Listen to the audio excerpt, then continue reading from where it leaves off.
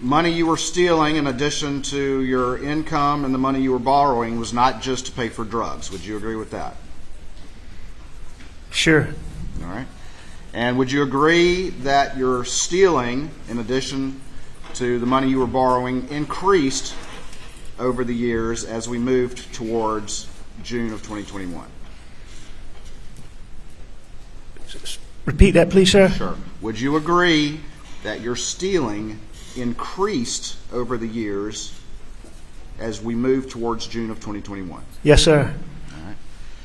And would you admit that your stealing increased in particular after the boat wreck?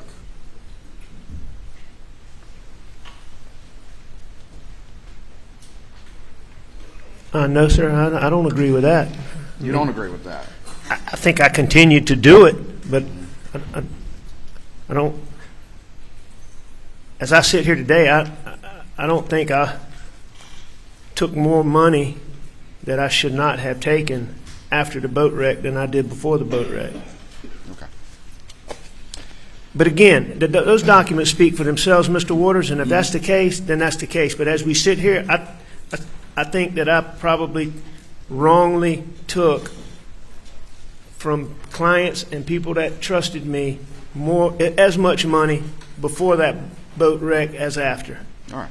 And I'm just trying to get through this so we don't get bogged down like we did yesterday. All right. I understand. All right. So you wouldn't agree with me that in 2019 alone you stole about $3.7 million? No, I think that's correct. All right. And would you agree with me though that figure in 2019 was generally higher than any other year that you've been stealing since 2011? In any year, sure, I'd agree with that. Okay. I thought you were talking about overall, the whole cycle.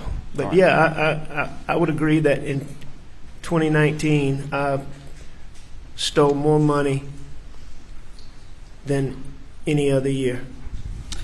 Would you agree with me that from 2015 on, your legitimate income, while still very strong, was diminishing as a general matter? Well, I think whatever my income is speaks for itself, but as a general rule, a plaintiff's lawyer doing what we do, income ebbs and flows. You have some really good years, you have some really lean years, and no, I think I had some good years. Maybe not the $4 and $5 million years, but I think I had some $2 and $3 million years in there, and my caseload was such that, I had one of the things I was working on that Monday was one of the biggest cases that I've ever been involved in. Talking about the Dominion case, right? Yes, sir. All right. And so, one of the things I was working on that Monday was one of the biggest cases that I've ever been involved in. Talking about the Dominion case, right? Yes, sir. All right. And so, I think it was cyclical. I think it. So I don't. Without looking at the record specifically, I don't necessarily agree with that. Okay. So you don't remember then? No, I do remember. I don't think I agree with that. But again, those records will speak for themselves. Okay. All right. So would you agree with me that in 2014, your reported income was over $1 million? Objection relevant. Objections overruled. Reported income, like tax-wise, or reported? Yeah. I assume you have a document that says that, and if you're reading that from a document, I don't dispute it. I mean, I'm happy to show it to you if you'd like to see I it. trust you, Mr. Waters. So. All right, I appreciate that. All right, 2015, would you agree that your reported income was over $2 million? Again, I don't dispute that. All right. 2016, reported income $900,000. Okay. 2017, reported income $218,000. Okay. 2018, reported income of $749,000, roughly. Okay. And 2019, reported income of $655,000. Okay. And see, to me, that demonstrates exactly what I'm talking about, how it goes up and down. And would you agree with me that though during those periods of time where you were making that kind of money, you continued to steal? And I think you've already said that your stealing increased as we moved through those years, as a general matter. Absolutely. I don't dispute, and I have never disputed since I was confronted on Labor Day weekend Right. that I took money from my clients. We've gone through that. And I Well, think but you we keep agree with asking that. me I'm about asking that. you if your income. Finish your answer. So the point is I have never, since being confronted that day, my brother and my partner came to talk to me, that I have stolen money that did not belong to me, that I misled people to do it, people that I cared about, still care about, a lot of them that I love and still love.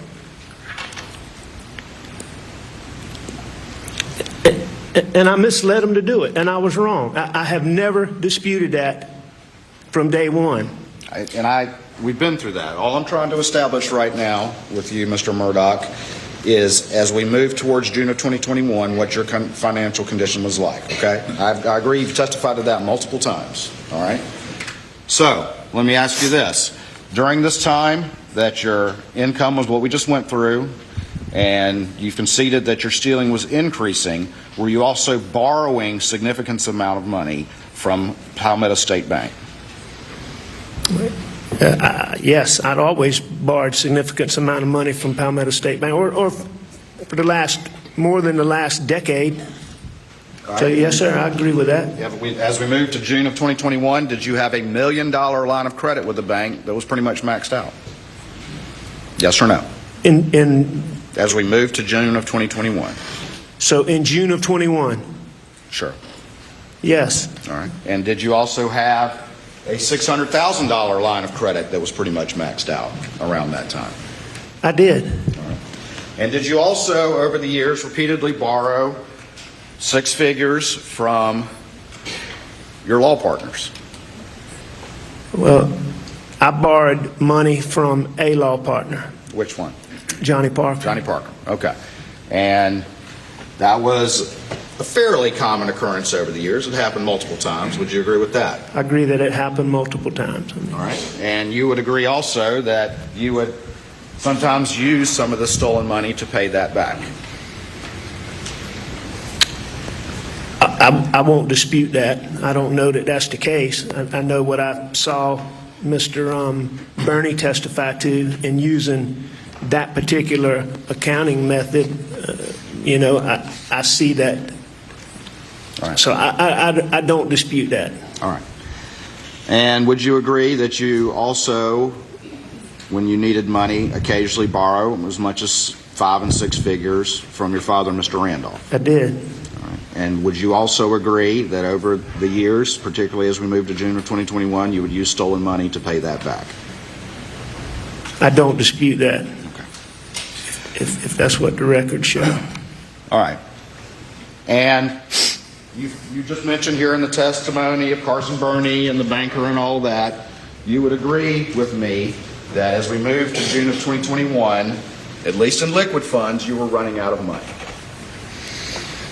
In liquid funds, is in money on hand or money that I could get? Money that you could, liquid funds. You're a lawyer, you know what liquid means. Where are you Well, running out? I don't know what you mean by liquid, Mr. Waters, and so Money you could readily access, assets that you could readily access to pay your ever-increasing debts. no, sir, I don't agree with that. You don't agree with that? I do not agree with that, Okay. and I'll tell you why.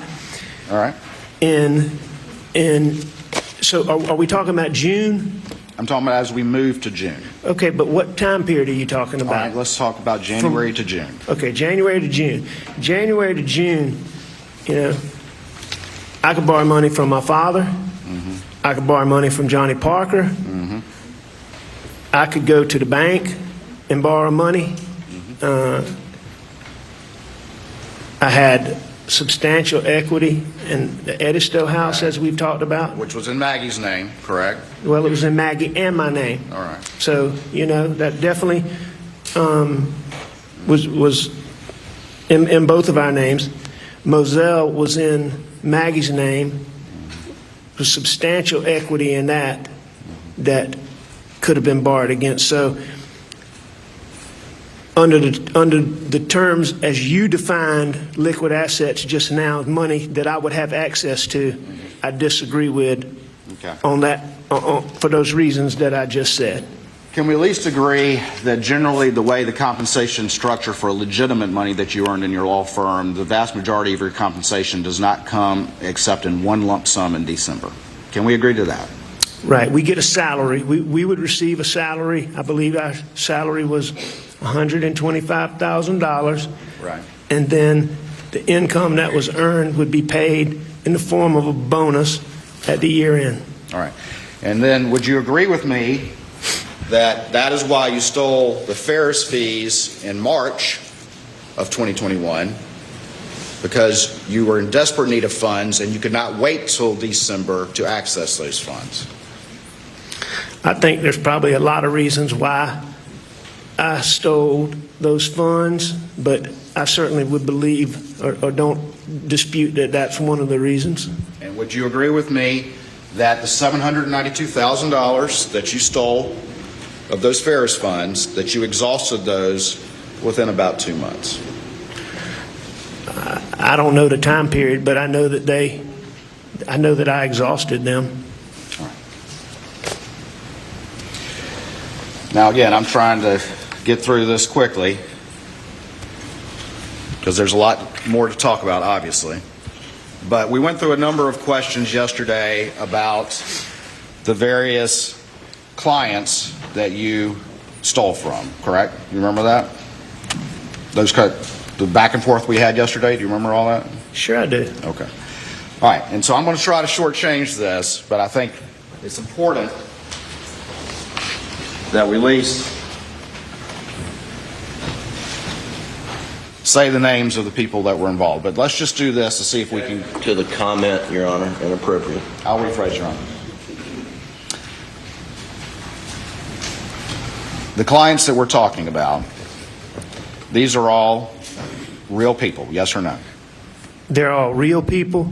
All right. They're And all these good clients- people. Okay. They're all people that I care about, that I cared about then. And a lot of them are people that I love. Okay. And I did wrong by them. Yes, you hurt the people that you love, I know. So, Jack, for comment. Sustained. these were all people, every single one of them, that you at least had a personal conversation with at some point during the course of your representation. All of my About the clients? representation. Absolutely. I had multiple conversations with all of my clients. And these were people, every single one of them, real people that you looked in the eye and convinced them that everything was right. Your Honor, 403, repetitive, cumulative. We spent 2 hours doing this yesterday. I'm just trying to shortchange it with the simple questions that applies to everybody, and then I'm moving on. Proceed. I would have had conversations with all of my clients, and some of the conversations would have been on the telephone. I would have had conversations where I might not be looking them in the eye. I would have had plenty of conversations where I did look them in the eye. All right. Every single one of them looked them in the eye at least once. Is that fair? Sure. Every single one of them, you looked them in the eye and developed their trust in you. Is that true? Every client that I had, at some point, I looked them in the eye, and I believe that I had the trust of my clients. Whether that came from me looking them in the eye or not, I can't answer that, but I will agree with you that every single client, I looked them in the eye, and I believe that the people that I stole money from for all those years trusted me.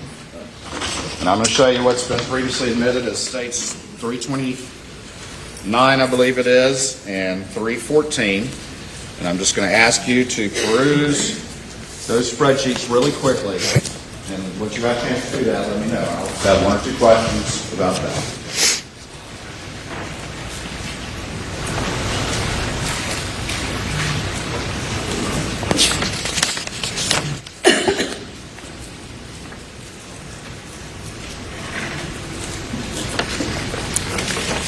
All right, so I'm sorry. What was your question? I just asked you to look at them. Have you had a chance to review those documents? I have. All right. And would you agree with me that every single name on here are either clients that trusted you that you stole from, or instances in which you stole from your law partners who trusted you as well? I agree with that. All right. So we don't need to go through each one of these, correct?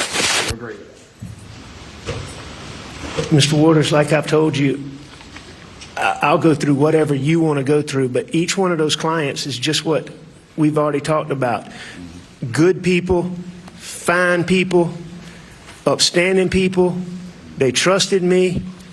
Every single one of them I did and I do still care about, and many of them I love and consider them close friends. Like Barrett Boulware?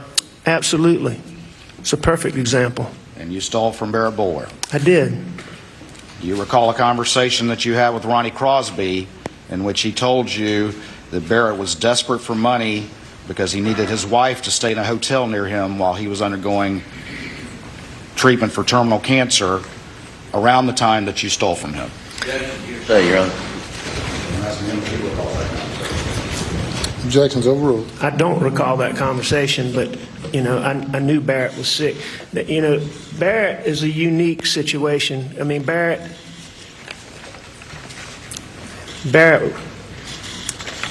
is and was dear to me as a friend. But, I mean, Barrett and I had a long history. You know, I guess and I lied probably more by omission, lies by omission in stealing that money. But that's a perfect example. You keep asking about me having these conversations and looking people in the eye. I mean, that's a perfect example. I mean, when I stole that money, he was nowhere around. It was more based on lies by omission. And Barrett and I had such a history.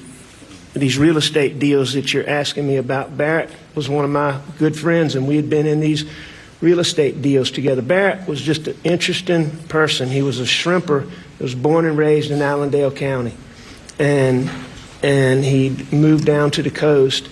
And Mr. Murdoch. as shrimping. Mr. Murdoch, I don't know that we need Barrett's entire life story. No, but it's important Let to me understand just this ask you based on the this. question you asked. I don't think his entire life story is responsive, Your Honor. And I'm not intending to give his life story. I'm just telling you a little background. Go so ahead. you'll Tell us understand about it. your friend that you stole from. That's fine. Go ahead. So Barrett started getting into real estate, and he was really good at it. And so I started getting involved with him in that. He could go out and find pieces of property that were really cheap, get them and sell them and make money. Well, we got in some of these deals, and we got in as Barrett and it was some other people. Well, when the recession hit, one of the reasons these land deals caused me trouble is because the people that I was in these deals with no longer could pay. Whereas I might have gone in and I was a 20% person, I'm now all of a sudden either I have to default at the bank and affect credit, affect the ability to borrow, or I have to pay 100%.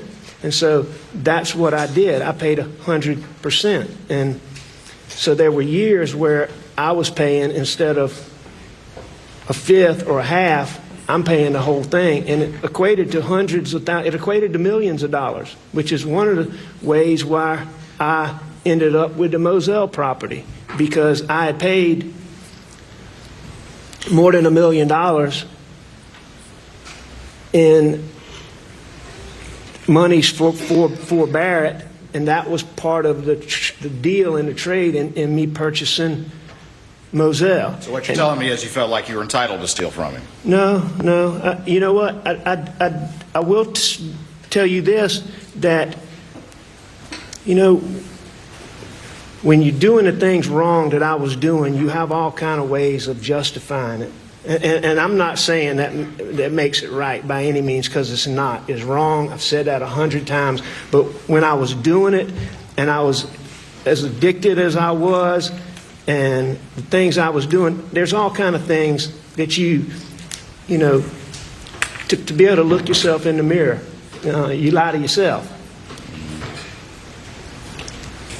And I guess self-justification for these bad things, I guess is what I was doing. But, Barrett had owed me so much money that when I took his money, I just didn't tell him. So it was a lie by omission. All right. All these people on these two exhibits, these were real people that needed this money. Is that correct? I'm sure they did. But it was more important to you that you stole their money on top of the 40% of legal fees that you were taking. Repetitive. I've never asked that question. I stole their money. It was more important to you than their needs. Is that correct? Objection. Objections overruled. I don't remember sitting down and calculating, okay, is this more important? One of the self-justifications that I talked about, Mr. Waters, is, and this is one of the things, again, I want to make it clear. I don't, as I sit here today, I do not believe that any of this justifications that I'm talking about made any of this okay, because I don't. I've owned up to all this money I stole. I've tried to since I was confronted, and I continue here today. But one of the justifications at the time when I was taking pills and doing the things I was doing was, I may ask a partner, okay, how much is this case worth? And if one of my partners, and I may not even give them all the real facts, okay? So if they said this case is worth $100,000, okay, and I go out and I get them $300,000, that's one of the stupid little things. Okay, well, this isn't the same. And that's one of those justifications that I used in looking back on this that I don't know how I did. But so to sit down and say, did I evaluate that they needed the money more than I did? I don't think I did that. I think I was selfish, and I think I just took the money. Okay. I think I understand.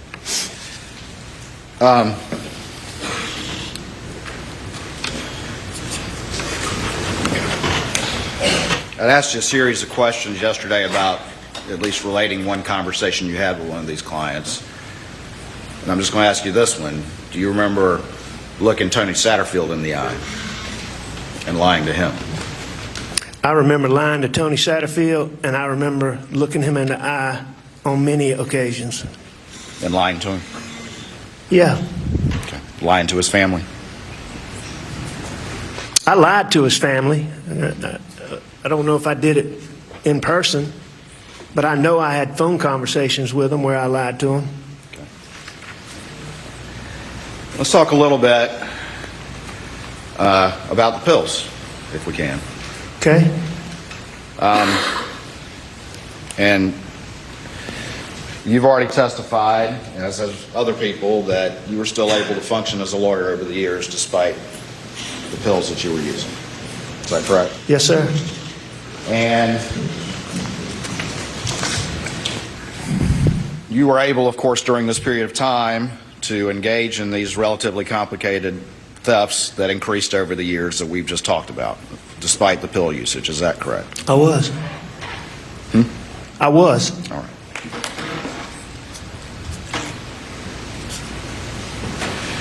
And you were also able to, during this time period, convince your staff that nothing was amiss with all of these exhibits, despite your pill usage.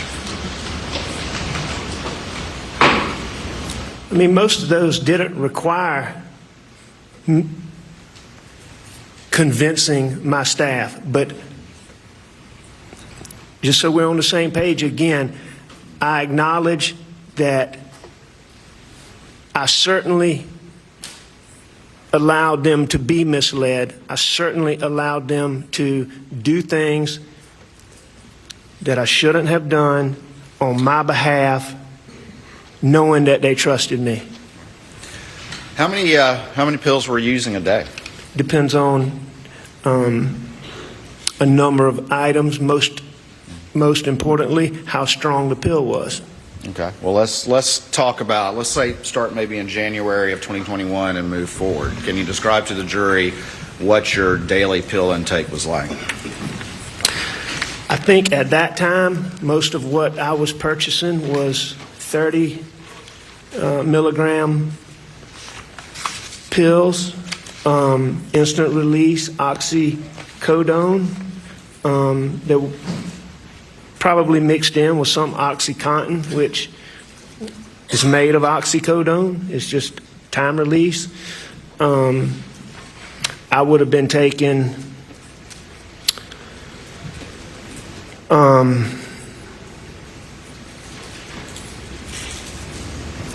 anywhere from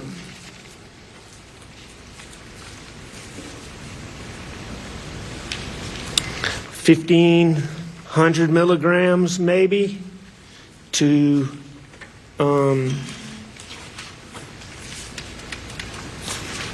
maybe 1,000 or maybe 1,000 milligrams or 1,200 milligrams on a day I didn't take as much or didn't have as much, up to, I mean, there are days, many days, a lot of days, most days were more than that, and many days would be, more than 2,000 milligrams a day. And how many pills is that? It depends on the strength. Well, let's say it's the Of the 30s that you just mentioned. If I took 30, if I had 30 milligram pills, you figure 100 pills would be 3,000 milligrams. Okay. 100? 100. So you're taking 60 a day or something like that? I mean, There were days where I took more than that. There were days I took less than that.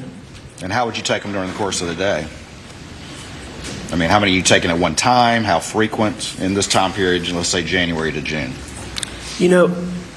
There's a point in time, and I'm not sure when it was, I think it was well before that, where, and you have to understand this. This is something that I can still remember the first time I ever took an OxyContin. Murdoch, can I ask you to answer my question, and I'll let you explain all you want. And my question was, how many were you taking a day during this time from January to June? Answer that first, please, and if you want to explain, I'm happy to let you do so. I'm not positive, and here's why. It's because over the years, like as I was saying, the first OxyContin, one OxyContin made me sick. And that was when I was transitioning from hydrocodone to oxycodone. And it made me sick because there's a really, really, really strong one. And so, one OxyContin pill was like 10 hydrocodone pills. So, but anyway, as I took more and more, and over the years, it just, you build up a tolerance to pain pills. And so what might give me this energy, one of the reasons I became so addicted is, some people talk about pain pills and how they make them lethargic and, where they can't do anything and they feel. Opiates gave me energy. I mean, whatever I was doing, it made it more interesting. It made me want to do it longer. To go on a drive, it made driving. It just at the beginning, it made everything better. But I took so much just to keep. It got to a point where I was taking so much just to not backslide or go into withdrawals or have all those symptoms. And so it got to the point where I was taking the amounts that I came to be taking in the time period you're talking about, January to June. So it evolved over time. It wasn't like it just started then, Mr. Waters. All right, can you just give me one example of a day during that time period? Sure. Did you start at 8 o'clock in the morning or whatever time you got up and take one and then one every 30 minutes? I mean, well, no, I've given you a chance to explain. So it would totally be depend. specific. It would totally depend on any number of circumstances. So starting a day, one of the main things that this would depend on was how late the day before I had taken pills and how many I had taken. And did I take them during the night? Did I wake up during the night and take them? So, you know, let's just say that it had been a while since I took any and I slept and I woke up, all right? Then I would immediately, first thing, take pills, because if it's been a while, a lot of times if you slept and hadn't taken pills, you'd wake up and you could tell the beginnings of those, I'm not going to say they were really withdrawals, but the agitation that you feel when you don't take it, and you could tell it, so you had to take it right away. And so I would start off, first thing I would do would take pills.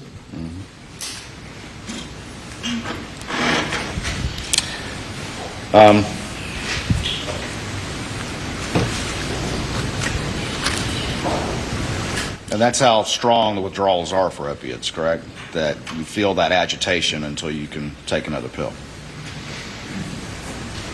Yes, I mean, but that's just, agitation's the tip of the iceberg when Let's it talk about that. comes to withdrawals, opiate withdrawals. I think you said in your what's been played for the jury and the telephone conversation with Special Agent Kelly that, and you talked about withdrawals, just how strong they are, how you're willing to do anything to make them stop, correct? I think what I said is almost anything. Almost anything. Well, describe that, please. I mean, you're sick. I mean, you're physically, you are physically sick. It's like having the flu when you ache and your joints hurt. You don't want to get up. I mean, you can't get up. And that's after a while. It starts with what you're talking about, agitation and, fidgety. Everybody talks about how fidgety I was. But it starts with that, and then it goes to, you might be sitting here and just all of a sudden sweat's running down your face, all over your body. I mean, like you ran a marathon. I mean, you literally sweat that much. The next thing that comes on after about, 12 hours is, I call it jumpy legs, but I mean, there's no way that you could sit right here in this chair. I mean, you couldn't remain sitting. I mean, you would have to get up and move around. And I mean, it's like your legs don't want to work. And that lasts for about anywhere from 18 to 24 hours.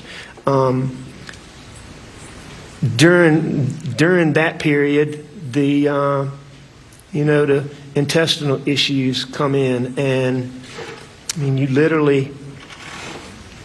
can't control yourself. You have, diarrhea like you have food poisoning. You throw up. You're physically sick. How many times did you try to self-detox? Mr. Waters, dozens, if not hundreds. It's so many I can't tell you. And those symptoms you just described are extremely powerful and made it very difficult to do that. Is that correct? Made it difficult to try to self-detox. Oh, it's extremely hard. You mentioned yesterday that you were paranoid. How long had that been going on? Well, no, I didn't say that I was paranoid. What I said was, as the addiction evolved, there would be situations where you would have these paranoid thoughts. And when did those first start? I can't tell you when they first started, but... I mean, how long before June of 2021? Oh, a long time. A week, a month, a long time? No. It was,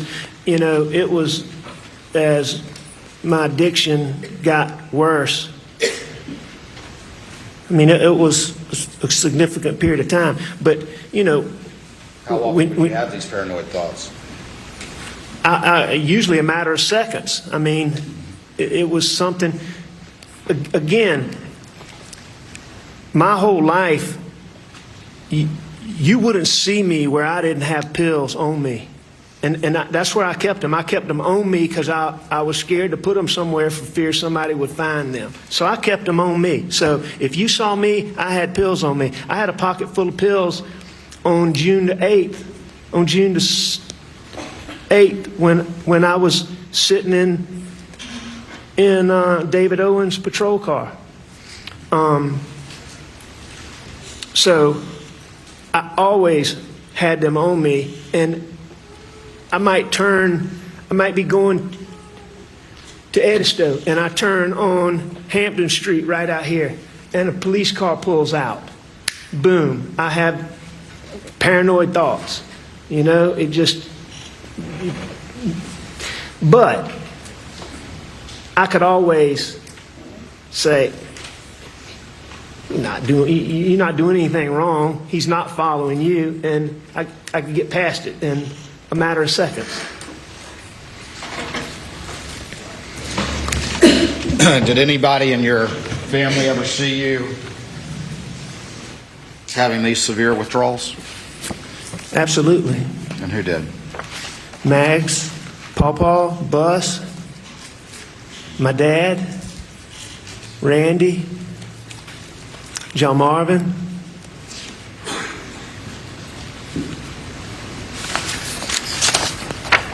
And just to be clear, Randy and John Marvin never saw me having withdrawals before September. They saw me. And I thank you for clarifying that. Prior to June of 2021, who in your family saw you having these severe withdrawals? Bus, Pawpaw, Maggie, my dad.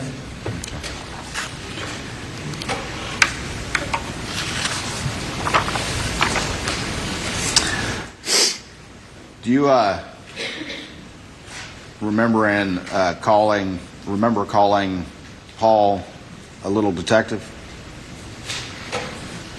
I don't know that I ever called him a little detective, but I think Maggie did. I may have. I mean, Paul was very intuitive, so I heard Miriam. I heard your interviews. I heard Miriam call him a little detective. I know Maggie used to call him that.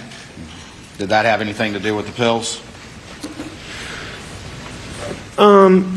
Well, yeah, it had something to do with it. But I mean, Paul was always that way. But that what led him to be called a little detective. Certainly, there were times when Paul found pills. Including just a month before the murders. Is that correct? No, sir. Do you recall 6/5/23 that was entered into evidence, which is a text from Paul to you, I did. which he said that Maggie found pills in your bag? Right. Tell me about what happened after that. You asked me about Paul finding them, but it was Maggie that found them. Fair enough. So it was Maggie that found them? Yes, sir. Okay. But Paul's the one who reached out to you, correct? On that occasion, yes, sir. And what was the discussion after that? I can't remember exactly what it was, but it was about that I'd had eye surgery I don't know what day it was, but days before that. The day Maggie found them, Maggie drove me to the doctor for me to have my cataract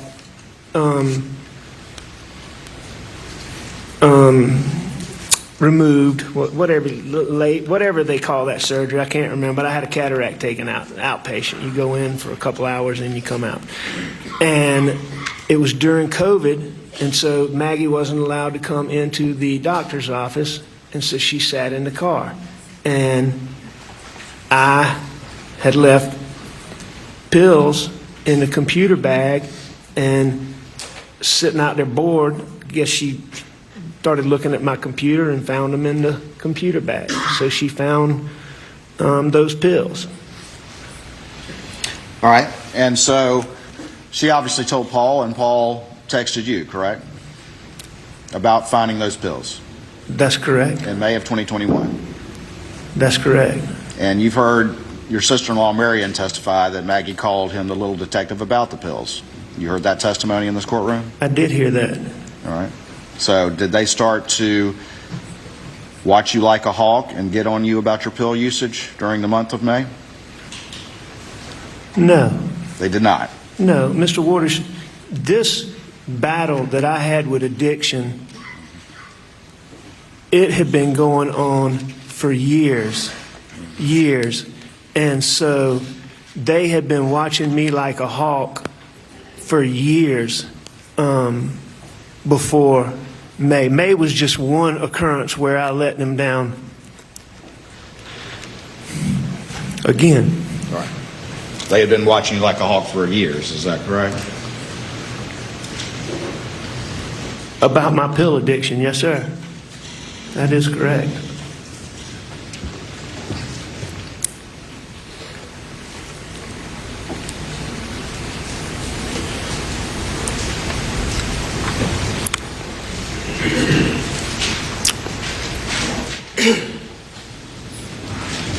This time in May, that wasn't the only time that Paul found pills or Maggie found pills. Is that correct? Now, there were a number of times where Mags found pills, Paul found pills, Bus found pills. I mean, it was an ongoing, it was just an ongoing battle for me. And after they found those pills in May, that being Maggie and Paul, were they trying to get you to self-detox? No, sir, not at that point in time. They just let it go? No, they didn't let it go. But at that point in time, Paul and I had already had a discussion based on, I can't remember exactly when it was, but there had been a previous occasion a good while back where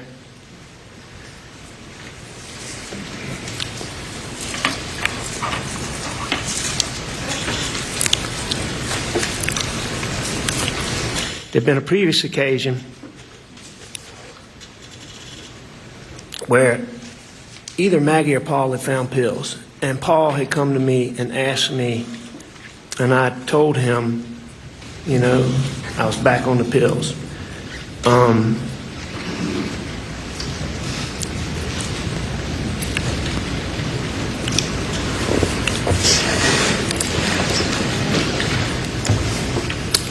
And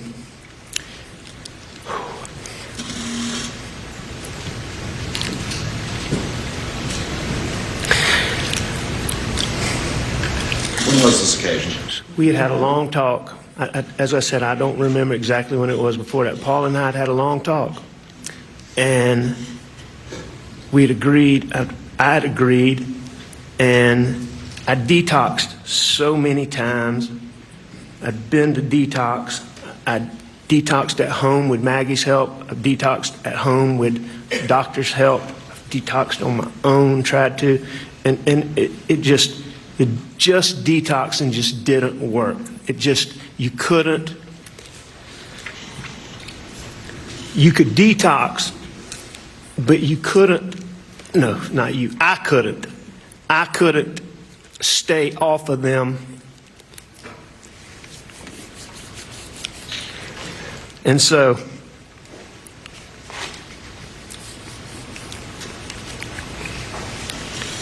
I promised Paul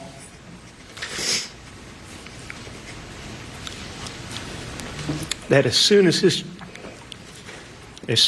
we finished with his criminal case, that I would go to rehab.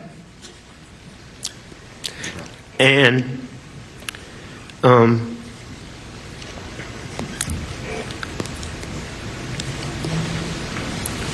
and on this particular occasion, Paul knew that his mom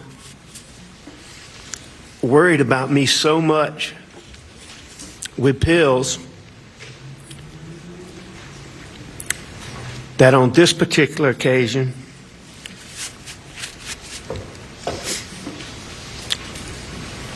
I think that Pawpaw convinced Maggie that I got those pills in anticipation of the eye surgery, but that I never took them, so that she would not worry that I was once again. So you're talking about, now you're claiming that about the time in May, that Paul talked to Maggie and convinced her of that? Or are you talking about a different time? I'm not claiming that, Mr. Waters. That's a fact. This is what happened.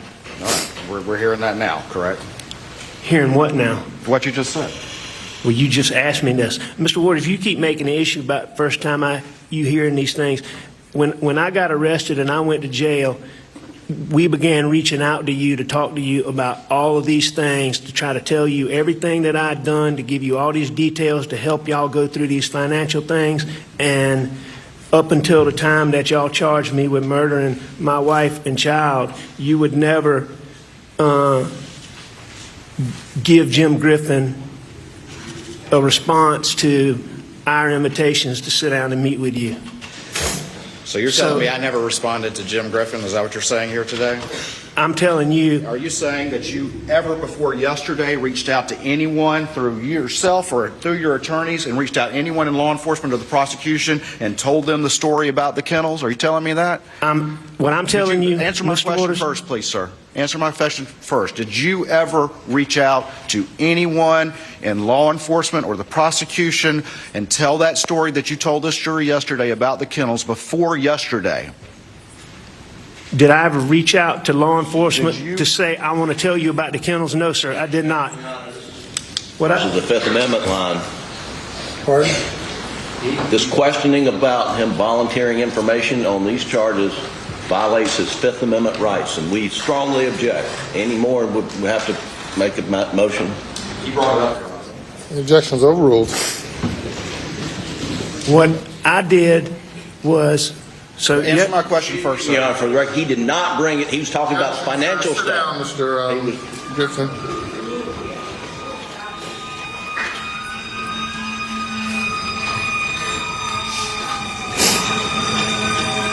Yes or no question. Before yesterday, did you ever bring up what you told this jury about that kennels to anybody in the prosecution or anybody in law enforcement? no, I didn't have the opportunity to, Mr. Waters, because you would not respond to my invitations to reach out and tell you about all the things that I'd done wrong. And to talk about bringing this to a head, to talk about bringing this to closure. I understand how many people I hurt. I understand how angry my partners are and how hurt they are. And I understand how hurt these people that I stole money from are. I understand how hurt they are. And one of the things that I believe is getting past this may help them get some closure. And so since at least January, I've been trying to sit down with y'all to talk to y'all. Okay. And never, ever got a response to the multiple requests. Multiple requests? Yes, sir, multiple requests. I would ask about this Let's every few ask weeks. this, sir. Sir? Did Mark Ball ever hear your story to the jury about the kennels until yesterday? Your buddy and law partner, Mark Ball? Listen, I haven't spoken to Mark Ball since I went to rehab. And these were the same law partners that you were listening to the night of. Is that what you testified to this jury earlier? You testified to that earlier, did you not? I don't understand your question. Didn't you testify earlier that you were listening to your law partners on the night of the incident? Was I listening to them? Yeah, you testified to that. It's a simple question, sir. I'm sure I was. When are you talking about? On June 8th in the early morning hours, you testified to this jury that you were listening to them, but you never told them the kennel story either. And they heard it for the first time yesterday as well. Isn't that correct? Yes, that's the first time they heard it. First time that Ronnie Crosby ever heard that would have been yesterday? If he was listening, that would have been the first time he heard First it. time Johnny Parker ever heard that was yesterday? Yes. First time Danny Henderson, who was representing you in the boat case, ever heard that was yesterday? Yes, yesterday is the first time that I have said that openly. But that's not what you were asking me, Mr. Waters, but you go ahead, First time your brother Randy heard that was yesterday. if he was listening.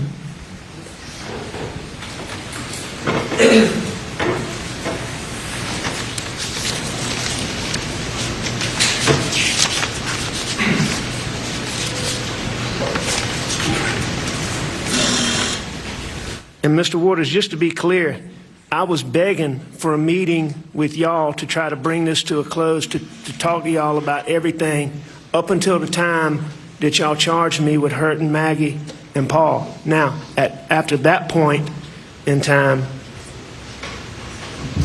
I stopped, obviously. You were that you were begging for a meeting, but you admit information was never conveyed that you wanted to change your story after multiple interviews with law enforcement about what happened that night, including the most important fact of all, which is when the last time you supposedly saw your wife and son alive was. I don't know exactly what was conveyed or not because I wasn't part of it. All I know Fair is enough. what You don't I was trying to do was to sit down.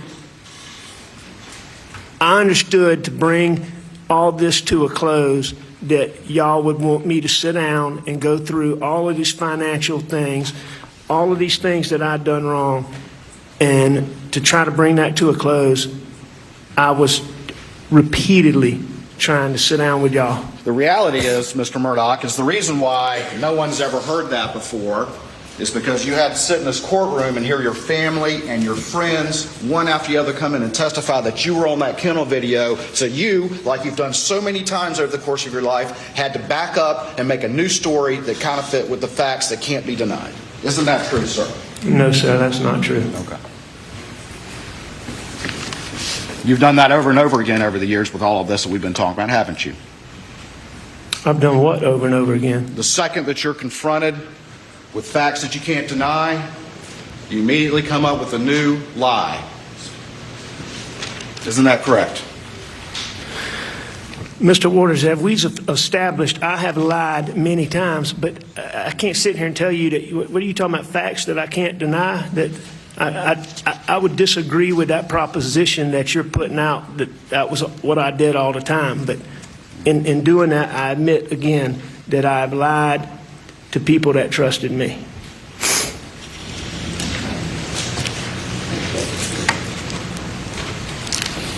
So we can agree that the prosecution and law enforcement and so many of your friends and family heard for the first time your story about the kennels yesterday after all these weeks of testimony.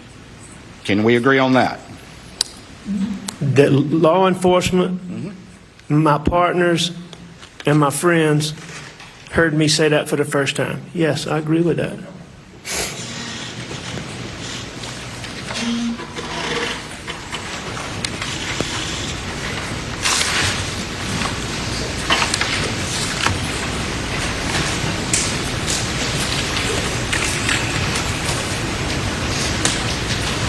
Would you agree with me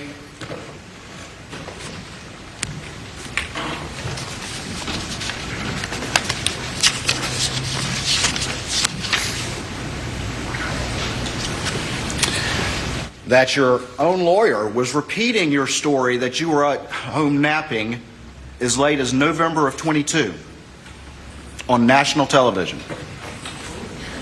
I don't know. You don't know that? No, in jail we don't get newspapers, and the TV we have is limited. So your own lawyers, at least as late as November 22, didn't know this story that you've told to this jury after 5 weeks of your family and friends coming in and saying, yeah, that's him on that video. I don't know. Objection, Your Honor, violates attorney-client privilege communication. Totally improper. Totally improper. Yes, sir. Response. He has brought up his communications with counsel, and now that is fair game, Your Honor. His communications through counsel with, or alleged communications with the prosecution. He didn't. There's no attorney-client privilege to national television interviews. The objection is overruled.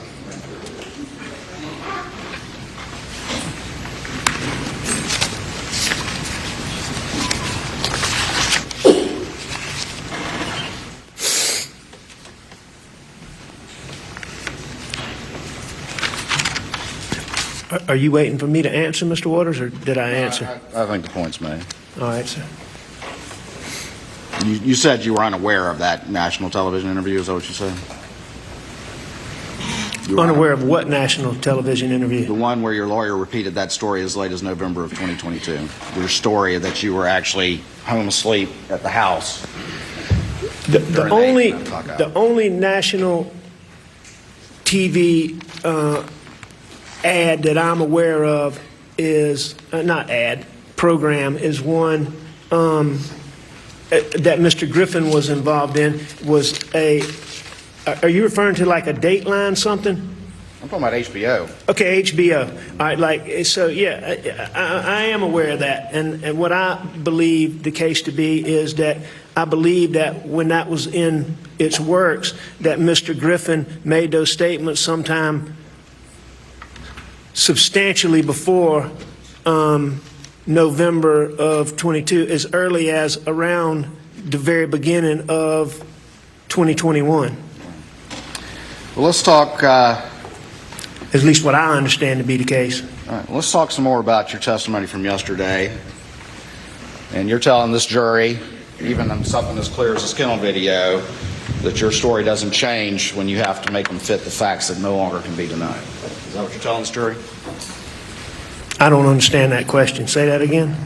I said, you're telling this jury that you don't change your story to make the facts fit evidence you can no longer deny, like what's been going on in this courtroom. I'm not telling the jury anything about that. All right, good. All right, let's move on. Let's talk some more about that issue. Let's talk about the confrontation on June the 7th with Jeannie Seckinger, which you said was no big deal. Isn't that what you testified? Words to that effect? I think what I testified to is that to me, it certainly didn't seem like a confrontation. Jeannie came to me and was almost apologetic. And this is what I believe, Mr. Waters, is I believe that what Jeannie Seckinger and my partners have had to go through since September has been hard. I know I could see it. I could see the hurt that I caused them. And I know that they're betrayed, and I know that they're angry, and I know that they're hurt. And I want to make clear to this that while I disagree with what Jeannie said as to it being a confrontation, because I don't believe that it was, I don't think that she was lying. I think that she feels it. I think that, she believes that that's the case after all this time that she's had to deal with this. But on June the 7th, when she came to me, she was almost apologetic. You heard her say that she said that she wouldn't be doing her job if she didn't do this. And it was made clear to me that someone had said this, that I had to make sure that income came through the firm, that I couldn't structure money. In other words, I had the impression that there was concern that maybe, like Mark Ball and Ronnie Crosby said, that maybe I was hiding fees because of the civil boat case. But that conversation was so quick, Mr. Waters, that you keep using the term confrontation. I didn't take it as a confrontation. And you're telling this jury you're not making that issue fit, make your story fit with those facts by saying, it wasn't a big deal, and Jeannie she's hurt, so she's overreacting now. No, that's You not got what on I'm that saying. stand and testify. What I'm saying is exactly what I just testified to, that to me, on that day, that was not a confrontation. It ended almost as quickly as it began, and I didn't think about it again for a period of time until after everything happened. You testified earlier, you get paranoid if a police officer turns out behind you, but you're not getting paranoid when Jeannie comes in here and says, I need an answer about these fees, No, because I because believe you took them? no, things like that wouldn't cause the paranoid thought and the paranoid thinking. It was always related to pills. It was always, okay, that reaction that somebody just gave me. It was always related to pills. Do they know something? Did something somebody said? It was. I mean, the times that's what when I had to deal with paranoid thinking, that if a judge confronted me in the courtroom about a piece of evidence, or if Jeannie asked me about that, those are not things that gave me paranoid thinking. Okay. And you testified the same thing about the boat hearing on June 10th. Not worried about it. No big deal. Correct? No, I didn't say that it was no big deal, but I said that my main concern about those motions coming up on June the 10th dealt more with the venue motion than they did with the motion to compel, I believe is what I Are said. you telling this jury that you didn't testify yesterday, that you weren't concerned about it? I wasn't overly concerned about it. Okay. And I'm sure I had some level of concern because the venue motion was a big issue in the case. Well, were you concerned enough about it to bow up on Mark Tinsley at the trial lawyers conference and say, what are you doing, Bo? No, absolutely, unequivocally, never happened. Okay.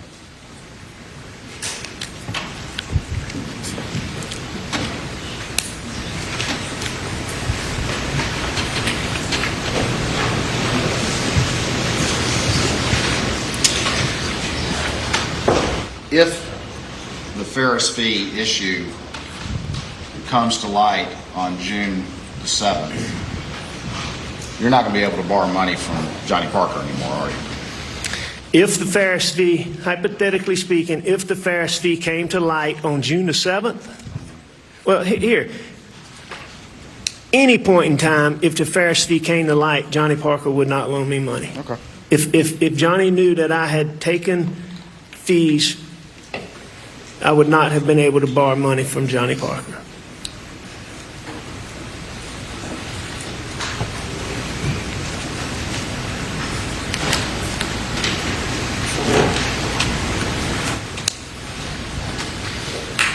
You testified earlier about going to the Gamecock baseball game on the weekend prior to Monday, June the 7th, 2021, correct? Correct. Hold on for me real quick. Sir?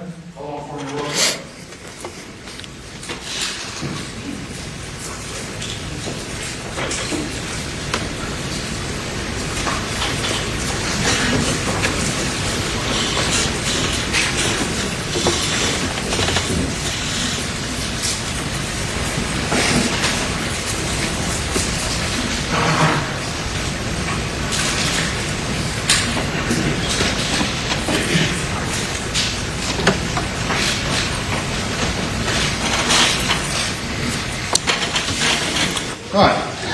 I'm going to show you what's been marked as stage 572 to this trial. You got your readers with you, or your glasses. And first I just want you to look through that document and then answer the question, do you generally know what that is?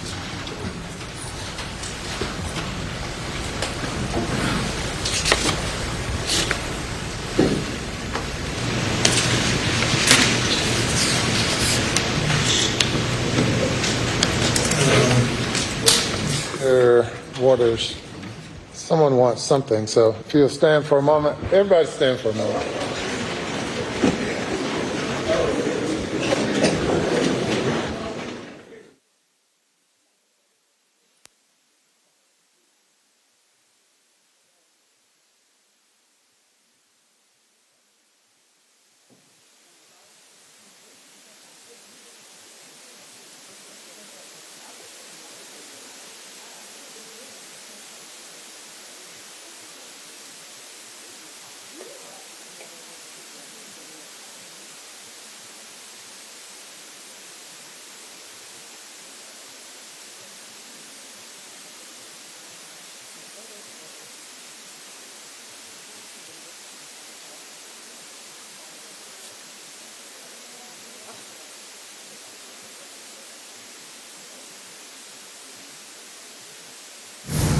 My watch is always on.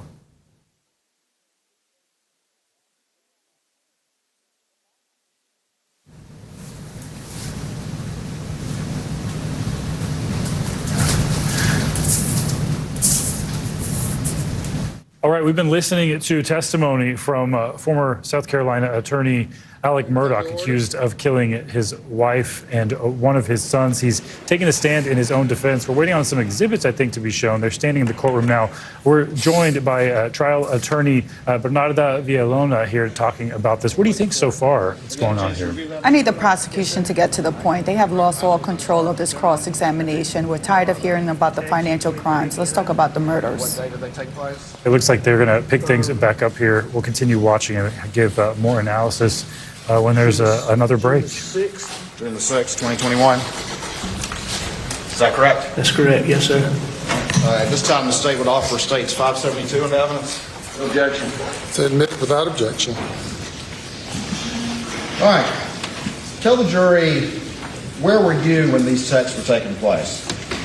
I was in the hotel, And what city were you in? Columbia, South Carolina. All right. And where were they?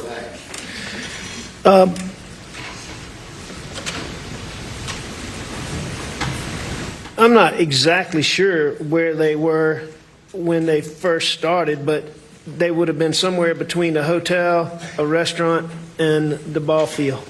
All right. But when you send this text on June 6th at 11:41, you say y'all in seat already, correct? Yes, that's what I did say. All right. And they say, yeah, Maggie says, yes, we like these seats. Is that correct? All right, that's correct. I didn't notice that. So at that point in time, they are in the ballpark. All right. And then you respond, better than last night. They extended checkout to 1. Going to come then. Is that correct? That's what that text says. Yes, sir. All right. So you're back at the room. Is that right? Yes, sir.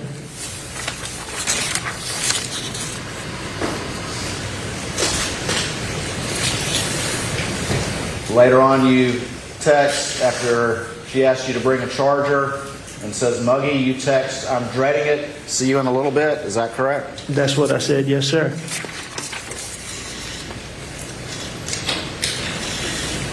She responds, don't come, but then asks about the charger and says it's hot. Is that correct? Mr. Waters, yes, I assume you were reading it exactly so. Yes, sir. All right.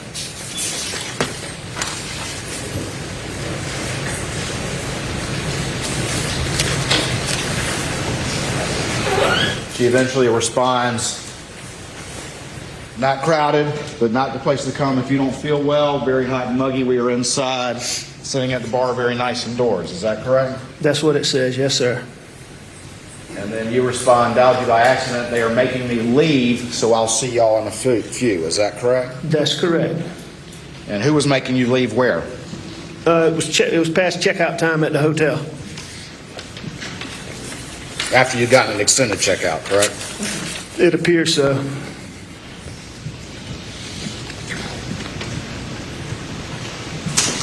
And the reality is that you were in that hotel suffering from withdrawals when that's going on. Is that correct?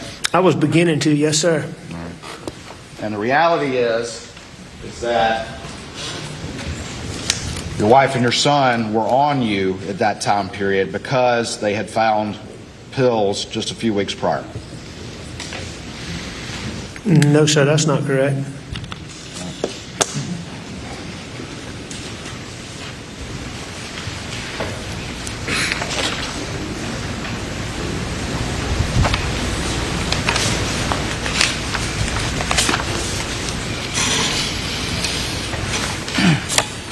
Let's talk about June 7th, okay?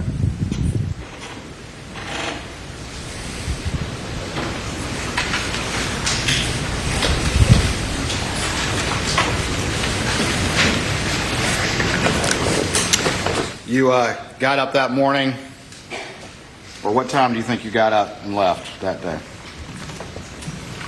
After having the benefit of looking at all these records, I don't know what time I got up. And looking at the records, obviously I've been up for a while. But it appears I left shortly after noon. Okay. And you went to work? I did, yes, sir. And what were you working on at work? I was working on this Dominion Energy case, was primarily what I was working on, that we had motions coming up later in that week. As I said earlier, I believed at the time that it was the biggest case that I'd ever been involved in. And there were motions coming up in that. I was preparing. Danny Henderson, my partner, that was helping me with the civil case from the boat wreck, had been on me about getting a financial statement, and I finished doing that so that it could be given to Danny. It's primary is what I remember doing. Obviously, I talked to Jeannie, but. Okay. And what time did you leave? And I'm sure I did some other routine office things, but I can't tell you what they are. What time did you leave? It appears that I left around a little after 6 from the records. Okay. I thought I'd left earlier than that, but I mean the records seemed to be pretty clear. All right. And you were, in fact, I think you said in many of your interviews that you were working on the boat case that day as well.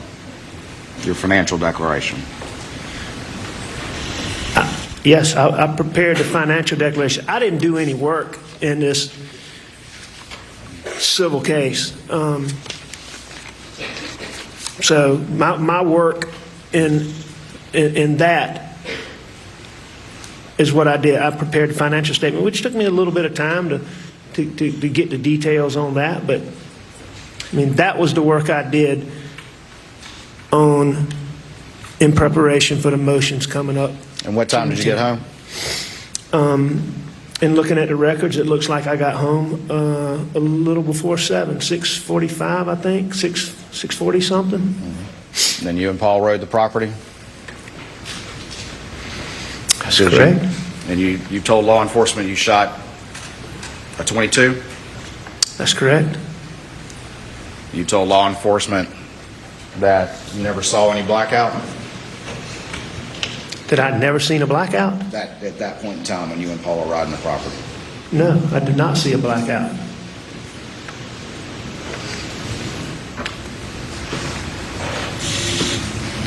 Did you tell law enforcement that you and Paul were going around looking for hogs? If I said that, Go ahead. and if I told them that, you know, you don't look for hogs in the daytime, all right? The hogs are deep in the swamp in the daytime. So I can tell you that Paul and I were not riding around looking for hogs.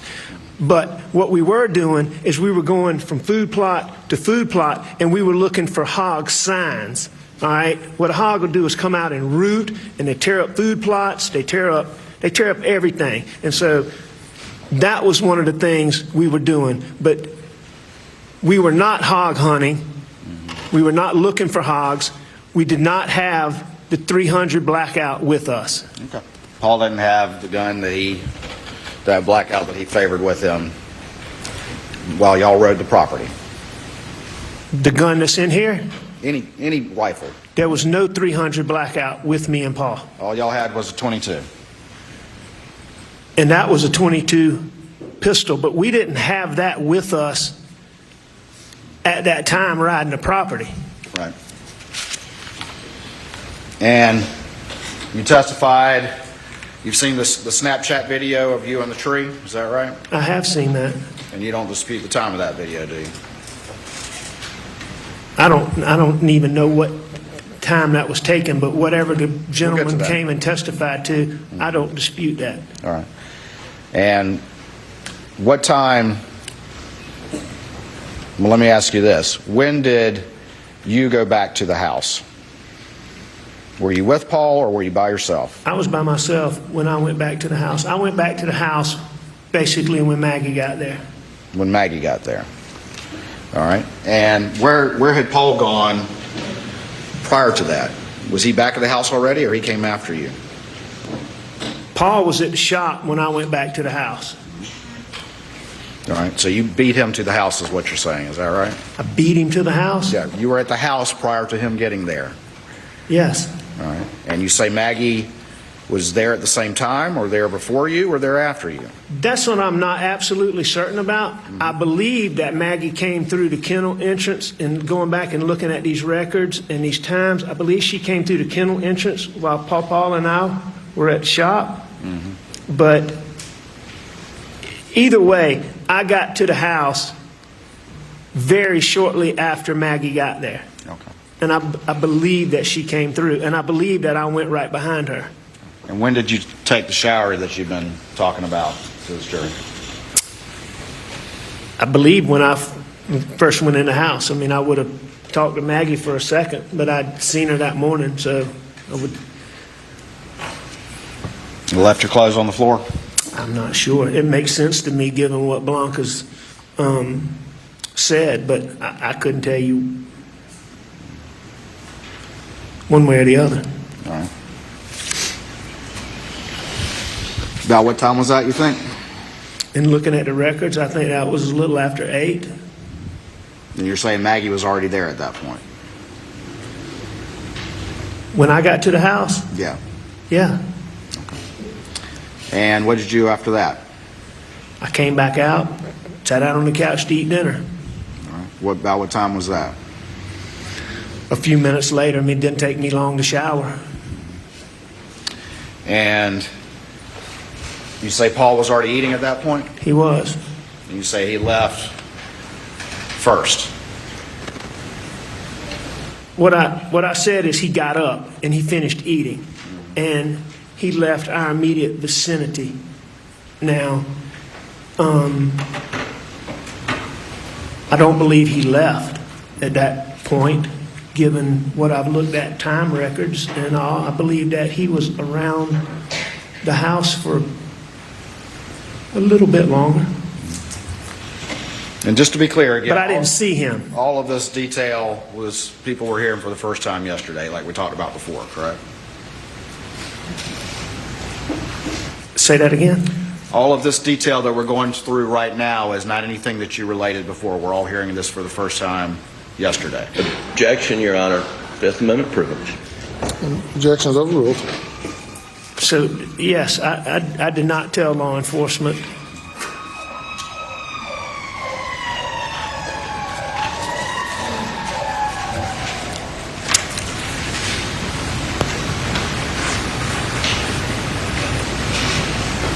Actually, I don't think law enforcement asked me what I did when we first went to the house, but I clearly lied to law enforcement about what I said yesterday. Okay. And all of this, the last time you supposedly saw your wife and child, all of this detail, you as a lawyer and a prosecutor didn't think that was important to offer on your own? Oh, I think it's important. You told this jury how cooperative you've been and how much information you wanted to provide, but you left out the most important parts, didn't you? I left out that. I sure did. You don't consider that one of the most important parts? I think it's important.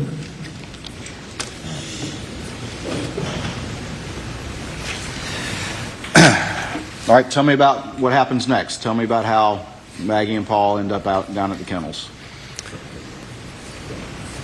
I'm still not absolutely certain exactly how they ended up at the kennel, but in looking at the time frames and looking at the GPS points, I think I pretty well know, because I wasn't sure if Maggie had walked to the kennels or ridden to the kennels, and I wasn't exactly sure how Paw got there, but I'm all but certain that Maggie and Paul went to the kennel together. All right. And what was the discussion? You said that they were going down there, but you didn't want to go. Is that right? Maggie. What I said is Maggie asked me to go to the kennels with her, and I wasn't going to go. I said, I'm not going to go. And how long after she left did you supposedly go down there?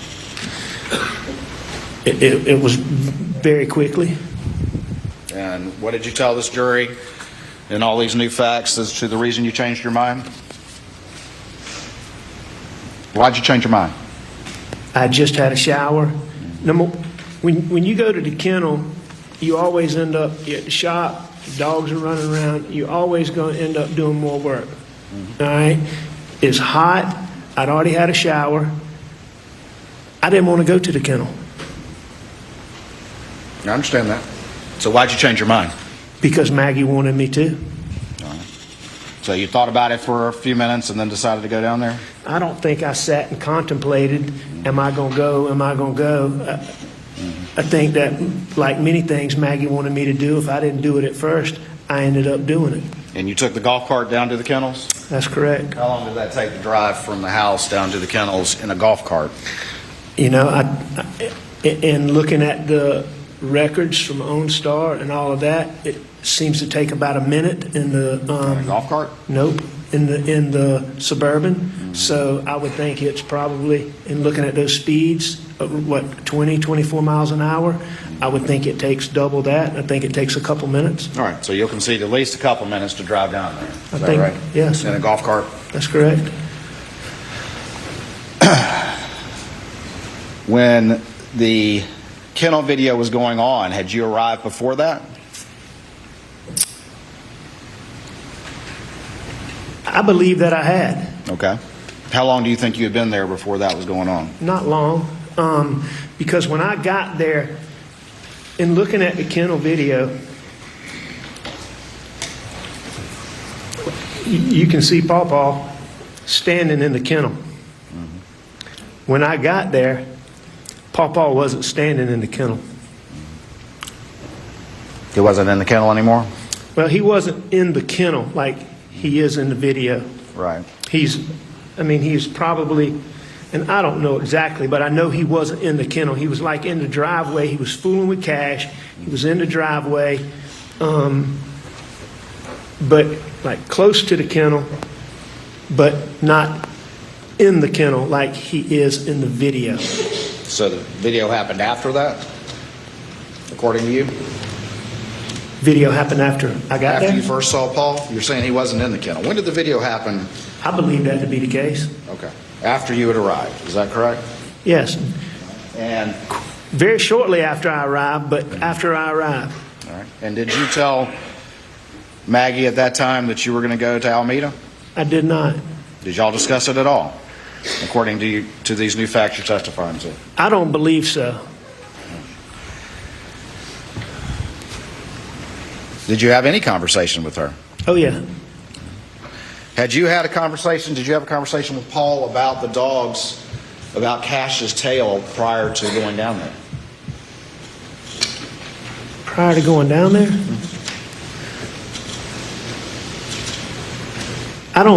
Did I have a conversation with Paul about Yes. Did you talk Cash? to him about Cash and some problem with his tail prior to going down there? Did you have any knowledge of that prior to going down there?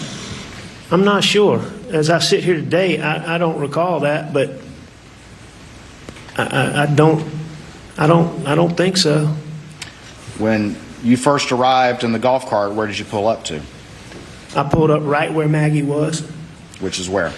She was standing in a spot where she could see in between the chicken coop and the storage room of the kennels, where the dogs were back up in those planted pines, behind the kennels, to the left of the chicken coop. And what'd you do after that? I went back to the house. No, I mean, did you pulled up, you get out of the golf cart, When I pulled up, I stayed on the golf cart. and stayed on the golf cart? How long did you stay on the golf cart? However long I was down there. The entire time? No, I got off to take the chicken from Bubba. All right, so how long were you down there before you took the chicken off the boat? Very short time. Like what?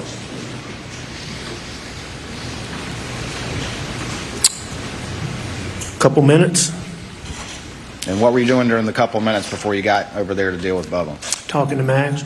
All right. And what did y'all talk about? I don't know. You don't remember? No, sir. I do know that Maggie was very concerned about Pawpaw, and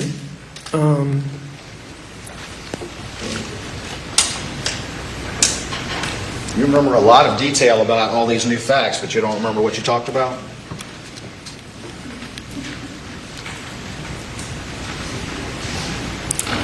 I don't remember the exact details of what we talked about. I believe that at that time, we may have talked about Paw, but I'm not certain. Were you withdrawing at this time? At this time, no, sir. You weren't withdrawing at all. No. I mean, I would only withdraw when I didn't have pills. And you're saying you had pills? Yes. Down there for a couple minutes, I think you've said now, before you get off the golf cart? About, yes, sir. All right. And where do you go at that point? I take the chicken from Bubba. All right. So you get up? Well, I mean, Bubba's come out there with this chicken. I mean, he's showing us, hey, I caught this chicken. And I take the chicken from Bubba. So Bubba came up to the golf cart? He came up by the golf cart. And he came up to Maggie and I, which I was on the golf cart. She's by the golf cart. I mean, he's not coming to the golf cart, but he's coming to us. Is this during the kennel video or is this after the kennel video? Well, no, you hear Maggie say he's got a chicken. Okay. That's what she's talking about is Bubba caught a chicken. All right. All right. So is the kennel video still going on before you go get the chicken?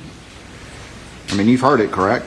You've heard it in this courtroom. I don't know exactly. I don't know exactly, but in close timing to Bubba coming out of those woods with the chicken, I got up and took the chicken from him. Okay. Let me ask you this. Were the dogs barking and carrying on or going out into the woods or acting like they sensed somebody was around that they didn't know? Were the dogs acting like there was somebody around that they didn't know? Yeah, like dogs do. No. No, they weren't. There was nobody There was no around that the dogs didn't know. Okay. Dogs didn't, to your indication, sense anything out of the ordinary. They were just chasing after the guinea. There was nobody else around All right. Good. for them to sense. You've heard the kennel video. Would you agree with me that it lasts for about 50 seconds? I agree with that. So it would have ended around 8:45 and 45 seconds. Would you agree with that? I do agree with that. Did you have the chicken out of Bubba's mouth at the end of the kennel video, or did it take longer than that? You know, I can't remember exactly when in the video he came up with the chicken, but I would have had the chicken out of his mouth within 10, 15 seconds of Maggie saying he's got a chicken. All right. And so then what did you do? I put the chicken up. All right. How long did that take? Did you get out of the golf cart to do that? I did. All right. And you had to go walk to where it was? Well, yeah. I mean, a few feet, but I did that, yes. All right. So how long did that take? And then Seconds. we're at 8:46 now. How long did that take? Seconds. Just seconds? All right. And what did you do after that? Got back on the golf cart. And what did you do after that? I left. You left. Now, Just did I jumped leave? on the golf cart and left. Well, that's what I was getting ready to say. Did I get on the golf cart and leave that second? Probably not. But did I get on the golf cart and leave very quickly after that? I did. Okay. Yeah, I think you testified yesterday. I got out of there. I did. Why'd you get out of there so quick, Mr. Murdoch? Because it was chaotic, it was hot, and I was getting ready to do exactly what I didn't want to do. You were getting ready to do what you didn't want to do. That's correct. Yeah. I was getting ready to sweat. I was getting ready to work. I went back to the air conditioner. So did you say goodbye, according to your new story? Did I say goodbye? Yeah. Did you talk to them at all, or did you just get the chicken, put it on there, jump on there, and just take off? I wouldn't have just gone off. I mean, I would have said, I'm leaving. Okay. Did I say goodbye or bye? And again, go ahead. I mean, there would have been some, there would have been some exchange. I'm not staying here. Well, what was that exchange? I mean, you've had such a photographic memory about these news stories. What happened here? That's not, I can't tell you the exact words. You don't remember your conversation after you put that chicken up? Did y'all talk about the chicken? No, I don't think we did. Did you talk with Paul about Cash's tail? After the chicken? Yeah. No, I know I didn't do that. Did you tell Maggie I'm going to go check on him?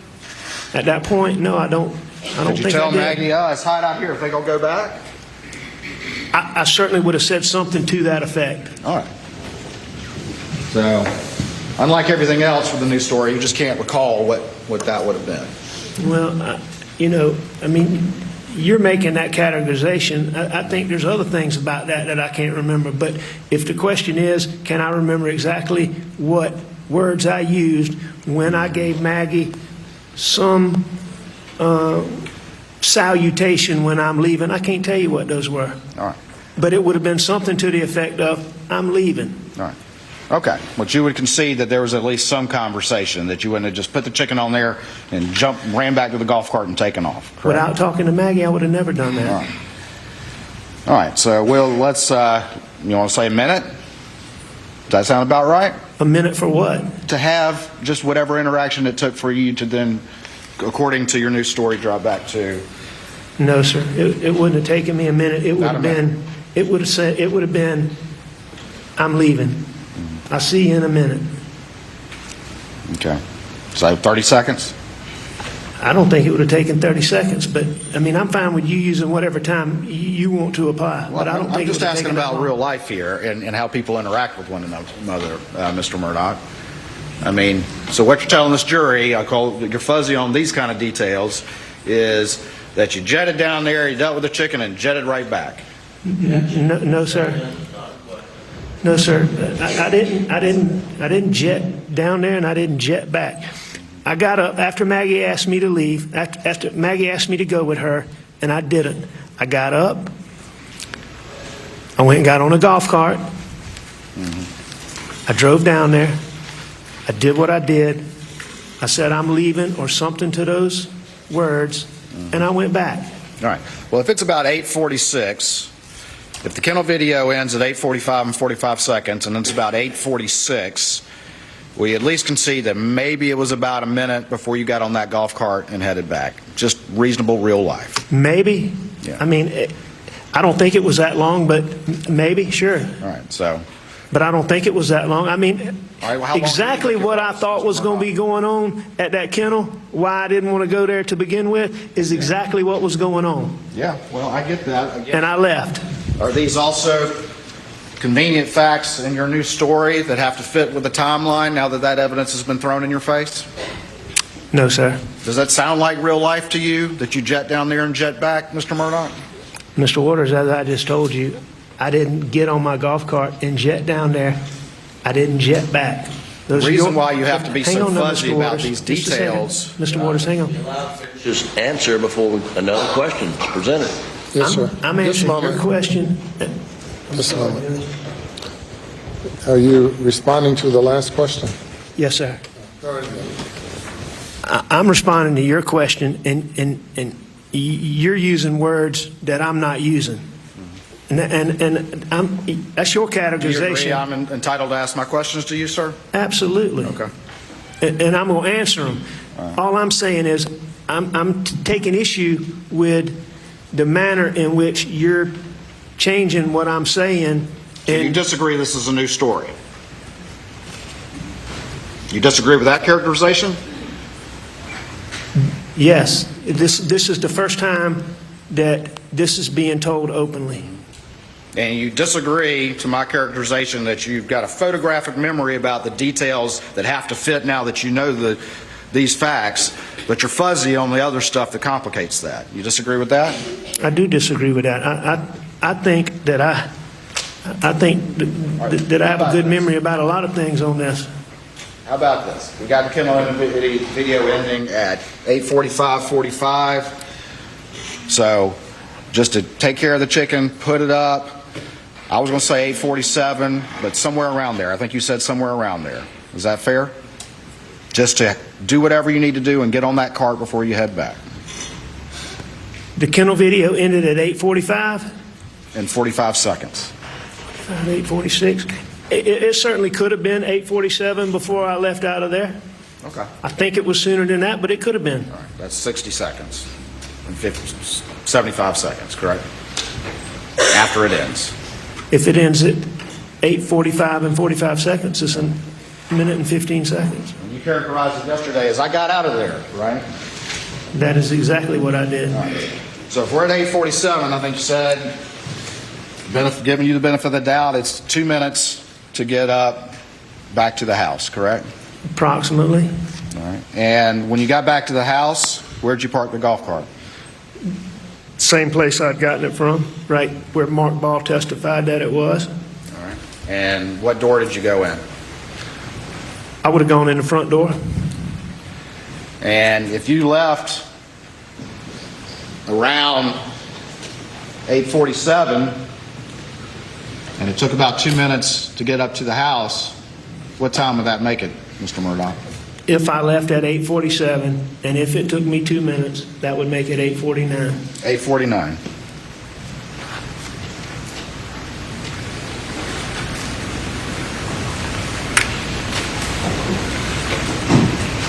And you testified you went inside and the TV's on, right?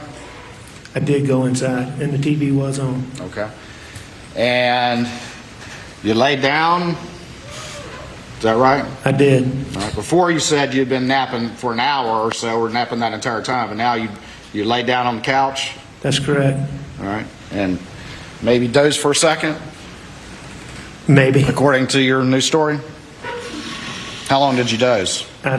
If I dozed, extremely short time. Extremely short time? Because you would agree with me that at 9:02, you're up and moving, according to the data. I agree that according to that data, my phone's recording steps at whatever time it is, 9:02 something.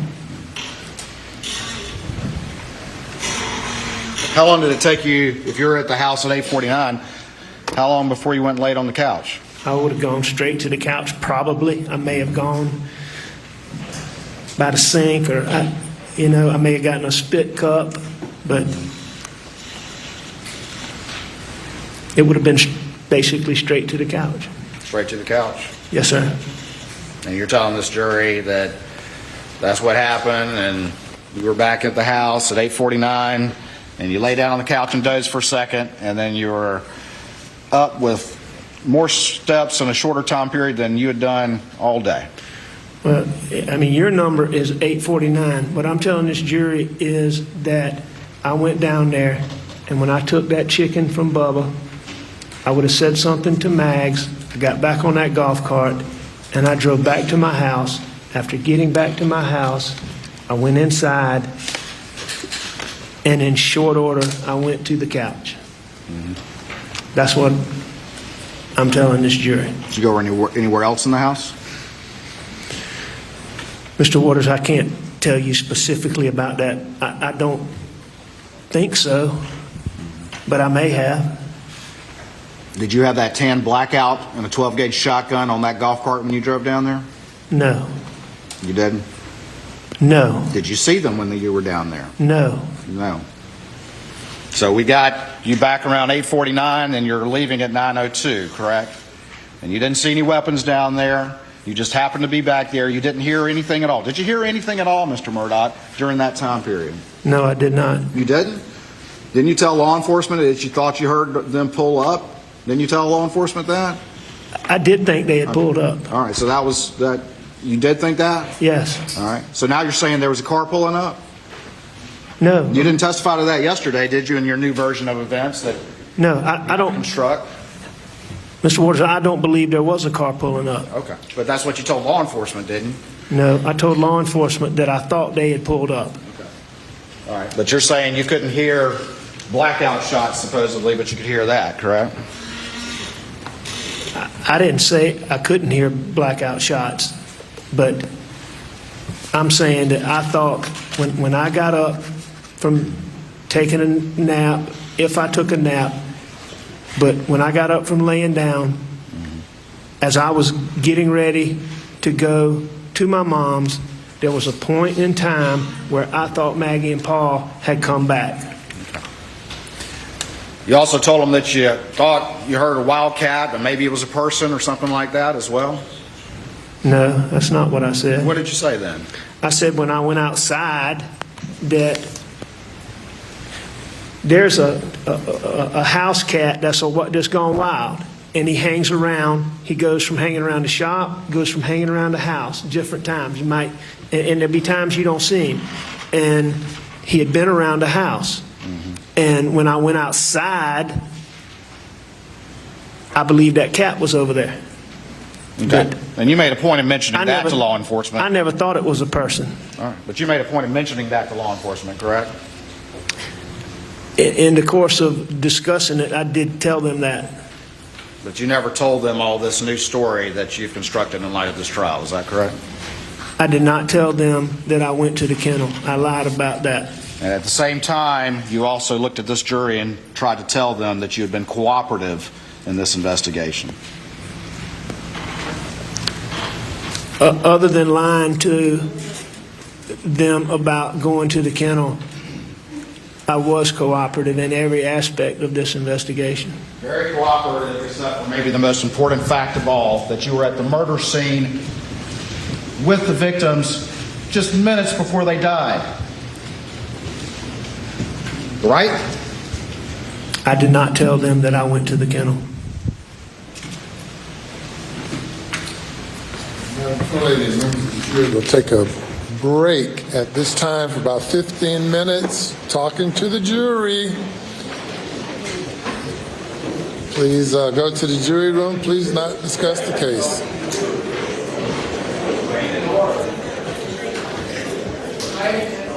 All right, we've been listening to testimony from former South Carolina attorney Alec Murdaugh in the double murder trial that he's facing. It's his second day on the stand being questioned in this cross-examination from prosecutors there. Things have gotten a bit heated at times. They're taking a brief break right now, so we bring in attorney and legal analyst Bernarda Villalona here talking about what's going on and watching this case unfold. Things that have gotten a bit heated just in recent moments. Prosecutor Waters is sort of taking Murdaugh through minute by minute up through the last time, now that we know through his own admission on the stand, that he did see his wife and son before they were killed. What do you make of the cross-examination so far? So finally, we got into the relevant portion, and that is the night of June 7th of 2021. We spent so much time on the financial crimes. We get it. He's a con artist. He stole money. He bamboozled people that he loved, his own clients, and people that he worked with for so many years. The question is, did he kill Maggie and Paul Murdaugh? So now we're at June 7th of 2021. Major questions that I want to know, and I need this prosecutor to take control again of this cross-examination, because this is cross-examination. You're letting Alex Murdaugh control this courtroom. I need him to get to the nitty-gritty of this. Many questions need to be asked. Where, in terms of, he lied about the clothing, about the blue tarp, he lied about the timeline. All of these things need to be answered. One of the main questions that I want answered is, what did you do with the clothes? The clothes. Now you're saying that you wore those clothes. Okay. Your housekeeper said that you didn't wear those clothes. So how do you have two people that are detached from this investigation? You're claiming that they lied, and that being the housekeeper as well as the home attendant for his mom, because he's lying about going there at 6 in the morning, and also that those weren't the clothes that he was wearing. Interestingly, Prosecutor Waters, he's taking through all of these lies that Mr. Murdaugh has admitted that he's lied many times in this case, and basically saying that I did lie before, but you can trust me, I'm telling you the truth right now. How effective do you think that's going to be for these jurors? So with the jury is the judge of the facts, and in determining the facts, they need to judge credibility, and they judge the credibility of every witness. So of Alex Murdaugh, they need to determine, can I believe this man? Does it make sense what he's saying? Is he believable? What has he said in the past? What other bad things does he have in his past? And a major point of that is the financial crimes, because once a liar, always a liar, especially when you're talking about the extent of stealing millions and going to a great extent of actually hiding that. So we have to see whether the jury is able to move past that. He's come before this jury and saying, look, I admit it, I lied, I admit it, I took that money, I admit all of those things, but I did not kill my family. So what the defense has done is try to make him a person, make him human. What I'm concerned about is that we heard that yesterday during his direct examination, 2 jurors were crying during his direct examination. It's crazy how now this person who's on the stand, who's an alleged murderer, has now become a person in front of this jury. So we really got to wrap things up and focus on what is the damning pieces of evidence and what to confront Alex Murdaugh with. You mentioned those financial crimes. I've sort of been kind of blown away by just the admissions. He's just freely admitting it was $3.7 million that he said he stole in 2019. I know he's got these state charges for those crimes, and as you mentioned while we were watching, that he's pleaded not guilty to these crimes. But these admissions are under oath here. Does that mean, what does that mean for these cases, for these financial crimes? Absolutely. You see how we mentioned millions, not thousands. We're talking about millions. At least one family was out, I believe, close to $4 million, that being the Satterfield family. What's interesting about that, I had to laugh because yesterday he was quivering about whether he's wealthy. And here we are talking about millions. I guess I want to be that type of wealthy, right? Right, yeah. So in terms of the financial crime, so you know he has close to 100 charges that are open, and those cases are actually open. Even though he's testifying here in this murder trial, anything and everything that he says can be used against him at the financial trial, at the stage shooting trial as well, because he has 2 different cases that are open. So just because he testified in this case, it doesn't preclude the prosecution at that later trial, if it does go to trial, of using those statements. And the interesting part, you're admitting to all of these things, but yet you have pled not guilty, and those cases are still open. Right. You know, so that's a point that the prosecution hasn't brought out yet. But of course, we know in terms of the financial crimes, if Alex Murdaugh is to walk on this case, it's guaranteed that he is going to be convicted on the financial crimes. So he could still be looking at a very long time in jail, even if he doesn't get convicted for these murders. And Judge Newman did allow the financial crimes to be talked about in this case. I think, didn't he tell the jury that they couldn't use it for Murdaugh's character, but they could? He said it was key. It went to the heart of the case from the prosecution for motive, for why they're saying that they think Murdaugh did this. But in the jury sitting there, is that a complicated jury instruction that you can hear this for why he did it, but it's not anything to his character? Do you really expect him to be able to parse that? So that's the difficult part, and that is exactly what the defense wanted to prevent. So you got to think Judge Newman is going to let the jury know during the jury instruction that all that evidence that came in having to deal with the financial crime goes as to motive and his state of mind. It is not to be used as character evidence or as propensity evidence, that just because he committed those financial crimes, he's guilty of committing these murders. And that's something that Judge Newman is going to emphasize many times during his jury instructions. But let's be clear. If there is a conviction in this case, that decision, that ruling right there of allowing the financial crimes is going to be a major point of contention at the time of appeal. And just hearing the cross-examination continuing today, I've been struck by, you mentioned, it seems like Murdaugh at times, it seemed like he was almost in control, leading where this was going. He was also just taking his time answering these questions. At one point, he sort of veered into the life story of one of his former clients. And I was wondering, is that a strategy? Obviously, Murdaugh was an attorney. He's been disbarred, but he was an attorney, so he knows what goes on in the courtroom. Is this all strategy to throw off prosecutors? This is a show. This is a show. This is the Alex Murdaugh show. So Alex Murdaugh has been waiting for this moment to testify before this jury. And you got to think he's been an attorney for many years. He was a former assistant solicitor, a former assistant prosecutor who prosecuted criminal cases. In fact, yesterday he talked about that he tried 5 criminal cases. So you got to think that he knows how to deal. He knows his way around a courtroom. He knows how you should be prepping witnesses and how they should address the court, how they should address the jury, so that he can get a good result. And he's using all of that in his very own testimony as he's performing in front of this jury. You got to think he made millions off of being a civil litigator. And just the testimony so far, yesterday we had several hours. Today we're hearing more from him, and it's veered into many different territories that we heard about the financial crimes we were just talking about. We also heard him break down his opioid use and when he started taking these different medications and how he tried to stop taking them.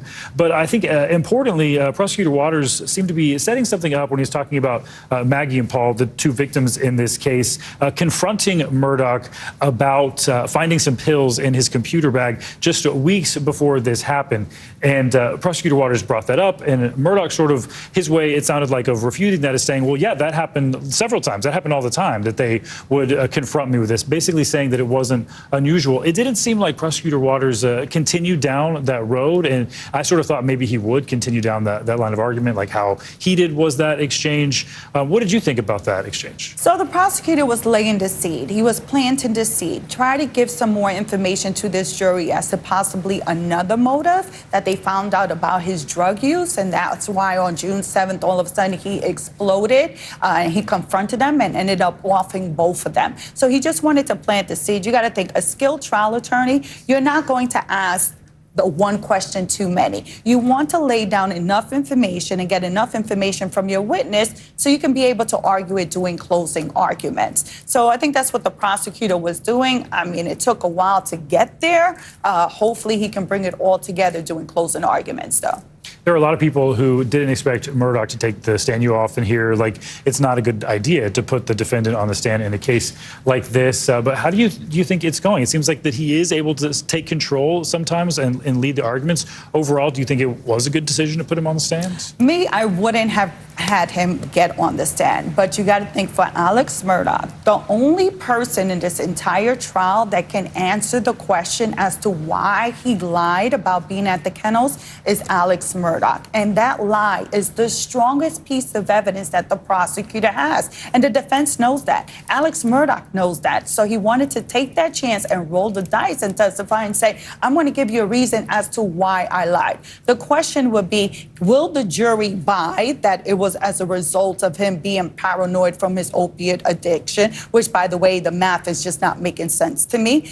Or secondly, where he said, well, it was my distrust of SLED, of the South Carolina Law Enforcement Division, which doesn't make sense because you come from years and years of being within law enforcement, working with law enforcement, and in fact, you're walking around with badges, your former badges of being a prosecutor. So if the jury can satisfactorily believe those two reasons, then Alex Murdaugh has a good chance of walking in this case. So he's coming off okay. I mean, he's taking control of the cross-examination, which at times you got to think, you know, who's asking the questions, the prosecutor or is Alex Murdaugh, because he answers the way that he wants to answer and adds things to it, plus points out to other pieces of evidence which shouldn't be allowed in.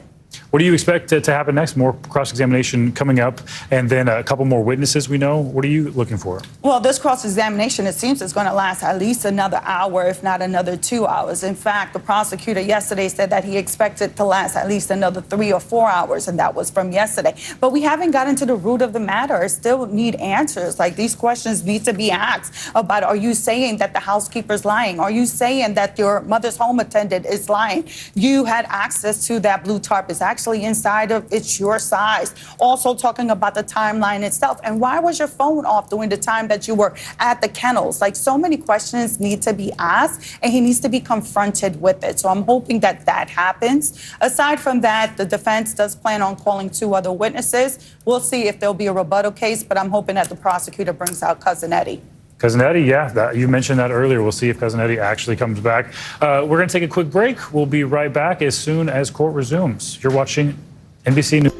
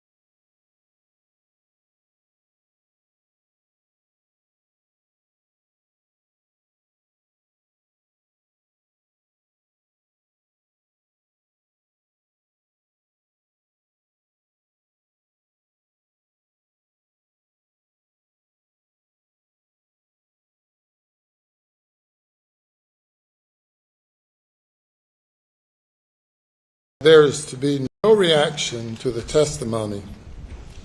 No jeers, cheers, no reaction at all by anyone in the courtroom. You'll bring the jury. On the record before the jury comes in. There will be an opportunity to put something on the record. If it's regarding an objection, it can be done later. Yes, sir.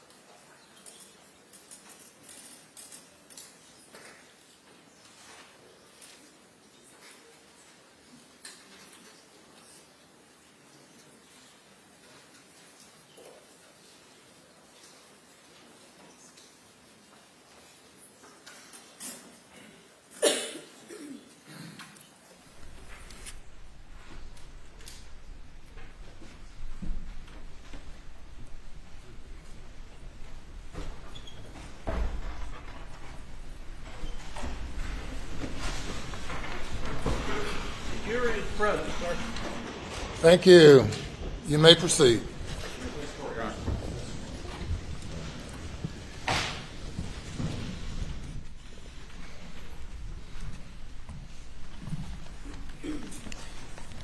When you picked up that chicken, was there any blood on it? I don't believe so. Did you wash your hands at all? At that point in time, I don't believe that I did. And when you say you were there, you said Maggie was nearby you. Is that correct? Right by me. Was she messing with the hose at all? At that time, no, she was not. Did she mess with it the entire time that you were there, according to your new facts today? While I was there, she did not touch. She was not fooling with a hose at all.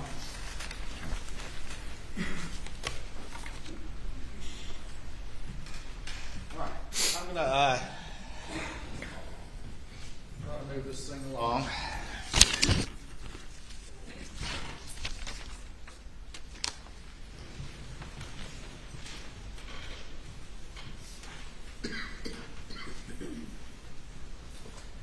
I'm gonna put up on the screen states 519, which is the condensed timeline.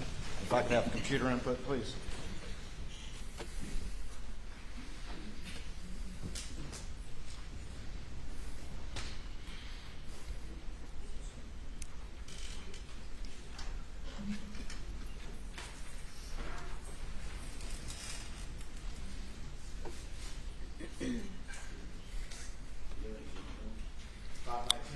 It's the condensed timeline, Mr. Griffin.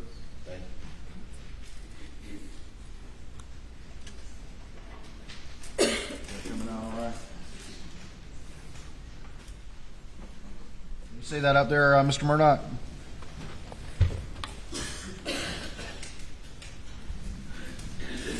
Yes.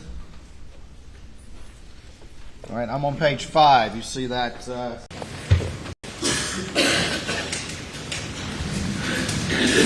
Yes. All right, I'm on page 5. You see that cell tower map there? That's up on my screen? Yeah. I do see that. Would you agree with me that it reflects no cell tower activity on your phone from 6:52 to 9:04? I do agree with that. Let me ask you this, Mr. Murdoch. Did you take your phone with you down to the kennels, according to the new facts that you testified to yesterday and today? I must not have. You must not have. If this is accurate, no, sir. Is that typical for you? Sure it is. It's Absolutely. typical. Okay. Tell me why that's typical. if and when I'm going. Now, it would be unusual if I was going out for any extended period of time, or if I was going, even on the property, if I was going somewhere for an extended period of time, I would usually have my phone. But for me to go knowing that I'm going to the kennel and coming right back, that's not unusual at all. I mean, you've heard the testimony about the service out there. The service is terrible. You have to be in a particular spot. All right. And you have to find a spot.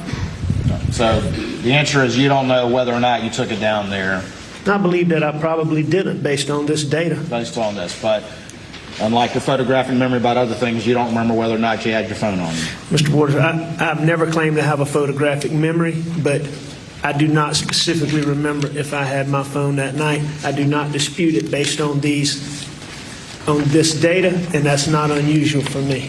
Just like you don't remember, according to your new story, the last conversation you had with Maggie. No, I remember having my last conversation with Maggie. Looking at this screen, you have the map up there. We're on page 6, and it shows you arriving back at Moselle at 6:42. You don't dispute that now, is that correct? No, that's what this data appears to show.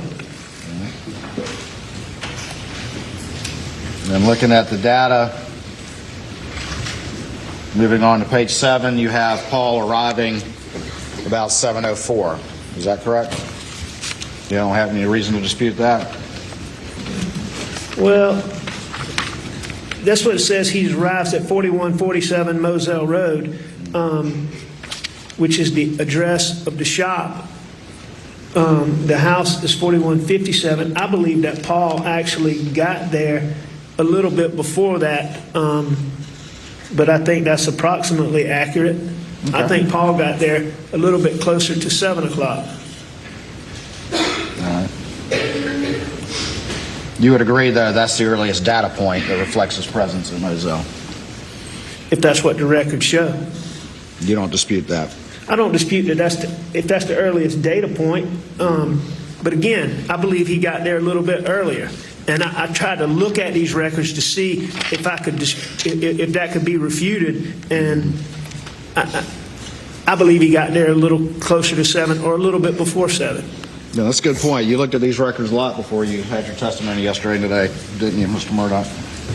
I've looked at these records other than the OnStar records that just came when they were provided to me. Sure, I've looked at them. Right here, we have some steps on your phone, 29 steps. And then down at the bottom, we have 89 steps. Is that consistent when you and Paul were together on the property?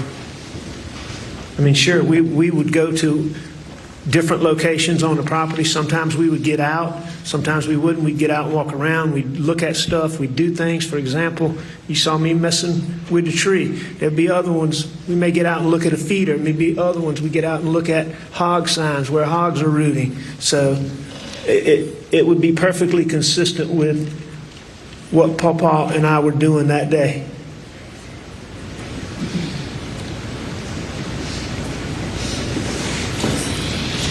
And 8:05 to 8:09, would you agree that that's the last steps recorded on your phone before 9:02 when you become a very busy bee? If that's what these records show, I see I took steps. These records show I took steps between 8:05 and 8:09. All right. So would you concede then that you're at the house around 8:09? I would have thought so, yes. Okay. And you said Paul was already back at that point? No, I said just the opposite. When did he get there? All right. You talking about when I left the shop and went to the house when Maggie was there? Yes, before you ate dinner. No, as I said earlier, Paul and I were at the shop. Maggie got home. I left Paul at the shop and I went to the house. I think you were saying that I said I met Paul at the house, and that's incorrect. Paul was still down at the shop when you were at the house, correct? When I first went to the house, Paul was still at the shop, I believe. All right, and was Maggie there when you arrived at the house? Yes, I believe she was. All right, and 809 is the last steps that you have on this phone before 902, correct? That's what the data shows.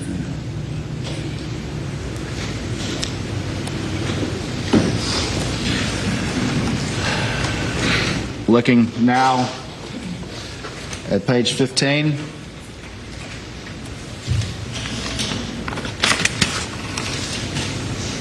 I'm sorry, page 14.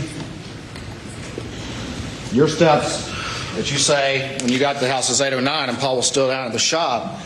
But don't these records reflect that Paul is pinging with GPS data at the house at 808? This record appears to show Paul at the house at 8:08. All right. So those records don't fit with your new story that you testified yesterday and today. Is that correct? No, I don't believe even right now, Mr. Waters, that that's right. I'm not saying, what you're doing is you're taking 809 and saying that I'm at the house. And, I mean, that may or may not be right, but what I'm saying is that when Maggie came through, I left, and I believe that Paul stayed at the shop. Now, did Paul come right behind me? I'm not sure, but when I left him, I believe that when I left to go to the house, I believe that Paul stayed at the shop for a minute. When you got to the house, did you put your phone down? I'm sure I did. Did you put it in the car, in the Suburban? Did I put it in the Suburban? When you got back to the house, did you put it in the Suburban? Was the Suburban parked out front? The Suburban would have been parked wherever I parked it. Which is where? I believe on the side. Okay. And did you put your phone in the Suburban? At that time? No, I did not. Where'd you put it? I'm not sure where I put it. You're not sure about that either, huh? No, I'm not sure. When I went in the house, I'm not sure where I put my phone. I would think that I put it down somewhere, probably by the couch. Didn't you testify yesterday when you were being asked by your lawyer about that pause at Alameda when you were leaving, and you had a very specific recollection of your phone had fallen down in the crevice and you had to pick it up and get it out? You remember testifying to that? I do. But you don't remember what you did with your phone when you got back at this point, huh? I mean, Mr. Ward, those are two distinct, different things. I'm coming in the house and I put my phone down. I don't have a routine spot that I put it in right on this corner or right there. You know, I would assume that when I went in the house, I put it somewhere either on the table you go by, going to the couch. I may have taken it to the bathroom. When I took a shower, it may have taken me a few minutes to go to the shower. So I can't tell you exactly where I put it. That gospel story is an awful specific recollection when you need it to try to make the new story that this jury's hearing and everyone's hearing yesterday and today with the data, correct? But you're awful fuzzy on far more important things, aren't you, Mr. Murdoch? Which question? Here, I'll answer the first one first. No, I don't believe that's convenient, and I disagree with your categorization of the description. All right. But you remember the console story, but you don't remember where you put your phone, whether or not you took it down to the kennels, whether it was in the, you put it in the Suburban. Don't remember any of that, but dadgummit, you remember that console story, correct? Well, I don't remember the console story, but, you know, in that Suburban, and it's not the first time that it happened, but when that phone got down there, you had to go to great efforts to get it out, and you couldn't just reach over there and get it out. All right. You say when you got to the house that Maggie was already there? Yes. Okay. And we saw your last steps were at 809? Well, that's what you saw when this data recorded my last steps, but as you heard this testimony too, Mr. Waters, you know, that's not a precise, that's not a precise, you heard the testimony, you know what it is. Well, how did you get back to the house? Remind us. From the shop? Yeah. I went in a white pickup truck. Went in the white pickup truck? Okay. And when you got into the house, where did you go? We've already discussed this. I took a shower.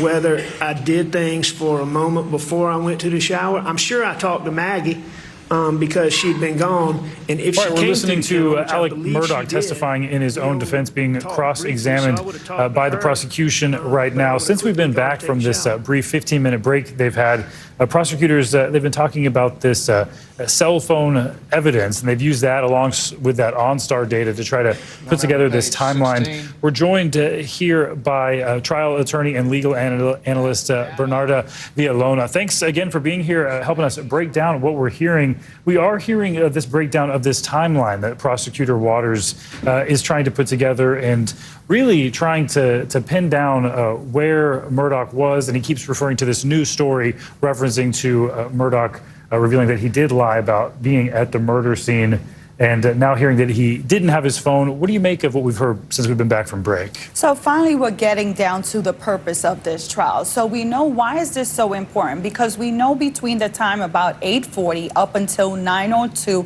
there is no cell phone activity for Alex Murdaugh. What happened during that time? 2 people were killed in his very own property. So the prosecutor is emphasizing, and will be able to argue this during closing arguments, is that the reason there was no cell phone activity is Alex Murdaugh intentionally left his cell phone in his house because he didn't want to leave a forensic trail. He didn't want to be traced to those kennels. Remember, the only reason that he's admitting to being to the kennels is because of a video that he had no knowledge was being recorded. So during that time, 8:44, we have the video of Paul, right?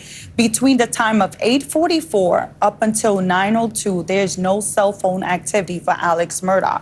So his whereabouts are unaccounted for. And what do we know from that time, from what the prosecutor is trying to say, is that during that time, that's exactly when Paul and Maggie were killed. And guess who the person responsible was? You. And you were at that location. So if it wasn't for his voice on that kennel video, it seems like his phone being at that home, having no activity, would be a good thing. That would show that he was at the home. But this video came out, and he had to admit it, it sounds like, based on that, his voice being in there. Something that happened earlier that they touched on, these financial crimes, as we were speaking about before. And he admitted to stealing from clients, saying that he stole from good people, he loved them. The prosecutor then saying he hurts the ones he loves. The defense objected to that. But he also went on to say basically how he was good at justifying things to himself, saying to look at yourself in the mirror, you lie to yourself. I just keep thinking about, from the jury's perspective, when they hear statements like that, saying that you lie to yourself to be able to look in the mirror. What do you think? How do jurors, they hear things like this and they know that he's been accused of these murders? Exactly. So you got to think that the jury has to really think about this and evaluate it. They have to think, am I being bamboozled by your testimony? You're a former attorney, you're a former litigator, you're a former assistant solicitor, so you know how to work this room and how to work a jury. So the jury is really going to have to evaluate, wait, you lied before, you lied many times, you're conniving, you're a thief. You're sure that you're lying now. I can't believe anything you're saying, but who knows whether a jury is going to buy that, because in the end, it's not towards propensity. It's not supposed to be character evidence either. It's supposed to be motive for the crime. That seems like such a difficult thing to do as a juror, as a human, to be able to separate those things, motive, but not go into the character of a person, even though we know that is in the jury instructions. And it is a different world being in that jury, to be separated with these people watching this, not allowed to go and watch a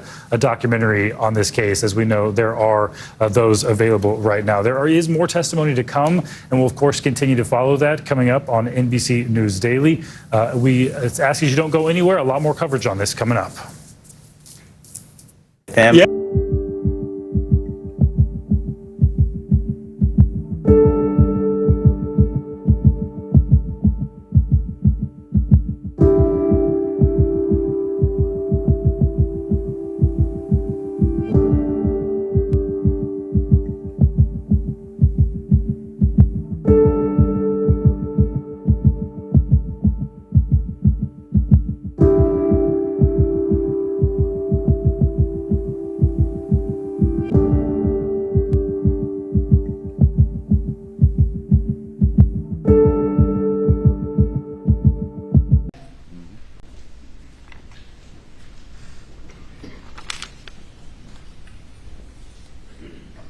And I have no reason to believe he wasn't at the kennel.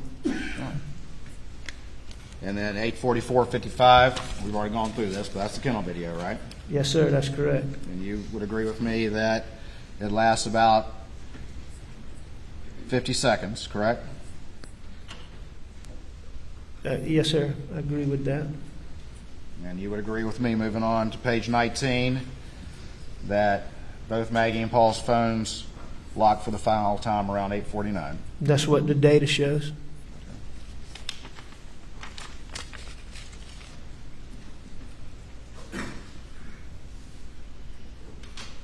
After that, you agree that Maggie's phone around 8:53 shows some steps being taken?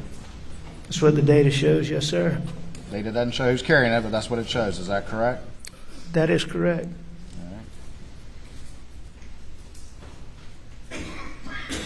And then you would agree with me that from 9:02 to 9:06, your phone finally comes to life and starts showing a lot of steps. I do agree with that. What were you doing? I was getting ready to go to my mom's house. Getting ready to go? I thought you took a shower already. You were just laying down on the couch. What all you need to do to get ready to go to your mom's house? I mean, there wasn't anything to get ready in that aspect, Wasn't but anything to get I ready, was was it? getting ready to go. I was preparing to leave. Doing what?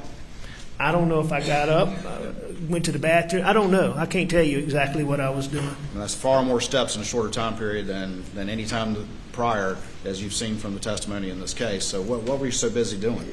That's Going to the bathroom? no, I don't think that I Get on a went treadmill? to the bathroom. No, I didn't get on a treadmill. Jogging place? No, I didn't jog in Jumping place. jacks? No, sir, I did not do jumping jacks. What were you doing, Mr. Murdoch, for those 4 minutes? Preparing to leave for my mom's house. What? What does that mean? I mean, you're in the front room on that couch where you say you laid down.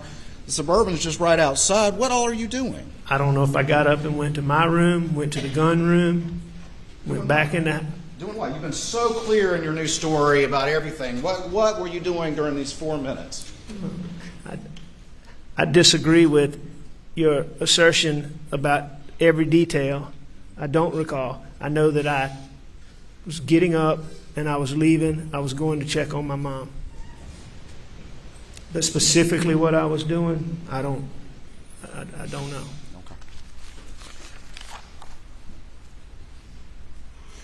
I know what I wasn't doing, Mr. Waters, and what I wasn't doing is doing anything, as I believe you've implied, that I was cleaning off or washing off guns or putting guns in a raincoat, and I can promise you that I wasn't doing any of that. Okay. Also, during this 4 minutes where you've got 283 steps, not only are you moving around a lot, but you're making a ton of phone calls. Because that in that same time period, you see this red line right here, where over that 4 minute period, all those steps were taken. That's also when you're calling, making all these phone calls, isn't it, Mr. Murdoch? Well, I made the So were phone you running calls. this place and making phone calls? Is that what you're doing? Be allowed to answer before Mr. Waters steps on him again with another question. Please. Thank you. All right. You were making all these phone calls while you were taking all these steps. Would you concede that? Where you don't remember what you were doing? Well, I was making phone calls, and that shown here. At 9:05, I called my dad. You know, I don't know that I was taking steps like you're saying I'm taking steps. I heard the same testimony you heard, Mr. Waters, and, you know, steps can be recorded any number of ways. I don't have a specific recollection of walking around. I don't know if I was hitting my phone like the guy showed or doing whatever that makes steps, but, you know. So you were hitting your phone like that while you were making all these phone calls? Hang on, no, sir. What I'm saying, Mr. Waters, I don't know that. I'm just giving you an example. You're saying that I'm running around taking these steps, and while I'm doing that, I'm making telephone calls. What I will agree with is that this data shows that there was 283 steps recorded on my phone. And sometime during that period, I made certain phone calls. Okay. All right, so not only for whatever it is recording steps, but you're also making a ton of phone calls, including missed calls to Maggie, who is 1,100 feet away, supposedly. You're using the term a ton of phone calls. Yeah. What I agree is that I made the phone calls that are listed on these call data records, which, are very normal phone calls for me. Do you know why so many phone calls were missing from the log around this relevant time period when law enforcement downloaded your phone on June 10th? From my phone? Yeah. No, I don't. Did you delete them, Mr. Murdoch? Not intentionally. Just around the time of June 7th, all these calls are missing, but you had nothing to do with that between June 7th and June 10th. No, sir, I did not. And I did not delete phone calls from my phone. Mr. Waters, one of the most important things in this whole thing for me has been getting this data that I believe would exist. Phone calls and phone records would be part of that. I've been in enough civil cases and used phone records enough times to know that you delete a phone call from your phone, it doesn't disappear. So I can tell you, this jury, and everybody who's listening that I did not intentionally delete phone calls from my phone. Yeah, because you started talking about you're a former prosecutor, correct? And former lawyer doing civil cases. We went through that yesterday. And boy, you're busy bee on that phone and right out of the gate at 9:02, right?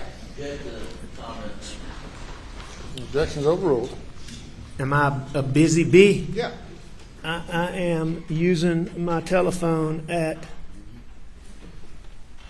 I think I call at 9:05, I start and call my dad, and I agree that I made other phone calls. And one of the first things you start talking about with law enforcement is these calls that you made to Maggie. Correct? You recall that from your first statement to law enforcement? One of the first things that I said to law enforcement? Yeah, that's one of the things you talk about. I'm talking about with your interview with Special Agent Dave Owen. I don't remember that being the first thing we talked about, but First things. if Mr. Owens asked me about it, then No, you brought Sure. it up, didn't you? I did. You don't recall? No, I don't recall. Would you dispute me if I said you brought it up? That I brought up what? Brought up Your what? phone, Mr. Murdoch, your phone. Phone calls to Maggie? Yes. That I brought up phone calls to Maggie to David Owens.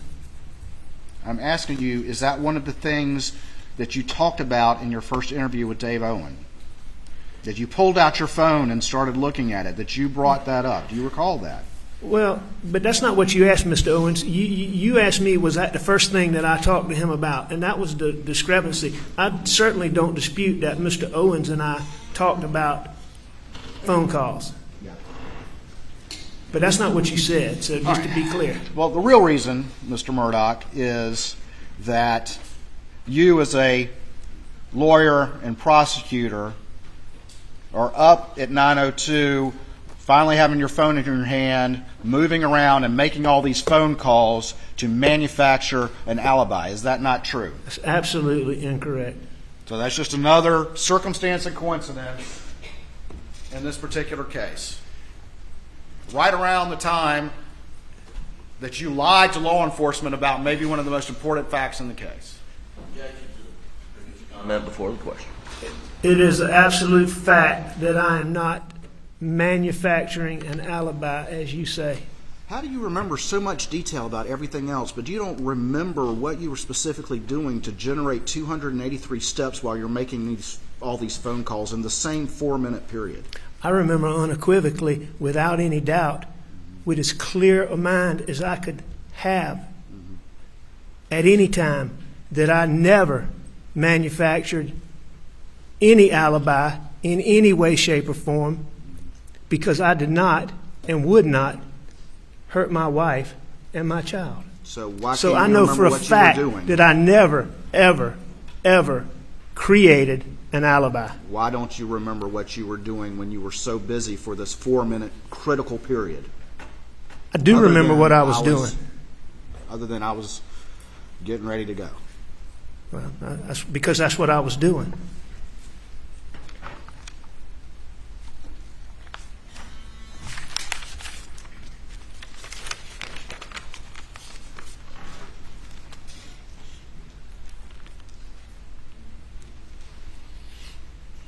Okay.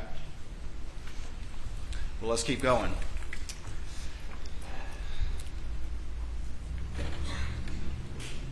You made those calls to Maggie in that 4-minute period. You had just seen them a few minutes ago when you say you went down there and came right back. Why didn't you just take that quick little left 1,100 yards away and stop by? See why they didn't answer the call. You're obviously wanting to get in touch with them. Why didn't you go down to the kennels that were so close by? There was no reason to. I mean, Making multiple missed calls to Maggie, and she's so close. And there's a driveway right there. Why do you not just go down there and say, hey, guys, I'm heading over there? it wasn't important to do that. Me making those phone calls is simply me letting. I believe I called Maggie and I called Paul, but that's simply me just letting them know that I'm leaving for a minute. I'll be back. The fact that they don't answer is not unusual at all. Now, it is odd. It is unusual that they never call me back.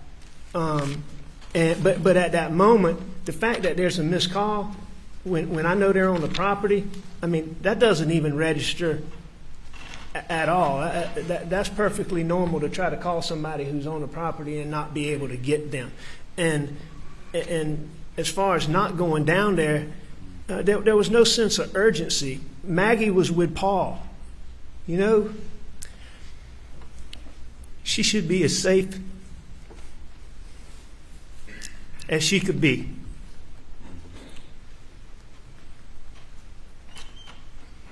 Yeah, she should.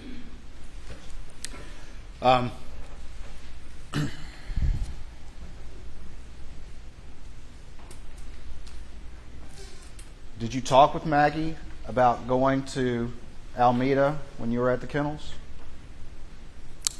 No, I don't believe I did. Did you talk with Maggie about going to Alameda during supper? I know that we had talked about it. I had talked. I don't believe we talked about it at supper, but we may have. I know that I had talked about that I was going to go over there, and then I decided that I wasn't going to go over there. So what was your conversation at supper? Tell me specifically, if you could, please. About going to Alameda. I can't tell you that we specifically talked about it. The only thing that I can tell you we specifically talked about at supper was Paw Paw. All right. And what was the conversation?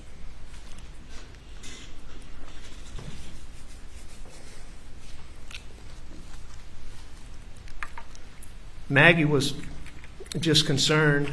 Paul had been having, for a young person, Paul had been having high blood pressure. And he's very resistant to go to the doctor. And this has been going on for a little while, but lately Paul's feet had swollen.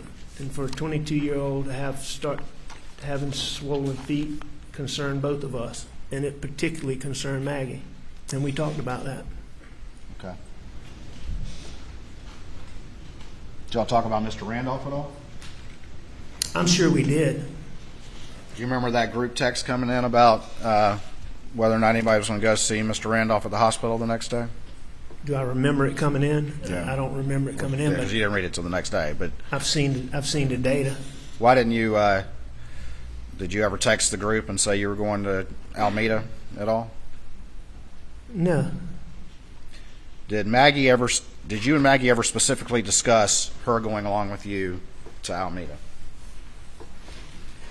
I don't believe that we did. I know that there was a point in time where I said Maggie might go, but it's highly unusual for Maggie to go and visit just my mom. That whole situation, it just made Maggie sad, and she didn't like to go. So You I don't believe that we did, but I do acknowledge that at some point I said she might go for some reason.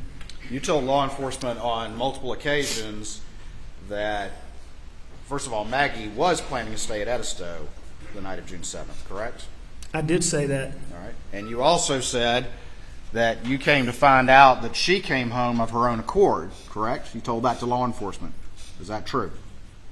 She did come home of her own accord. That she decided on her own to come home because she was worried about you. Isn't that what you said? I did say that, and I believe that to be the case. All right. But since despite what you told law enforcement, we've since seen the text that you actually called her and asked her to come home on the night of June 7th. No, sir, that's not correct. That's not correct? No, sir, that's absolutely not correct. All right. So you heard your sister-in-law, Marion, testify to just that fact of a conversation she had with Maggie, but you're saying that's not true? I don't believe that's what Marion said. All right. And your defense put in this exhibit, Exhibit 107, where Maggie texted Blanca and said, Alec wants me to come home. I've seen that. I agree with that. Is that it up on the screen? Oh, I've got the wrong input here. I'll just hold it up. You've seen this text? I have seen that. Mr. Waters, the only dispute I have with what you're saying is you're saying that I called Maggie and wanted her to come home. I always wanted Maggie to come home, and I would have talked to Maggie about coming home before she ever left to go to Charleston and to Edisto.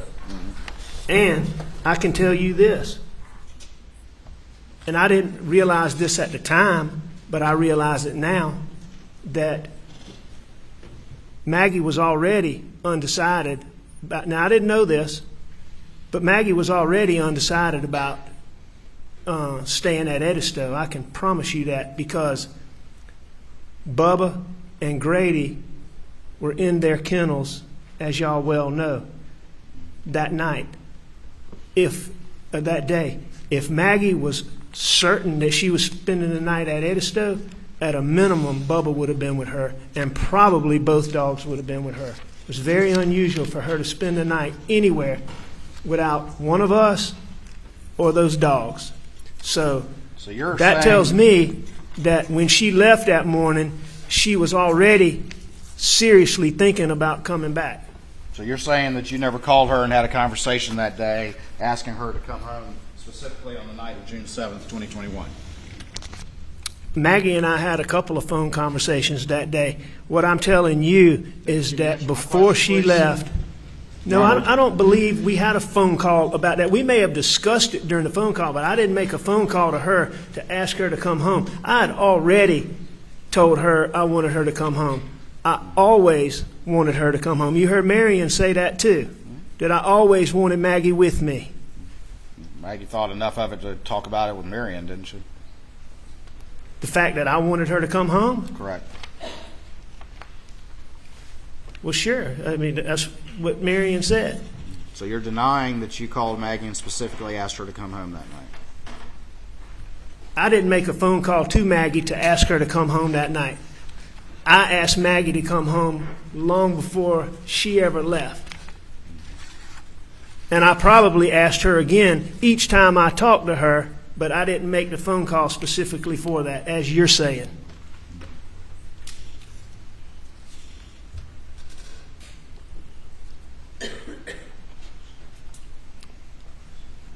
And to be clear, I'm certain that if Maggie was certain that she was spending the night, Bubba would have been with her, and probably Grady.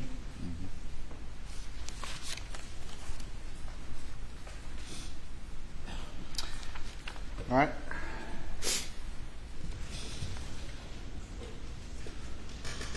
Why did you tell law enforcement, though, that you found out after the fact that Maggie wanted to come home because she was concerned about you? Why did you phrase it that way if what you're saying to the jury now was accurate? Why would you phrase it that way? Because I believe that to be the case. That you found out afterwards, but now you're saying you knew. No, I'm saying I found out afterwards why she came home, Mr. Waters. Okay. And she came home because she was worried about me. So I'm going to be clear about that. I did not learn that until, I think, the day after she got killed. But you're saying that you found out that after the fact, but you're telling this jury that you knew the things that you just said about her wanting to come home. And you were unaware of what Marion would say at that point either. No, I'm saying at that time, I had not thought about Bubba and Grady. Since that time, I've thought about that. I'm certain of that. At the time, I thought Maggie was staying at Edisto.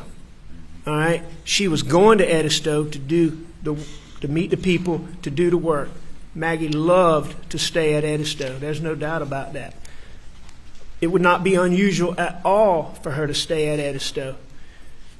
But just like every other time, I had already asked her, please come back, come back. Always wanted her to stay with me. Always. But I did not learn about, and Maggie even texted me, I'll see you in a few hours. But I did not know why she decided to come back until later, is what I'm saying.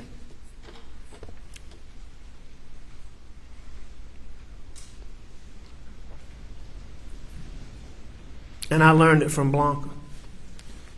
Blanca actually showed me the text that she sent her talking about being worried about me.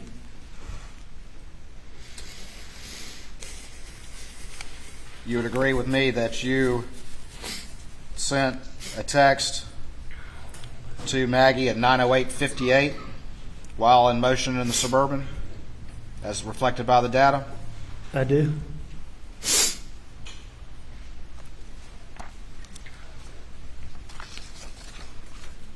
Which was because I couldn't reach them by the telephone, and I wanted them to know where I was. Okay.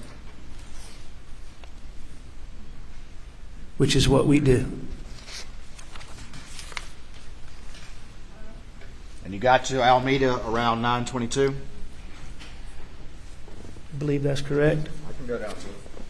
No, I don't have any reason to dispute that.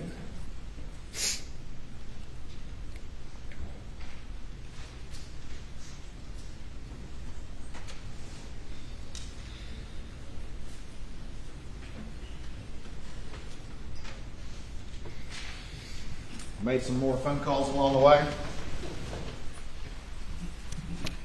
I did make more phone calls along the way while I was riding. Called Chris Wilson? I did call Chris Wilson.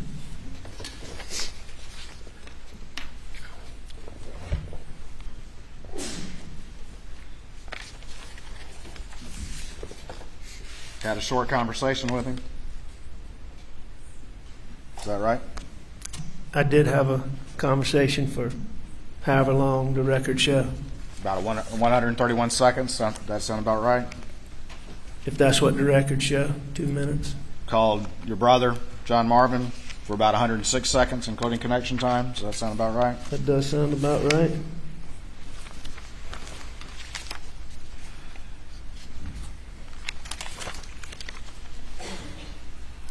Arrived at 9:22. Does that sound about right? It does.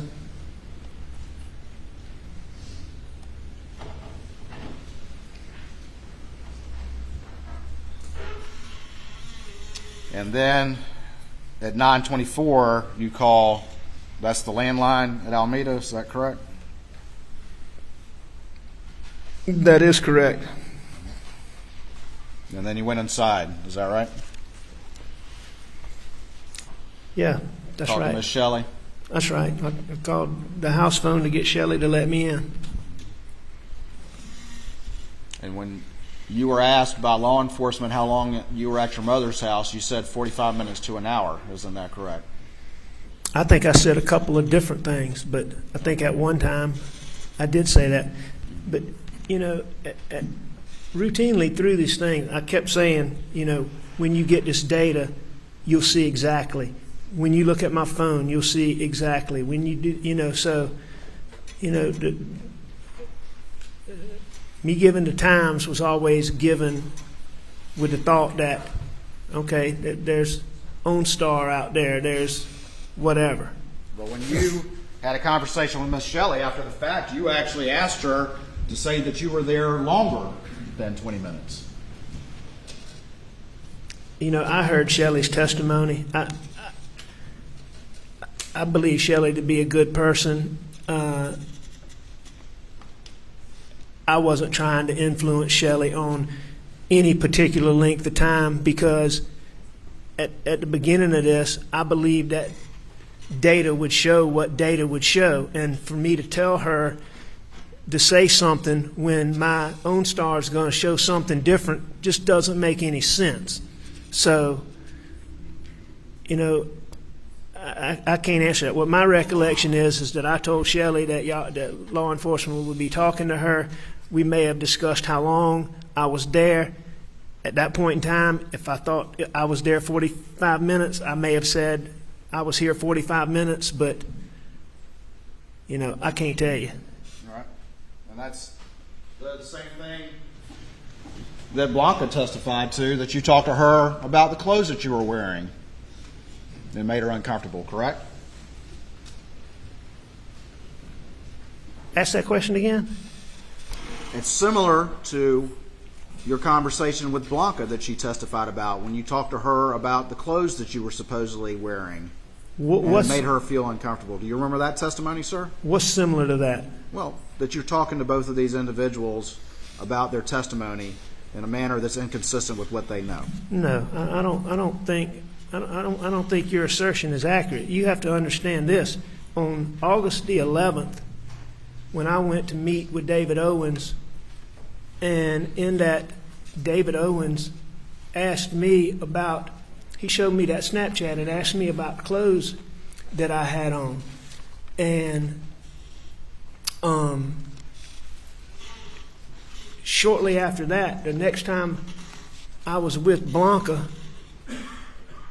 I asked Blanca about those clothes because David Owens had asked me about them and was made an issue about it.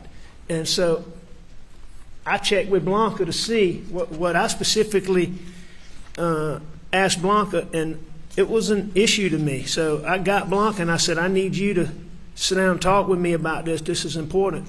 Do you remember my clothes when you came to Moselle that day? And she remembered exactly what she testified to. She remembered that my pants were there. She wasn't sure if the shirt was there. At that time, I think she actually thought the shirt was there, but she was clear that she wasn't sure about that. No, she wasn't unsure, but she didn't remember, but assumed that it was. So that was the conversation and why I was asking Blanca. Well, again, you're very specific about your memories of that conversation. Is that correct, Mr. Murdoch? You dang right I'm consistent about that, because a very short time before that, David Owens is asking me questions and telling me I'm a suspect in the murder of my wife and my child and asking me about my clothes. You dang right it was important. It was important, right. And you dang right I remember why I went to her and for what reason. Because the only thing you're concerned about is yourself. You're not concerned about giving accurate information to law enforcement, correct? What's the reason for that, Mr. Murdoch? Why don't you want to give accurate information to law enforcement? Why do you want to talk to these women who both are employed by you or your family and try to influence what they are going to say? I did want to give law enforcement accurate information. I told a lie about being down there, and I got myself wed to that. But I wanted to give them as much.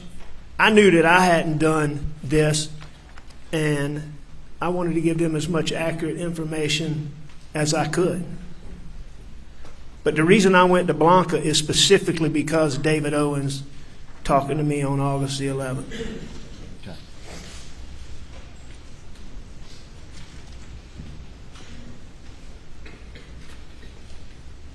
You can see that you're underway about 9:42, heading back.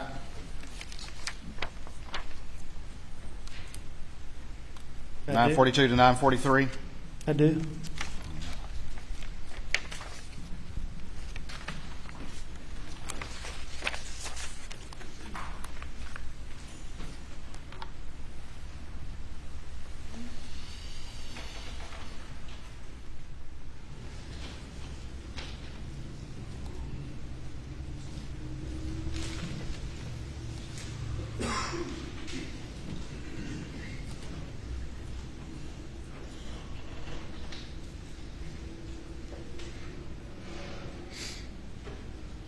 Turned on Moselle about 10:01.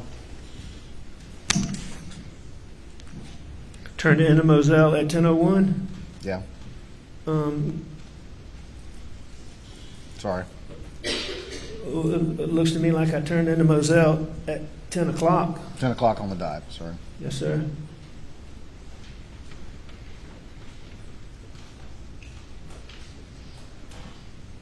At the house at 10:05.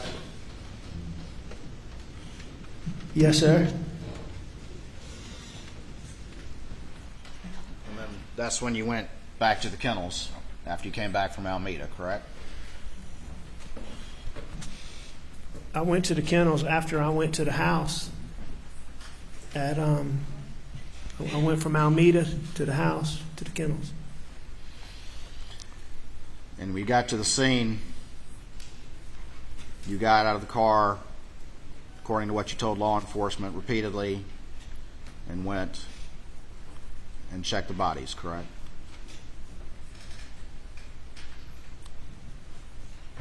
Before you called 911, is that correct? No, sir, that's not correct. You're saying you didn't say that to law enforcement? I don't know what I said to law enforcement, Mr. Waters, but I can tell you this. When I pulled up and I saw Mags and Paw Paw, I jumped out of that car. I know that I went back to my car and I called 911 as quickly as I could. That point in time, when I got on the phone, then is when I went to them and did the things that I did. So, But you were what very- you're saying is not accurate.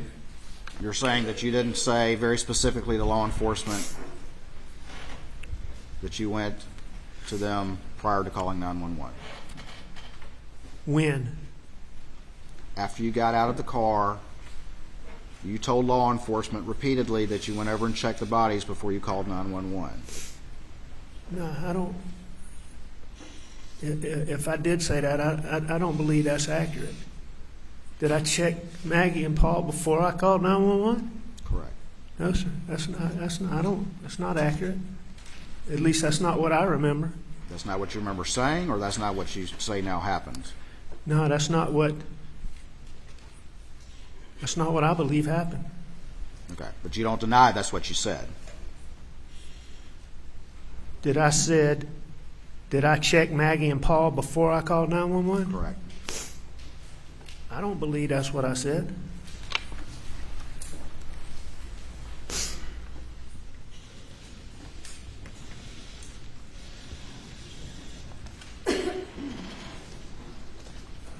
Now, I know I checked them, but I don't believe I checked them before I called 911.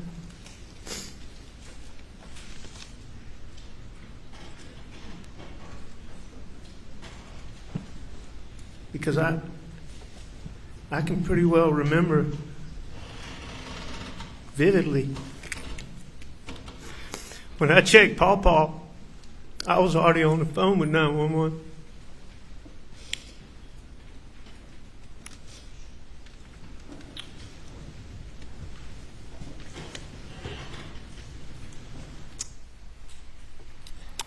Looking at this data,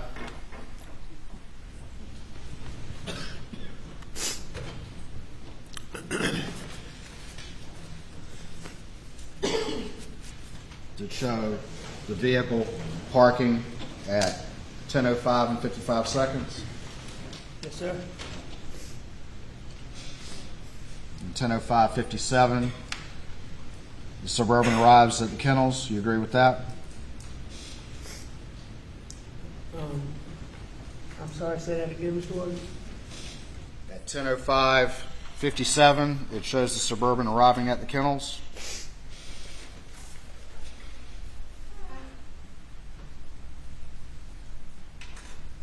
Okay. Okay. The 911 call was at 10:06:14, Okay. just about 20 seconds later. You agree with that? I think that sounds right. Yes, sir. I mean, that makes sense. But that goes back to what I'm saying is I pulled up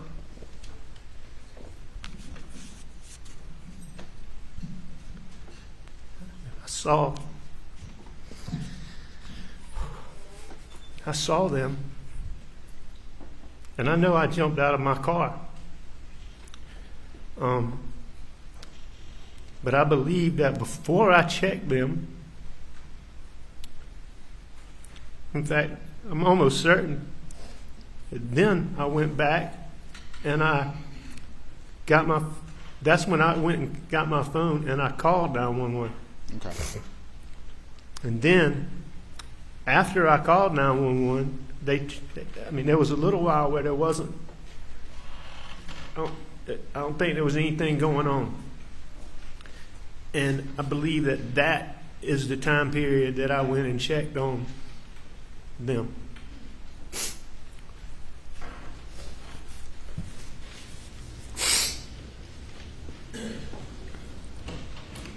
I don't want to belabor this point, but that what you're saying here today, now that we have this data, that's not exactly how you expressed it to law enforcement in your prior statements. Is that correct? No, sir, I disagree with that. Okay. I totally disagree with that, Mr. Waters. Will you point to what you're talking about? Sure.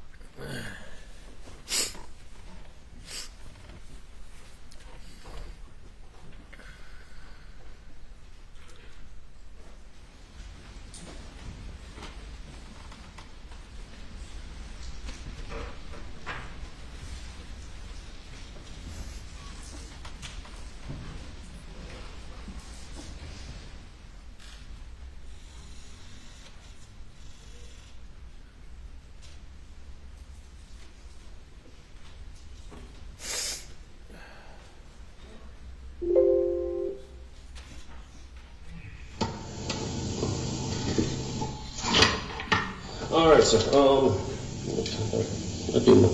I left the house without a watch. 12:57.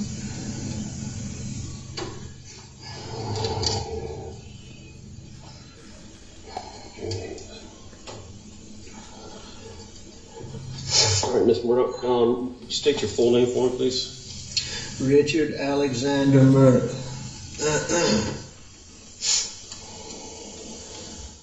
And spell your last name so we get it correct. Murdaughh. All right. And you go by Alec? Yes, sir. And date of birth, Mr. Murdoch? May 27th, 1968. And a good phone number for you. 803-942-1227.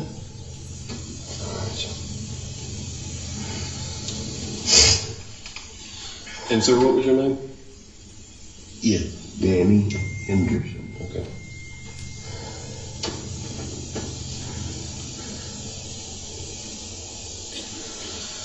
All right. As I stated, I'm David Owen in Lower Rutland with Colleton County. I'm with SLED. I hate to have to do this. I but- understand. Yeah. I totally Yeah. understand. Yeah. So you don't have any problem Yeah. with it. So, just start at the top, take your time. Like when I came back here, Mhm. I mean, I pulled up and I could see him, and I knew something was bad. I ran out. I knew it was really bad. And my boy over there, I could see it was.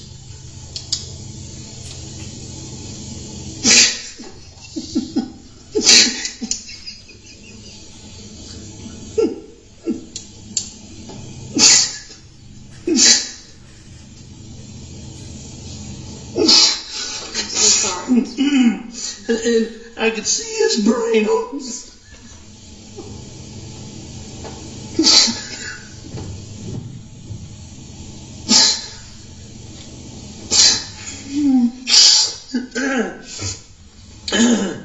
And I ran over to Maggie, and actually, I think I tried to turn Paul over first. I tried to turn him over, and I don't know, I figured it out. His cell phone popped out of his pocket. I started to try to do something with it, thinking maybe, but then I put it back down really quickly. Then I went to my wife, and I could see.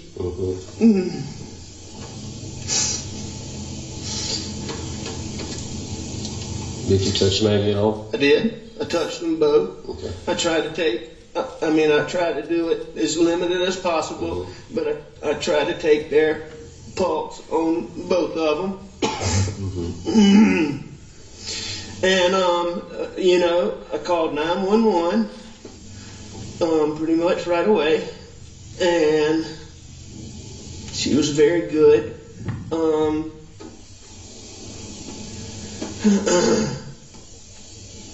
I talked to her. I told her I was going to get off the phone to call some family members. I did that.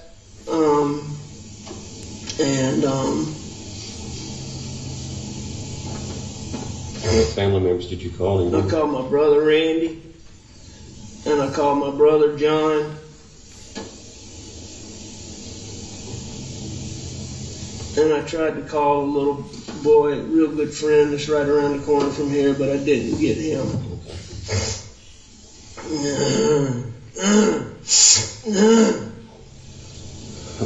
That person you didn't name, that was Rogan, the little boy right around the corner. Is that who you're talking about? That's correct. But going back to your question, that's the way I remember it, what I said right there. And your question about did I do these things before I called 911, that's not what I said then, and that's not what I remember now.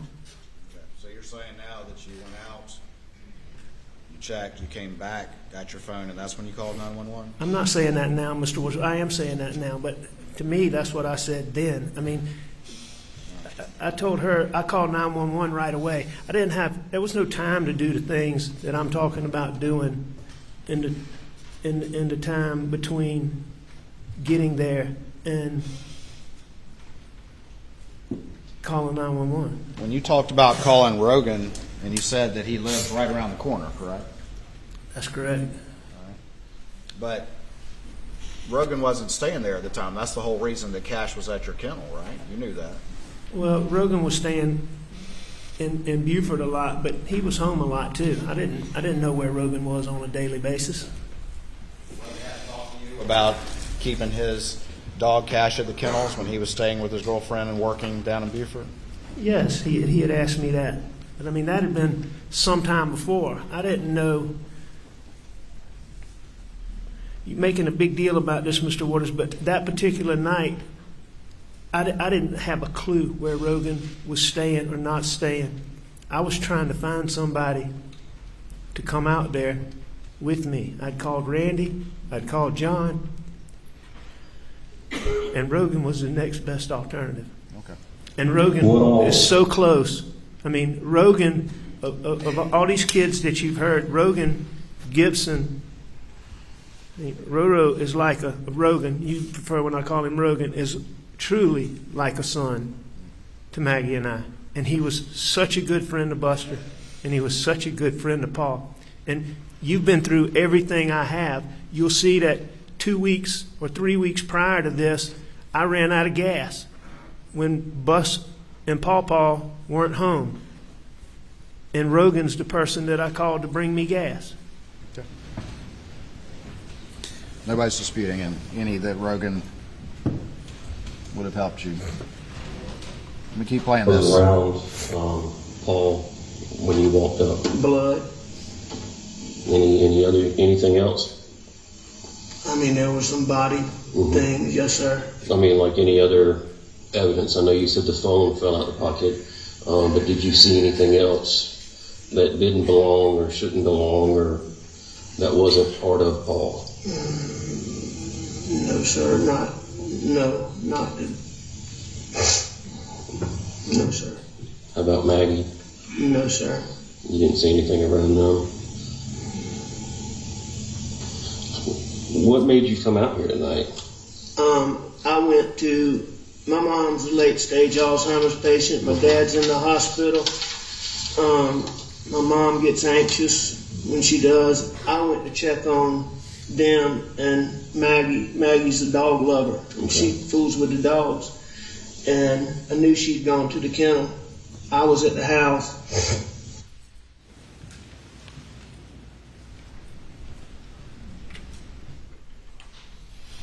You just testified that in the wake of this, you didn't know what you said to law enforcement. That was what you just said?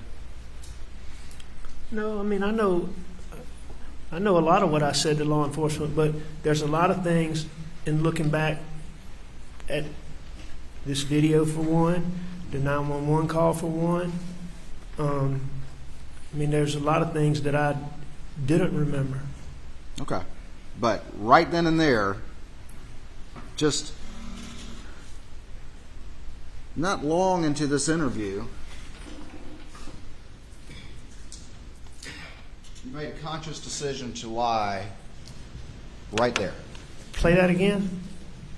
You said, I was at the house.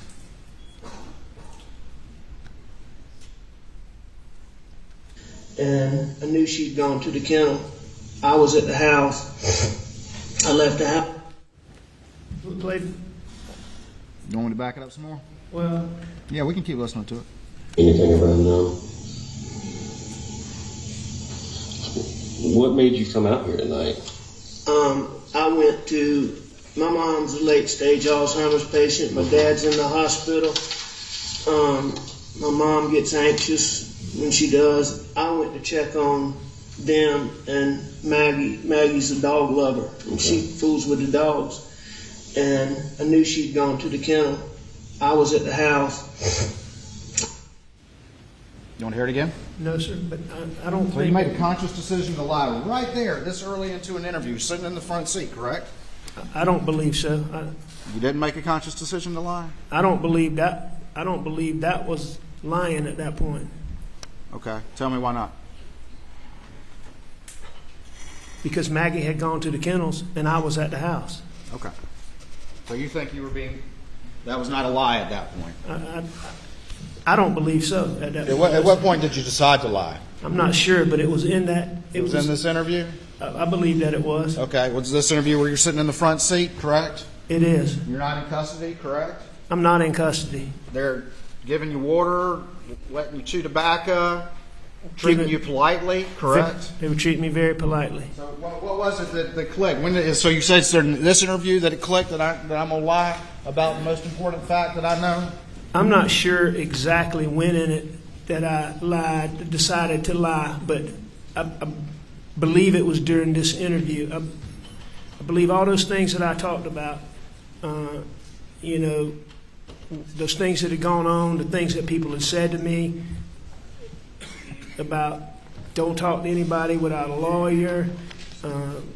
Partners all told me that, or a lot of my partners told me that. My dear friend, Chief Alexander, was one that said that. I overheard, I believe it was Sheriff Hill, I'm not positive, I overheard him tell, I believe Mark Ball or Gray Holmes, don't let him talk to anybody without a lawyer. And what I believe is that based on my distrust of SLED and getting in that interview, and I'm not positive about this, but I believe when he asked me, about my relationship with my wife and my son, I believe that's when I decided to lie. But I'm not left out when you had the GSR too, because that's what you testified to yesterday. That certainly contributed. And your dope paranoia too. You said that as well, correct? Well, those things are what triggered the paranoia that started as my addiction evolved. Right. And so you're an experienced lawyer and you've been a prosecutor, and you took the advice of your law partners that you should have a lawyer there, as you read that as, oh, I should lie. No, that's not an accurate. Because that's not what statement. that means, is it, Mr. Murdoch? That's not an accurate statement, what you just said, Mr. Waters. I just repeated what you just said. You said it was one of the factors was your law partners, and now you're blaming Sheriff Hill and Greg Alexander told you that you needed a lawyer before you talked to police, and you took that somehow as meaning I need to lie? No. As a lawyer and a prosecutor? No, that's what you said, Mr. Waters. But How am I mischaracterizing it from your perspective, Mr. Murdoch? Because I think isn't that what you heard? Isn't that what you just said? Excuse me. no, sir, that's not what I said. All right, So, well, say it again. I believe those guys were trying to help me. I believe they cared about me. I believe they thought that I was in a condition such that I shouldn't talk to anybody. I mean, those guys had to prop me up, help me get myself together just to be able to go talk to David Owens. I mean, they were trying to help me. But before that, that was just one of the many things that I believe led to that situation sitting in there where those paranoid thoughts came to me. Them talking about not talking to anybody without a lawyer, Brian Varnado, checking my hands, the fact that I got a pocket full of pills in my pocket. I was the person who found Maggie and Paul. My distrust for SLED. All of those factors combined and made me decide to lie. I also know him asking me about Maggie and Paw contributed to that paranoia. All I'm saying is, I'm not disputing that I lied. I'm just saying at this point, you're saying I made a conscious decision to lie here, and I'm saying I don't think I made a conscious decision right there. Okay, so it's later. I believe so. Had you already had your GSR done at this point? Yes, sir. Okay. I had. And you'd already talked to your law partners and heard Sheriff Hill. Now you're blaming him and I'm not- blaming no. Chief Alexander now as well for your lies. No, sir, Mr. Waters. You just added that one. You didn't say that yesterday. You just added that one. Please be given an opportunity to answer the question. Objection. You can finish your last answer. All right. Mr. Waters, I'm not blaming anybody. I accept full responsibility for what I did. What I'm saying is what I believe contributed to me doing that and the reason why I did that. I think those folks were trying to help me, so I don't blame them. I think they were worried about me. Okay. I don't dispute that, but you're saying you took that advice as I need to lie. Nah, what you're doing is you're isolating one single I'm thing. not isolating anything. I've mentioned all the factors. You've added some new ones, but I mentioned all the factors that you're blaming for No, your sir. decision to lie. That's not what you did. What you asked me is you said I took my partners telling me not to talk to somebody without a lawyer as a reason to lie. And that's an inaccurate statement. That was one of the factors that went into a series, decision to lie. hang on, Mr. Waters, a series of events, all right, that caused me to have paranoid thinking, all right, and then I lied. All right. But at some point it happened during this interview that you crossed over. You're saying that you came into this interview intending to be fully disclosing to everything, and something happened in this interview that sent you over the edge, and you said, hey, let me lie about the last time I saw my wife and child alive, supposedly, according to me. I certainly didn't go into that interview, I believe, intending to lie. Mr. Okay. Waters, I wasn't capable at that point in time of planning anything or thinking through anything. So somehow during this interview, all of a sudden those senses came to you to plan and do that. When I got to thinking in that paranoid way that normally, as I said, I mean, I could take a deep breath and make it go away. I never had a situation where it lasted more than a matter of seconds. That night, after all those things had happened, it didn't go away in a matter of seconds. And I decided to lie. Those are the clothes that you ultimately gave to Dave Owen. Is that right? Those are the clothes I gave to David Owens. At what point did you be able to chuck the pills you say are in your pocket? When did you do that? When I was in my bedroom. When you're in the bedroom? Yes, sir. Where'd you put them? I'm not sure where I put them, but ultimately they would have gone in my suitcase. So that's when you did it? Do you have a specific recollection of that? No, I don't. I just know that I took them out of my pocket. If we watch this whole video, you think you could, if we watch the whole thing, you think you can say, okay, that's the moment where my senses came to me and I decided I was going to tell this major lie? I don't know that it happened like that, but I mean, I may be able to tell you some things that contributed to it. If we watched the whole thing. We've heard that.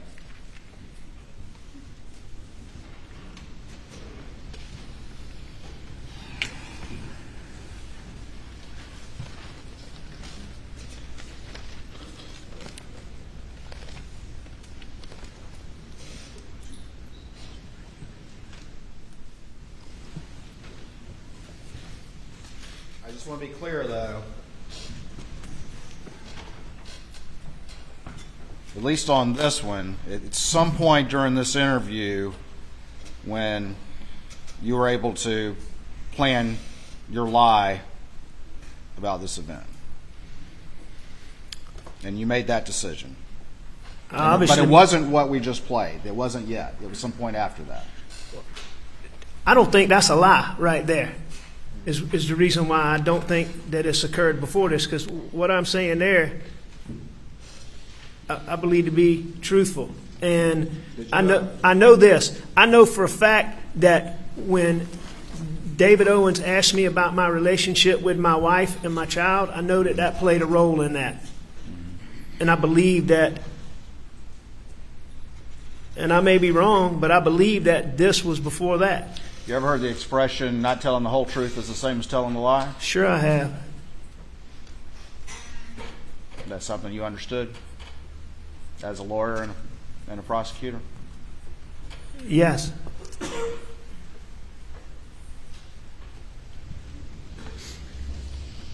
All right.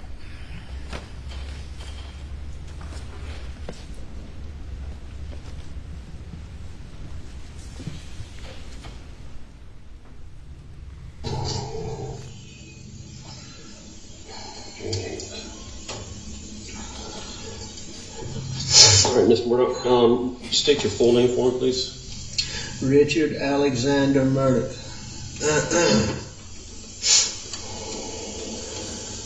And spell your last name so I get it correct. Murdaughh. All right. And you go by Alec? Yes, sir. And date of birth, Mr. Murdoch? May 27th, 1968. And a good phone number for you. 803-942-1227. All right. And sir, what was your name? Yeah, Danny Henderson. Okay.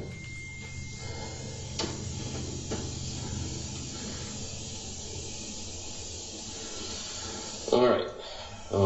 As I stated, I'm David Owen in Lower Rutland with Colleton County. I'm with SLED.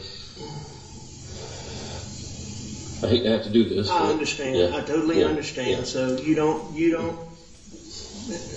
have any problem Yeah. with it. So,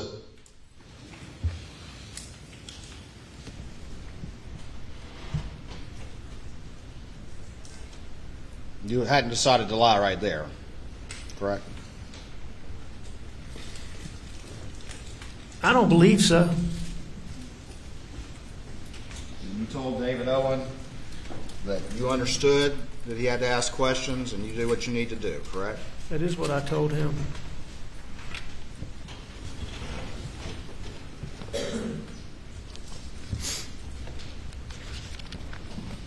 Ron, this might be a good time for a break. Clock. Ladies and gentlemen, addressing the jury, we'll break till 2:15. We'll go to the jury room. Please do not discuss the case.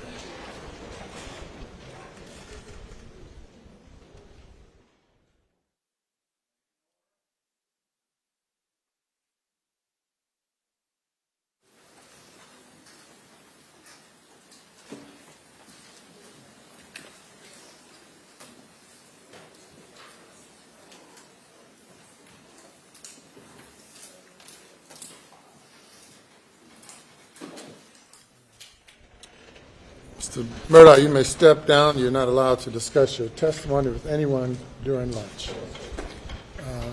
And Mr. Griffin, we'll address whatever matter you want to place on the record when we return.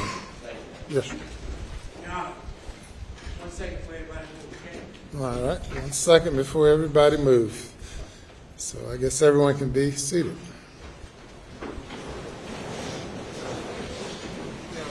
Yes, sir. Sure.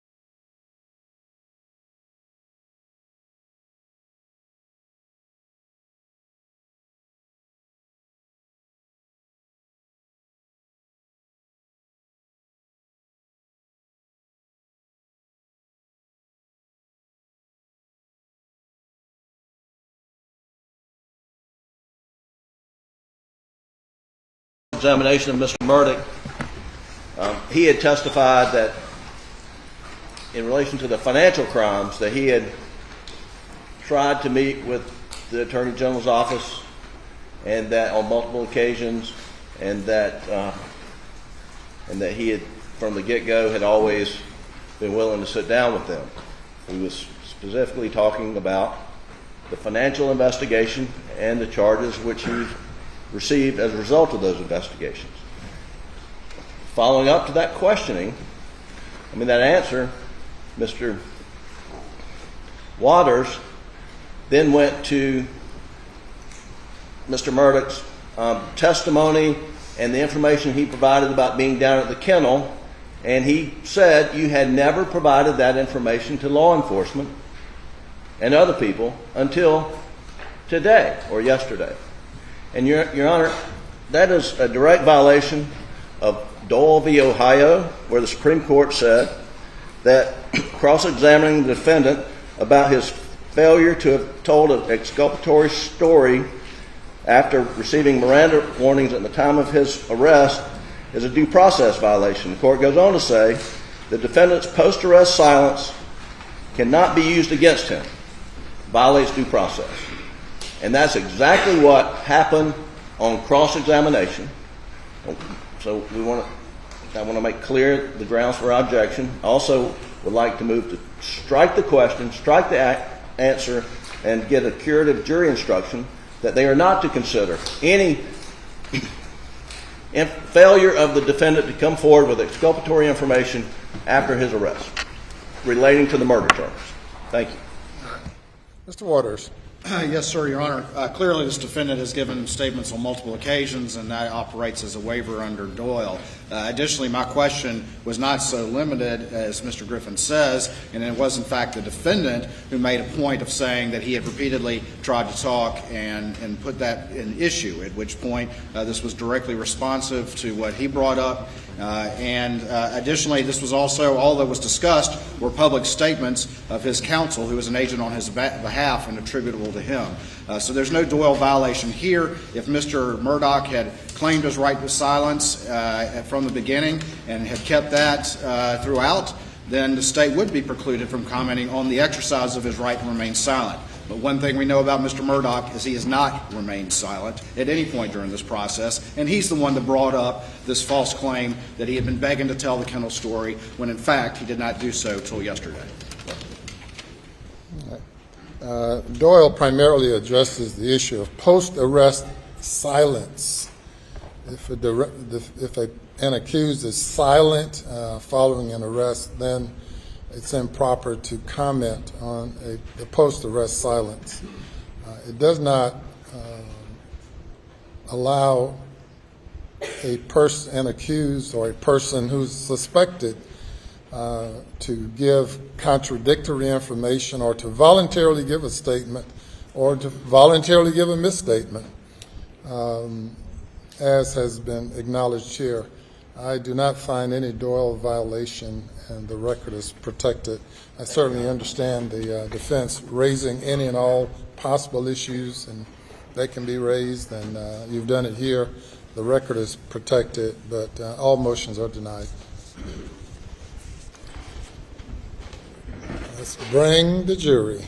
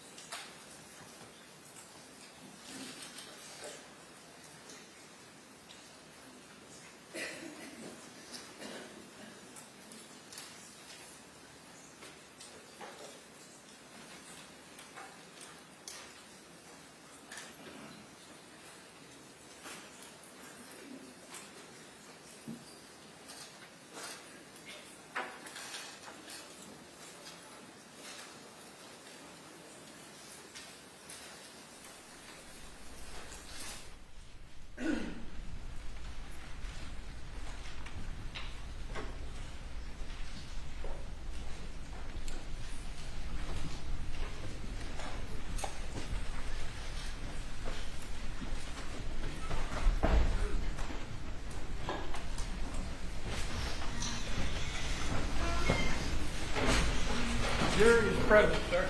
Very good. You may proceed. May it please the court, Your Honor. Yes, sir. Mr. Murdoch, good afternoon. Good afternoon. Give that mic up a little bit, please. Excuse me. Thank you. There we go. When we left off, we were talking about at what point during that interview in the car with Dave Owen that you decided to start lying about the murders of your wife and son. I'm going to pick up this video real quick. Not going to play the whole thing, but I'm going to start from 2 minutes and 9 seconds. Just start to talk, take your time. Like when I came back here, I mean, I pulled up and I could see him, and you know, I knew something was bad. I ran out. I knew it was really bad. And my boy over there, I could see it was.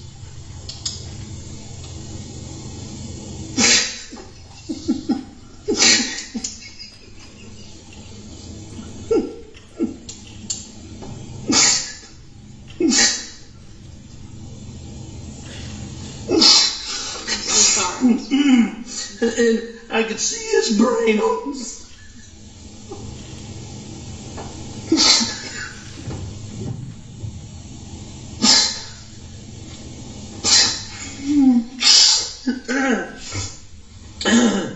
And I ran over to Maggie. And actually, I think I tried to turn Paul over first.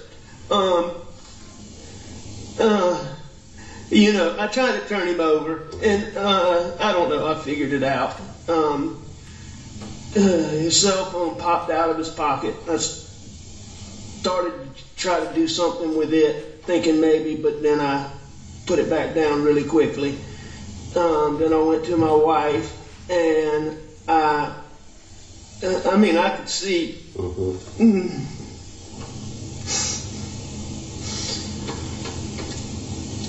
Did you touch Maggie at all? I did. I touched them both. Okay. I tried to take, I tried to do it as limited as possible, but I tried to take their pulse on both of them. And, you know, I called 911 pretty much right away, and she was very good.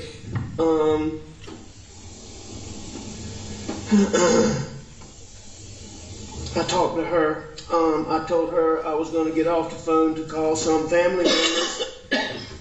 I did that.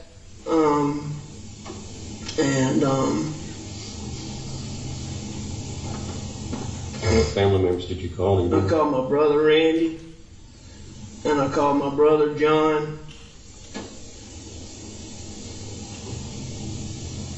And I tried to call a little boy, real good friend that's right around the corner from here, but I didn't get him.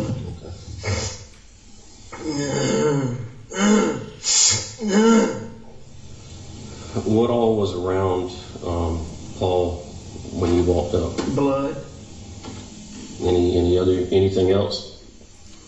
I mean, there was some body things, yes, sir. I mean, like any other evidence? I know you said the phone fell out of the pocket, but did you see anything else that didn't belong or shouldn't belong or that wasn't part of Paul?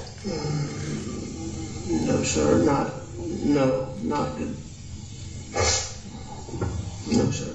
How about Maggie? No, sir. You didn't see anything around them? What made you come out here tonight?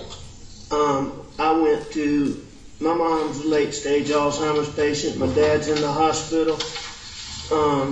My mom gets anxious when she does. I went to check on them and Maggie. Maggie's a dog lover. And she fools with the dogs. And I knew she'd gone to the kennel. I was at the house. Just to be clear, you say you hadn't made the conscious decision to start lying about your wife and son's murder right there, correct? I don't believe so. Okay. Let's continue on. Mr. Waters, I can't tell you exactly when that decision occurred. Okay. You can't describe to the jury the moment you decided to lie about your wife and son's murder. I can't tell you exactly when that moment occurred. I left the house and went. But you did say earlier that when David Owen asked you about your relationships, that was a trigger point, correct? Well, that was certainly one of the things that contributed or made me paranoid. Okay. Now, you know, there were already things that had gone on that occurred, as I said, that put me in that mindset. Yeah. But exactly when I decided to lie about that, I can't tell you. So the things again you talked about, your dope paranoia, the fact they'd taken GSR, and you talked about the advice of your law partners and Sheriff Hill and Greg Alexander, and then you talked about your distrust of SLED somehow from the circumstances and demeanor of this interview right here, correct? No, my distrust from SLED didn't arise from this interview. My distrust for SLED arose from a couple of things, and it's really several things. It arose from the way they had been involved in, SLED had been involved in the investigation into Paul's criminal charges, and they had been involved in, there was an issue that had gone on with some rumors about Buster and Paul. They had been involved in that, where, you know, Buster nor Paul had anything to do with what I'm talking about, and SLED never said that, even though they told their lawyer that. They never say that.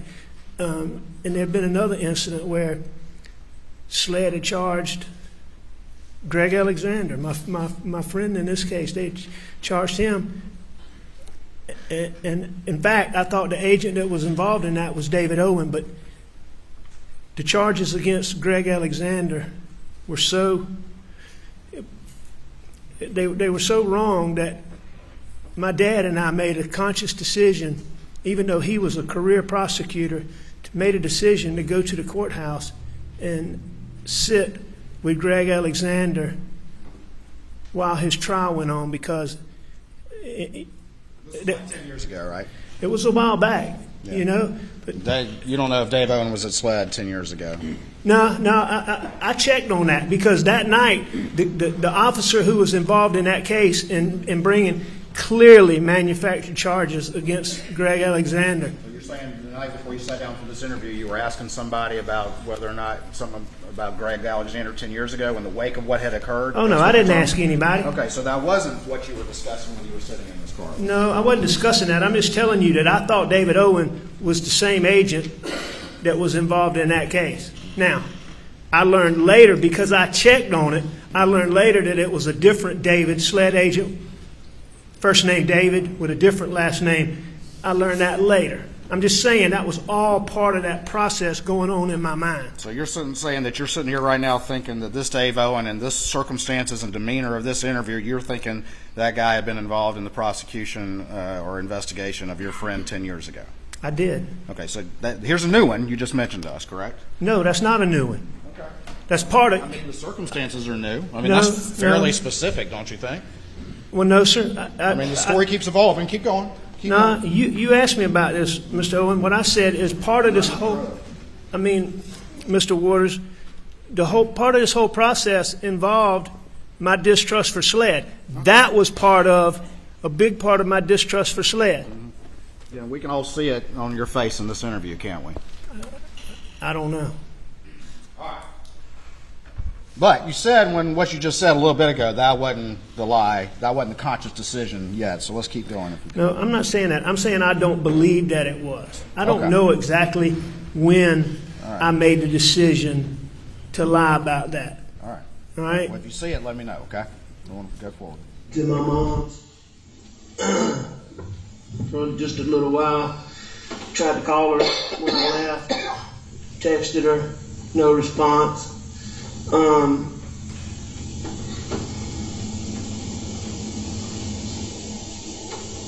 When I got back to the house was obviously nobody was in there, so I figured they're still up here fooling around. Paul was gonna be getting set up to plant. Our sunflower seeds got sprayed and died, and he was refiguring to plant the sunflower seeds. So I came back up here and I drove up and saw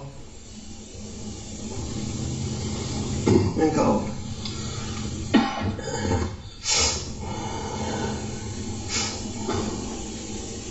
Had Maggie and Paul been arguing over anything? No. What was their relationship like? Wonderful. Wonderful. How about yours and Maggie's? Wonderful. I mean, I'm sure we had little things here and there, but we had a wonderful marriage, wonderful relationship. And yours and Paul's relationship? As good as it could be. How old was Paul? 22. Okay. So that was the moment, right there, that line of questioning, just asking some very general questions about your relationship.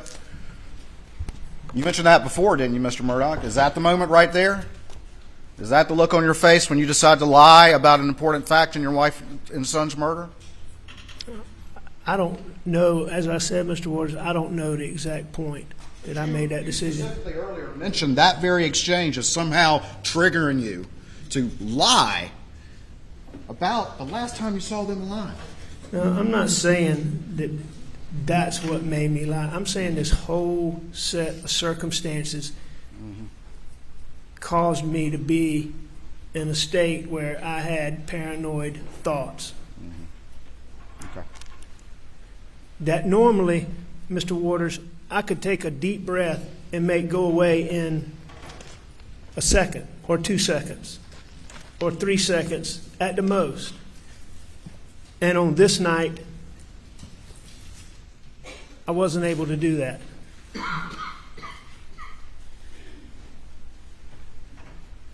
But all of those things that I mentioned, I believe contributed to that. Okay. Any more you want to add now, since you keep adding them?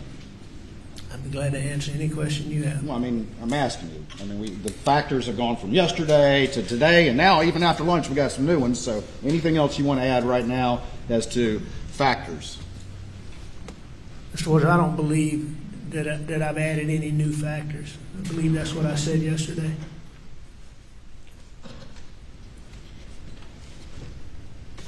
All right.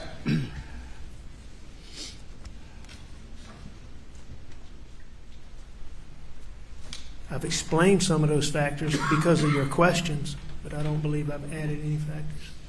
Okay. All right, let me move this forward just a little bit. Okay, so most of this was stuff from between a couple of them, but not. You had talked about yesterday in great detail about the boat case, which you brought up on the 911 call and to Daniel Green, and then, of course, in this first interview, correct? I did mention the boat wreck. All right, and you described that. Do you remember what you said in this interview about the boat wreck? Not About specifically. specifically the other people involved in the boat wreck? You don't remember specifically? Do you remember specifically? I guess you said no. I remember talking about the boat wreck, and I Don't know know that I talked about the boat wreck. All right. Well, I'm going to play now from 1714. any direct threats between any of the people on the boat specifically, but I do think there's been a small amount of yip-yap between a couple of them, but not recently. Okay. What was the term you used for that? A small amount of yip-yap? Yeah, and just to be clear, Mr. Waters, there was never, ever a point in time where I thought that the people that were involved in the boat wreck did this to Paul and Maggie. Okay. I've never thought that. All right. I never thought that, but it's literally one of the first things that you said out of the 911 call. Nah, that's not what I said. I never, ever, ever under any point in time believed that those kids that were riding in that boat or their parents or their families, I didn't believe that any of the families, the people that were involved in the boat wreck had anything to do with hurting Maggie and Paul. Okay. But I can tell you that at that time, and as I sit here today, that I believe that boat wreck is the reason why Paul and Maggie were killed. Okay. And I'm certain. So I believe it was, that. It was random vigilantes, the 5-2 vigilantes, huh? Now, what I believe, Mr. Waters, is I believe that when Paul was charged criminally,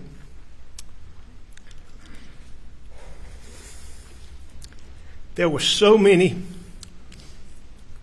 leaks, half-truths, half-reports, half-statements, partial information, misrepresentations of Paul that ended up in the media all the time.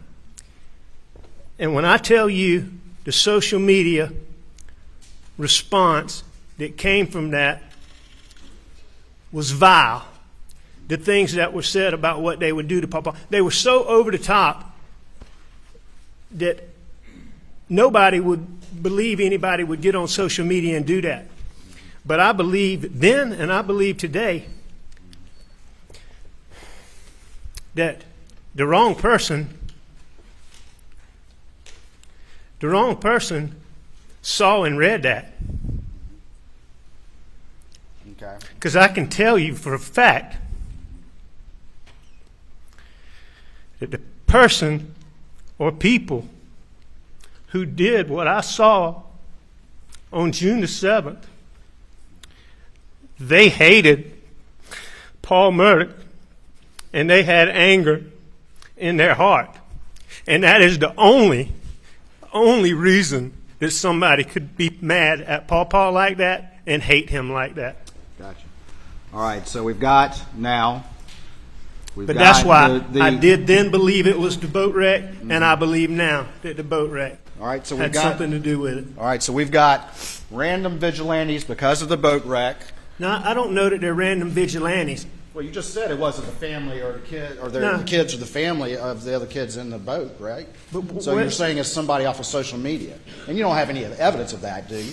Not You to- just believe that. You're just telling that jury that as you try to explain the lie that you told for the first time yesterday. Isn't that right? No, sir, that's not right. It's not right.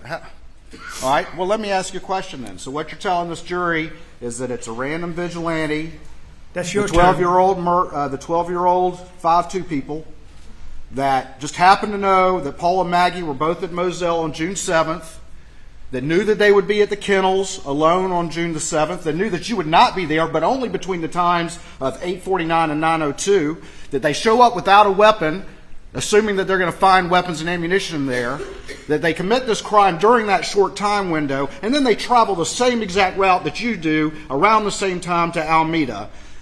That's what you're trying to tell this jury? You got a lot of factors in there, Mr. Waters, all of which I do not agree with, but some of which I do. All right.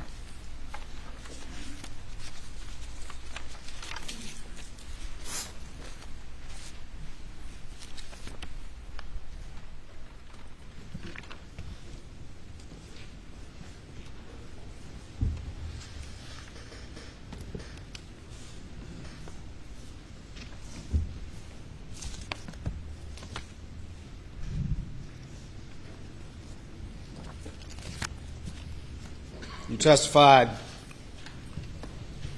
earlier that after this happened,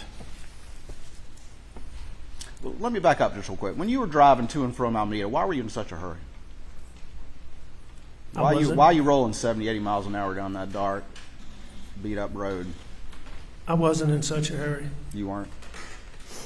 No, sir. All right.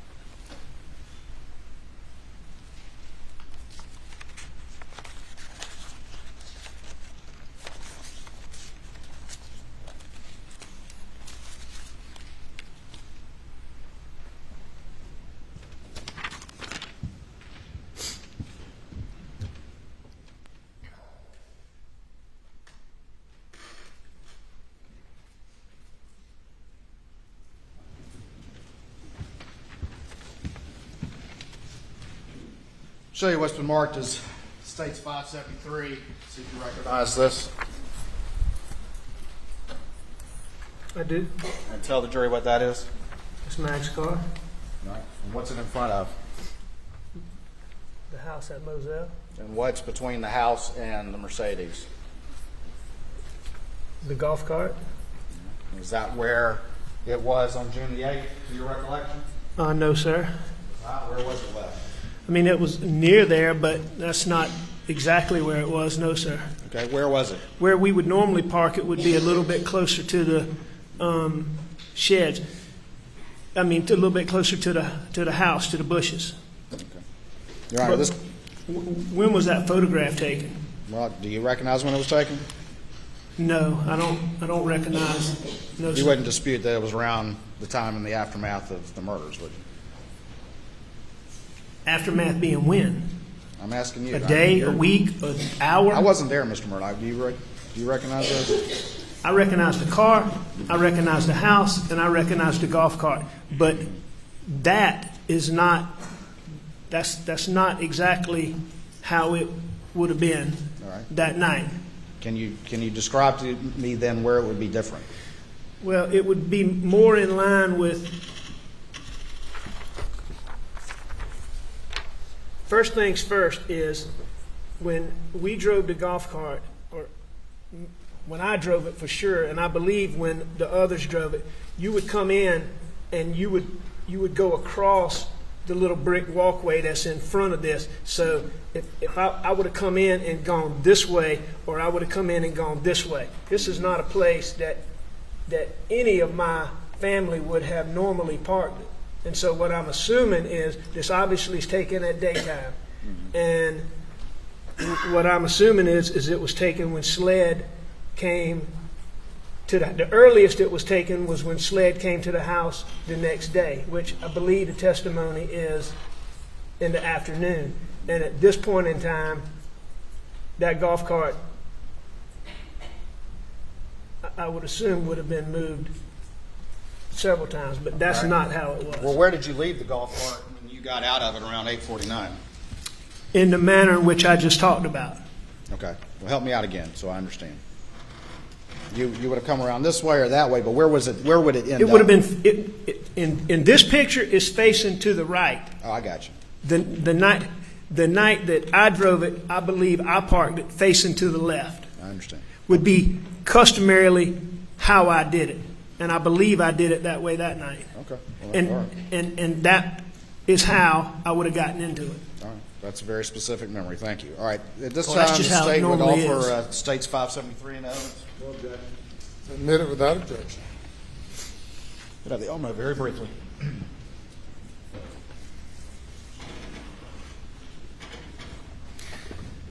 And see, Mr. Waters, you can see in the picture now that you bring this up on the screen, if you look to the right, you can see the actual steps.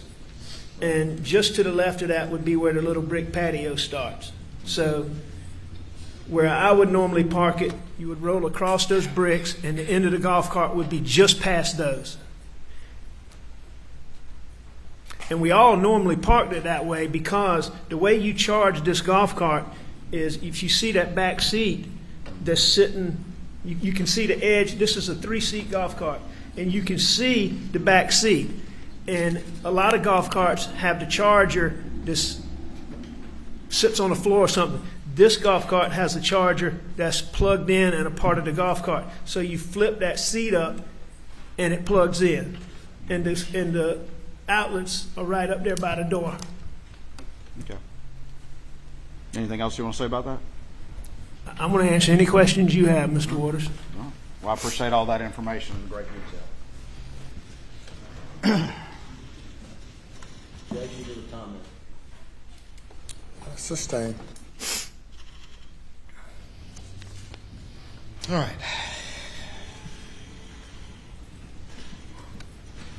It's just never parked that way by the family.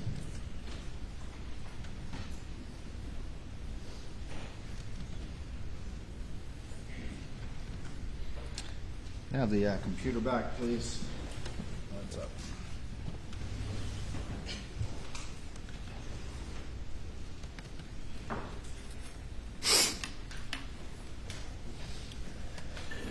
Mr. Murdoch, I'm going to put up the second interview This would have been June the 10th. I'm not going to play the whole thing, but I do want to go through a couple of things with you, okay? Anything you want to go through, Mr. Waters?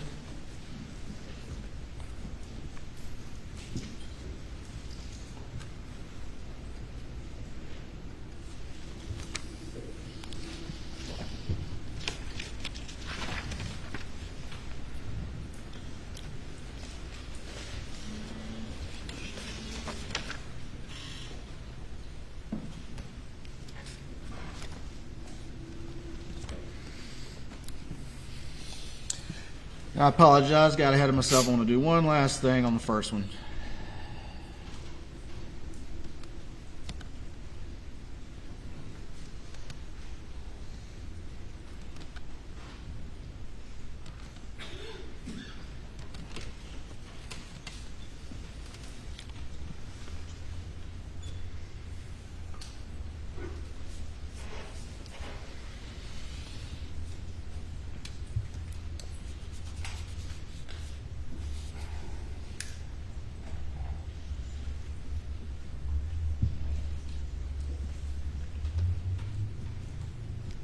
For the record, I'm going to start. I forget the guy's name. I'm going to start it at 23:55. This is the first interview. Annie Mae's been having trouble with her. She's been having trouble with her stomach and her tooth. I'm not positive. It was sort of a routine visit, and I can't remember. She told me the name of him, and I can't. I want to say Gordine Okay. is who I think she saw.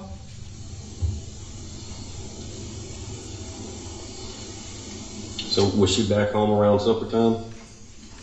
Or 6 o'clock, 7 o'clock? I don't think she got back quite that early. I think she got back a little bit later than that. Okay.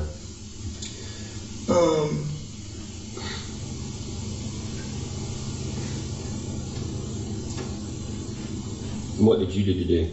Were you at the office or? No, I was home. I came home. Paula and I messed around.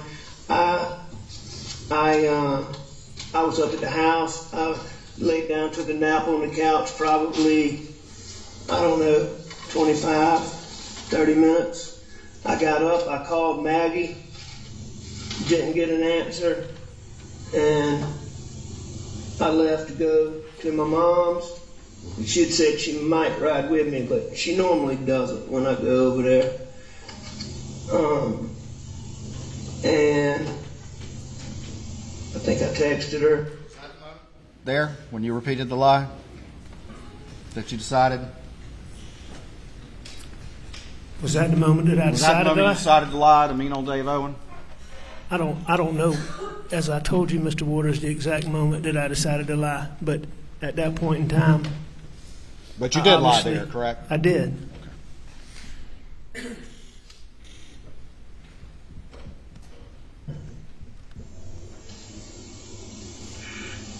And she's very good about answering the phone, so that was odd, or calling me back. So that was odd, but it wasn't that big a deal.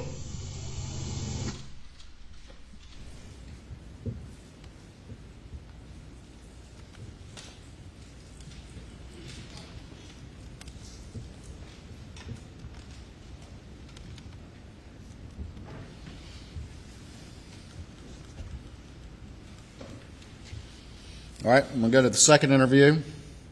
It's been previously admitted.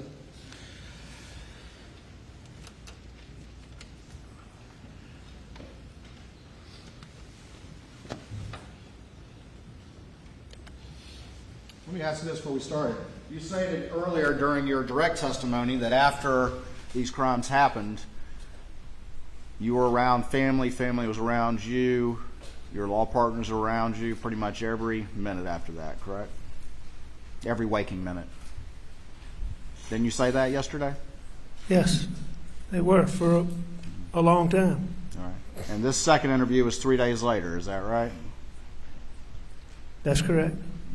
And in no time with any of your close friends and law partners and family do you confess the truth, do you?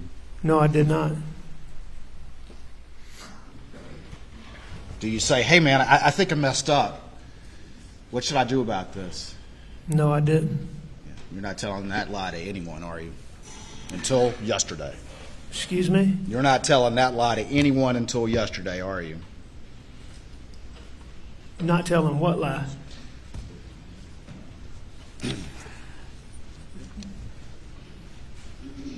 Saying I tried to tell somebody that I was lying?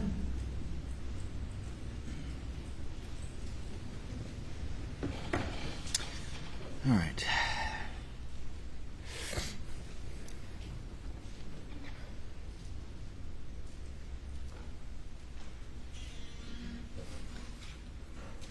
Hang up. So is it? And All right, I'm going to move this to approximately 24:56.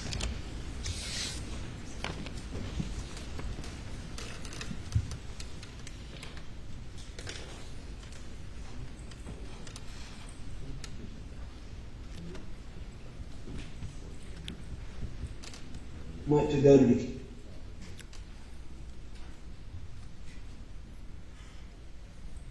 red thing, getting Correction, I'm at 12:28. him, he doesn't like to go to doctors, making him go get his blood pressure checked. His feet had swollen up recently. Wow. So, that was a big, huge deal. Okay. We hung around the house for a little while. I know that Maggie went to the kennels. I don't know exactly where Paul went, but he left the house too. Okay.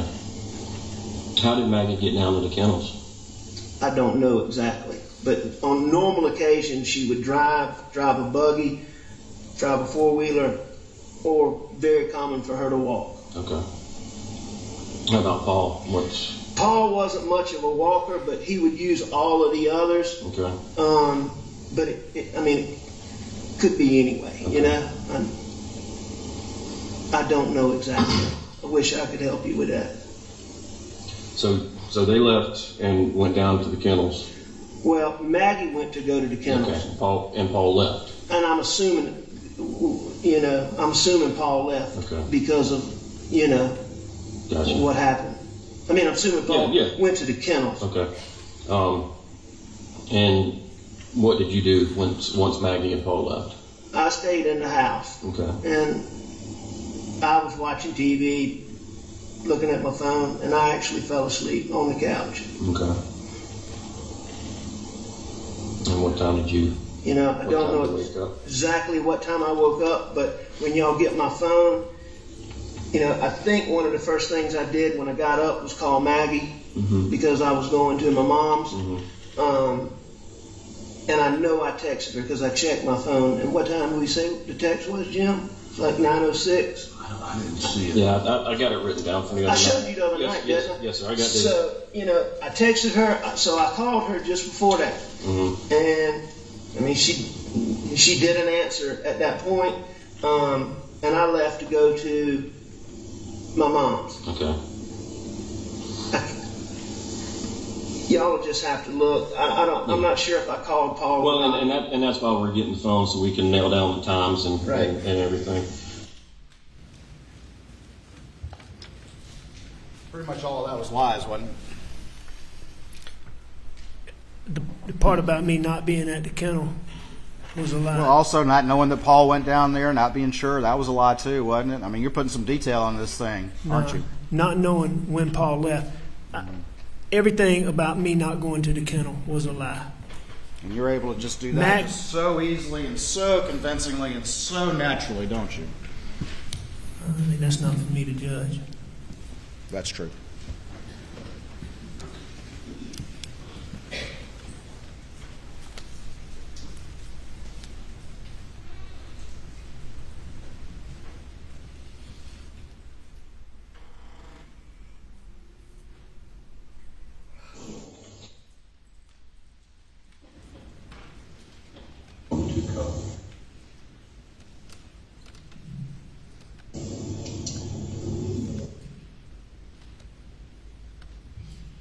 It's an odd story.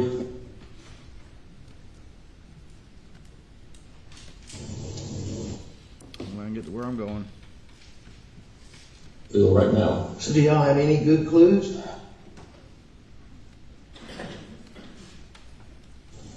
So we're trying to put a rush on that to get an answer quick, and hoping that's going to tell us something. By evidence, I mean, is it things you think are going to be helpful?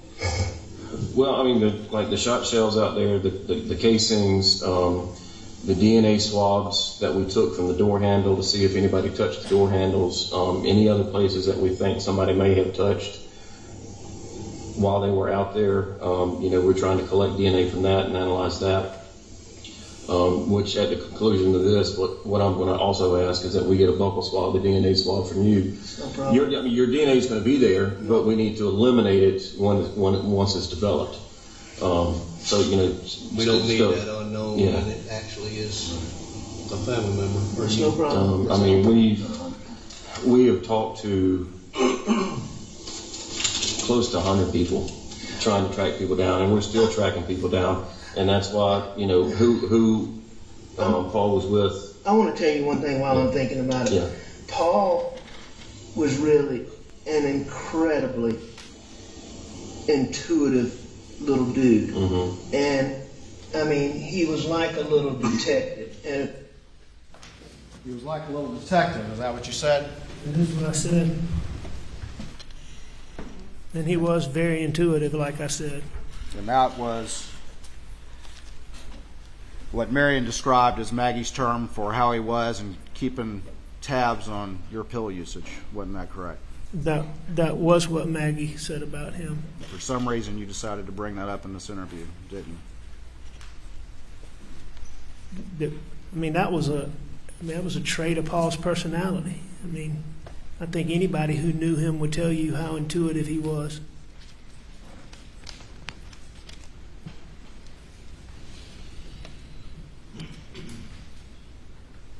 Got it.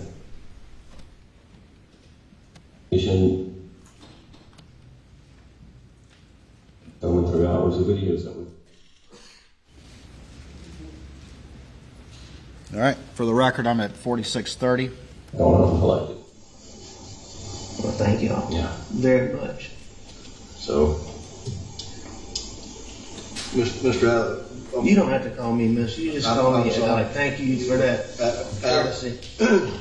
when you and Paul got back to the house, Miss Maggie's there, and y'all eat supper, which has been prepared, and you said you laid down and took a little nap, and when you got up, Maggie and Paul was gone, or did they leave when you laid down? I believe that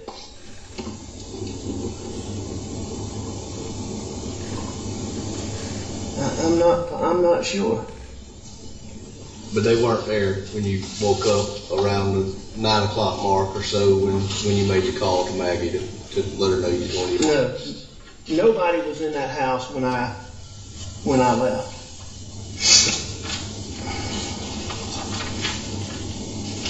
So, and just trying to narrow down, the last time that you saw Paul and Maggie's when y'all were eating supper. Yes, sir. Nothing. Your answer was yes, sir. Is that correct? That's correct.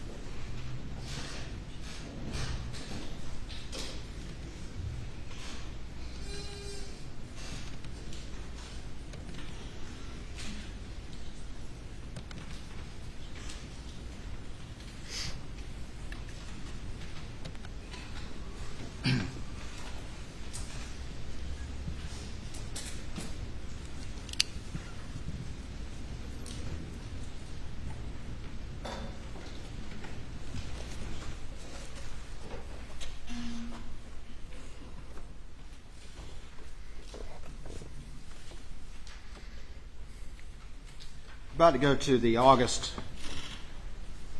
2021 interview, but between that June 10th interview and the August interview,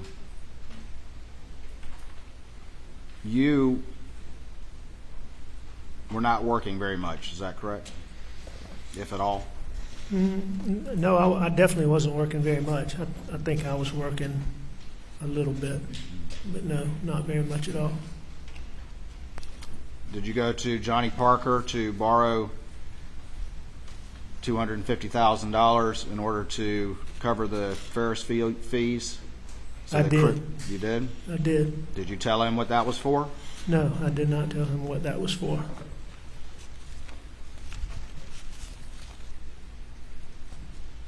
Did you go to Russell Lafitte at Palmetto State Bank and get $350,000 in order to help cover some of the Ferris fees that you had taken to send to Chris Wilson? I did. And did you get those fees before you signed any paperwork or documentation? I've heard testimony about that in this case, but I can't tell you the specifics of that. Okay. You don't recall that? Do I recall when I signed paperwork? No, sir. You don't recall that you got the money a month before you had to sign any paperwork? No, sir, I don't recall that. Recall your phone being in the console, but you I'm don't not recall disputing that, but I don't recall it. Did you go to your best friend Chris Wilson and convince him to cover $192,000, the remaining $192,000, in order for him to send that email to your law firm as if those fees had been there all along? I spoke to Chris Wilson and did not have the full amount of the fees, and I got Chris Wilson to put the remaining fees in his trust account. And when you did that, you didn't tell him the truth about your life. You just asked him to cover you, No, I correct? didn't. I did not tell him. And he agreed to do that because of his belief of who you really were, or who he thought you were. He agreed to do that for whatever reasons. I assume that was a big part of it. And once that $600,000 was transferred, Chris Wilson sent an email to you saying those fees had been there, were in his trust account, correct? That is correct. And then you forwarded that email to Lee Cope and Jeannie Seconder, correct? I know I forwarded it to Jeannie, and I've heard that testimony about forwarding it to Lee Cope, so I believe that's correct.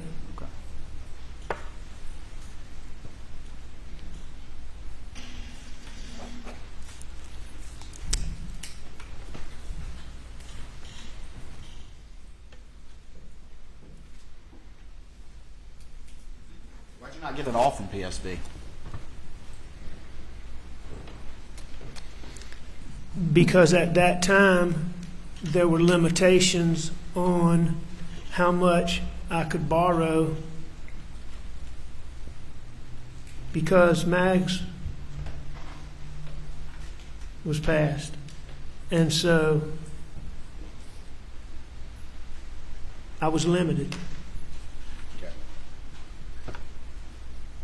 I couldn't get a loan against Moselle and had to get a loan against Palmetto State. Against Edisto.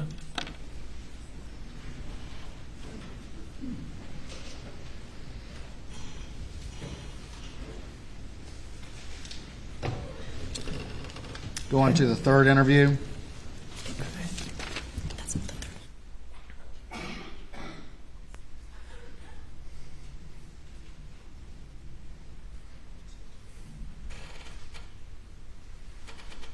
All right, I'm going to go to 1745.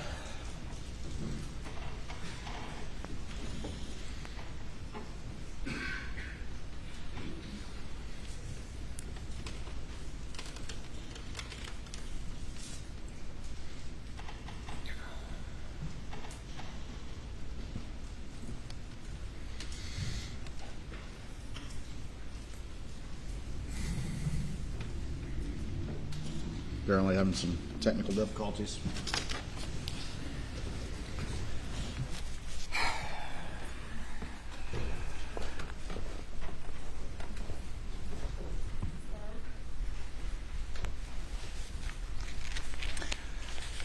jury's seen this, so, I mean, again, you repeated the same lies over and over again, I did. effortlessly and convincingly. I don't know about that. Well, they can see it there. I agree with that. Nobody yelled at you. Nobody yelled at me. Nobody, none of these guys were ever discourteous to me. Like, Nobody what? I said, none of those guys were ever discourteous to me. You made a comment earlier that David Owens was mean or something about being mean, and he was never mean to me. All right. But you decided to lie in part because you distrusted David Owen. I distrusted SLED in general, and I particularly distrusted who I thought was David Owen at the time, Okay. who turned out not to be David Owen. So wait a minute. I want to be clear. You're saying now you thought that this was some David Owen that had something to do with Greg Alexander 10 years ago. No, sir. And I'm not saying that now. I've said that all along. Uh-huh. The person that I saw and watched in Greg Alexander's trial that was clear to me was just, it was terrible what they did to Greg Alexander. And the person at SLED who was responsible for that was a guy named David. All right, and I'm not even getting into his last name. I thought that David Owens that night was that guy. Later, down the road, and it was a while, I checked into that and I found out that I was mistaken, that it was not David Owen. It was So a when we went different back guy. and we spent a lot of time going through that first statement, you're telling me now that you were sitting there thinking that this was a completely different guy the whole time, and that was on your mind during that entire interview. Yes, at the time, Okay, all right. I thought that David Owen, no, I didn't think David Owen was a different person. I thought that David Owens was the person that my dad and I had watched. Just, I mean, my dad and I truly thought evidence was Yeah, you said that manufactured, part. and I thought it was David Owen, and I was wrong about that. But that's what I thought that night. Any other factors or details you want to add about your decision? I want to answer any question you have, No, Mr. no, I mean, Waters. let's, any more? Do you have any more questions, sir? No, I mean, any more about your decision to lie. I mean, I just want to, let's get it all out now. Okay. If you have any questions, I'll be glad to answer them, sir. All right, well, I do.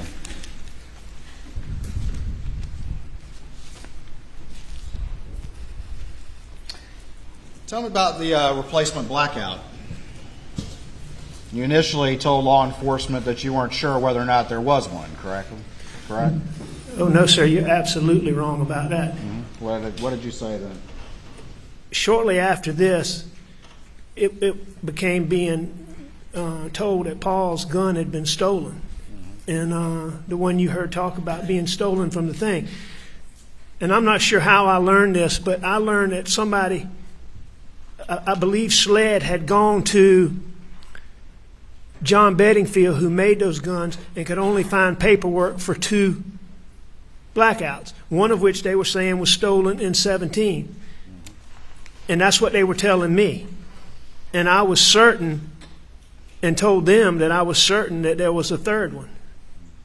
But initially, in June 8th and June 10th, or June 10th, you were saying that you thought that y'all had replaced it, and then you kind of wavered and then eventually said you did replace it, correct? I don't believe that's correct. No, You sir. don't believe that's correct? No, I don't believe that's Did you correct. say to law enforcement that you thought that this third gun, the replacement blackout, had gone missing in Christmas of 2020?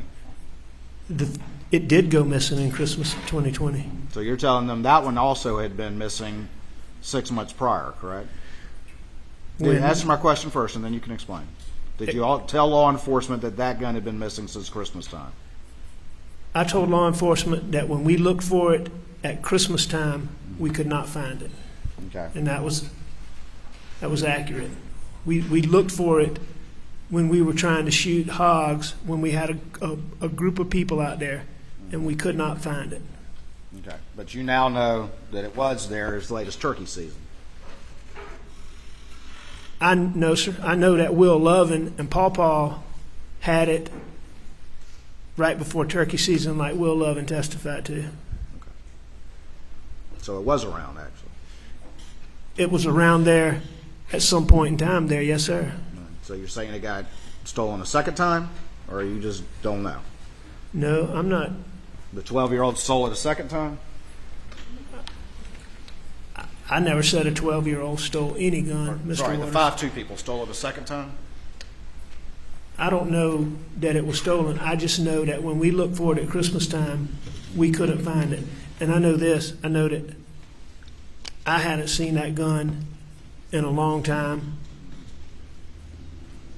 I've heard the testimony that people who were at my house using guns and hunting with us all the time, Rogan, Buster, they didn't, I can't remember about Buster, but there were several people who didn't even know that gun had been replaced. So that tells me that that gun did not stay where our regular guns were. And I know that I didn't see it there, and that tells me that they didn't see it there. Of course you didn't see it there, because it's got to be missing, right, Mr. Murdoch? Ask that Yeah, question one more again. circumstance for your latest story to work is that it's got to be missing as well. It was when you told law enforcement it was missing at Christmas time. Now we've had testimony at this trial, and now you're still claiming that you never saw it. It must have been kept somewhere else. Where else would it have been kept? It could have been kept anywhere, Mr. Waters, the way Paul did guns, the way guns were handled around there. I was terrible about that. You're terrible about that.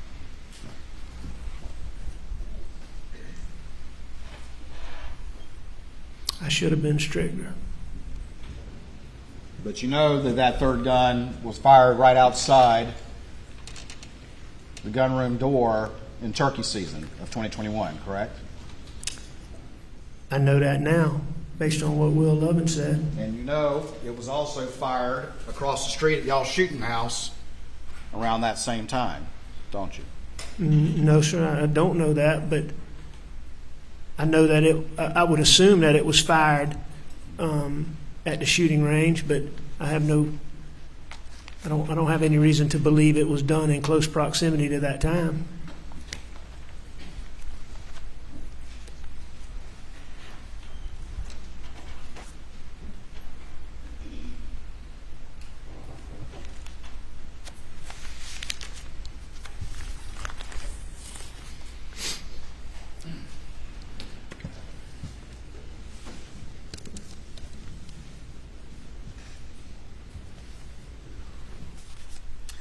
A few months go by, a couple months go by, and you get confronted about your thefts from the law firm, correct? September of 21. And unlike June the 7th, when Jeannie confronted you, this time they had unassailable evidence, correct? Yeah, that's correct. I mean, they had. No wiggling out of this one, correct? I didn't try to wiggle out of this one. Well, you've been wiggling before, though, right? You wiggled when you stole your brother's money twice, correct? Well, I admit almost all of these things, Mr. Waters, but that's one of the things that I take dispute with, Which one? that I stole that money that you're referring to. You're going to dispute that? Let's hear about that then. Tell me why you dispute cashing that check twice. I don't dispute cashing that check twice. But you're going to tell this jury that you accidentally didn't realize that you were supposed to be receiving some $125,000 check, or however $1,000 check, 2 times. How many $120,000 checks do you receive? I got that check, and this is several months after. I mean, you can look at my finances, and you can see how I was doing. I didn't balance a checkbook, but the fact of the matter is, when I got that check,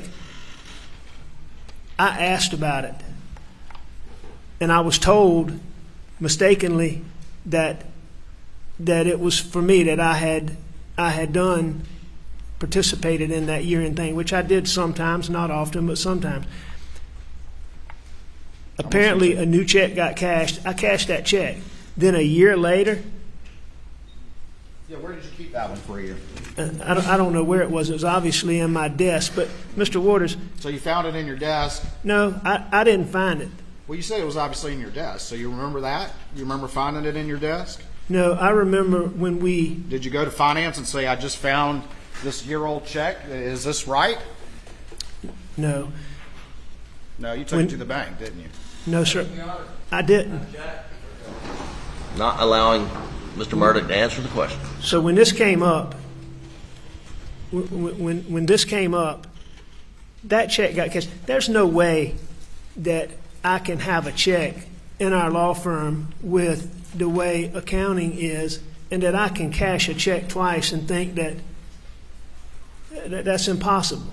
So to cash a check that's already been checked, there's no question it's going to throw that off. What happened is we used to get a rent check, we get little checks, I'd have checks, and they pile up, the small checks. That check got mixed in, and it got sent to the bank, and it got deposited. Keep going. And that was a year after. Okay. But I do dispute that I stole that money. That money. All right. Well, I mean, you brought it up. So any of the other money you dispute stealing? No, sir, you brought it up. I was just telling you that was the one I disputed. All right. And you heard Ronnie Crosby and Mark Ball testify about that, correct? I heard Ronnie and Mark testify about what they thought about it. Yes, sir.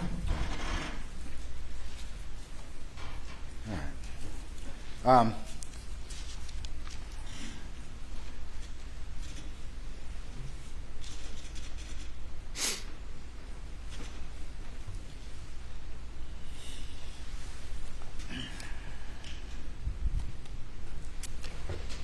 You testified yesterday about the side of the road, Yeah, yes, sir. and then you heard the testimony during the state's direct case about what you said on the 911 call. You heard that, didn't you? I did hear that. You heard the 911 call where you said you'd been attacked by an unknown assailant and described him, I did. and you saw the video from the ambulance where you said you'd been attacked by an unknown assailant and described him, I did. and you heard the testimony from Ryan Kelly where you again went into detail and described this attack from an unknown assailant, I did. and you heard the testimony about your interview on September 6th with law enforcement, in which you went into great detail and again described this unknown assailant. I did. And you heard the testimony, and in fact the image was put in about how you sat down with a SLED sketch artist and spent a period of time with her going forward and creating an image of the supposed assailant. I did sit down with I was in the hospital, and they came in, sat down with me, asked me a bunch of questions. I answered their questions, and Yes, you did. You it sat came there. it came up with a composite. Yes, sir. Sat there and answered their questions just as effortlessly and convincingly as you've been trying to do for the past 2 days. Isn't that correct? No, sir, that's not true. In that hospital, I mean, I couldn't sit still. I was standing up. I was walking around. I was using the bathroom with the lady sitting right there. I was 2 days into not taking, 3 days into not taking pills like I had been. So, no, it wasn't effortlessly. But, I mean, I told him what I told him. I don't dispute that I lied. It was all lies, though, is the point, correct? It was. I mean, you're saying withdrawals, but you still were able to pull off lies in great detail. I Correct? lied to them.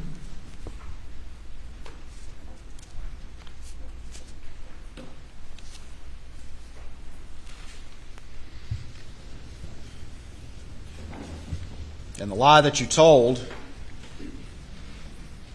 of an unknown assailant was to try to make people think that the, quote, real bad guys were back again to finish the job. Isn't that true? No, sir, that's not true. That's not the effect that you intended that story to have? Did it have that effect on people that you knew? Isn't that the exact effect that it had? I don't think there's many people that believe that. No, sir. I know the people that were, the people that were closest to me didn't believe that.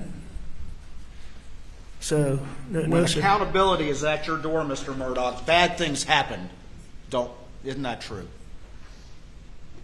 When accountability is After at my your life- doorstep, Go ahead. bad things happen. What do you mean by bad things? June 7th happened. September 4th happened. I don't believe that June the 7th happened because accountability issues were at my doorstep. Now, I do believe in September that I tried to get a man to help me kill myself because issues were at my doorstep. Every time, or I'm sorry, for the first time in your life of privilege and prominence and wealth, when you were facing accountability, each time suddenly you became a victim and everyone ran to your aid. Isn't that true?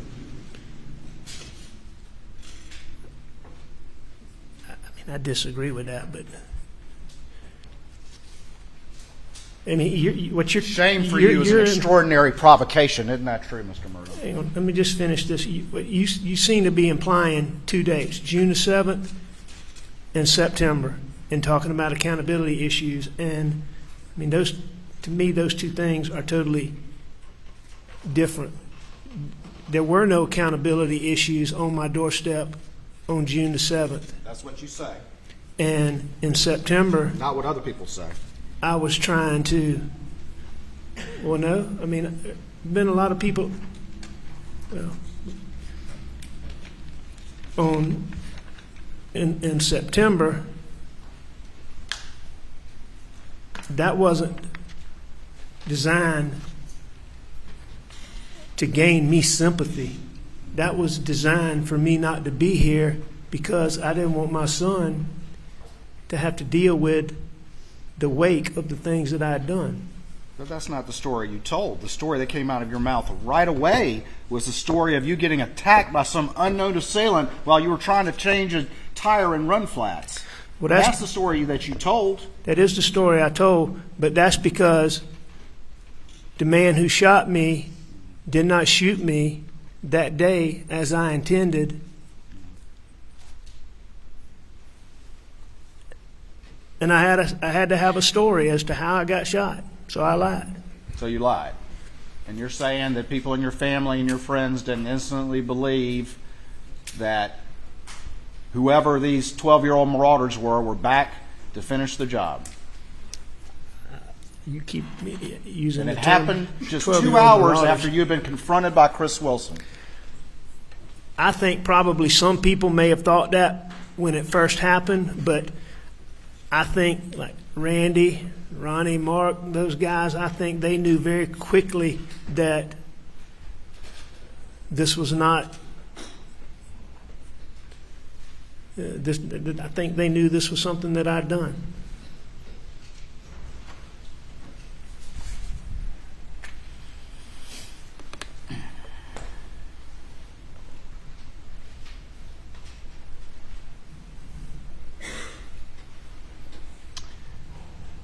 Shame for you, I asked this before, but shame for you is an extraordinary provocation, isn't it, Mr. Murdoch?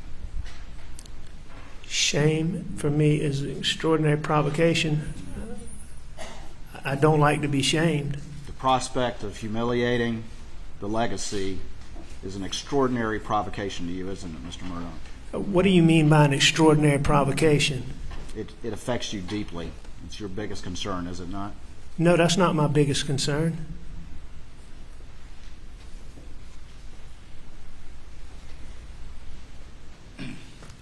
You're a middle-aged man like me. I'm 54 years old. I'm not sure. You look like you're in better shape than me, so I don't know. I was actually a couple of years behind you in law school, but we never knew each other, did we? I never knew you, no, sir. Had a very successful career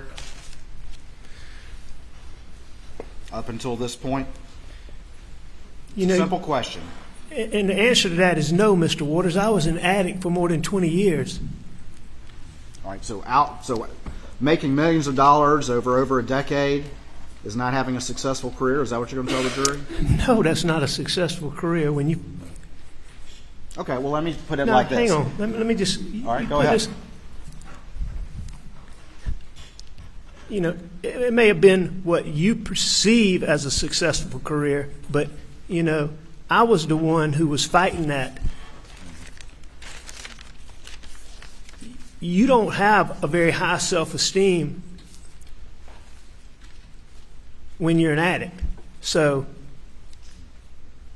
I don't deem myself a success. All right. Would you agree that at least outwardly you were perceived as successful?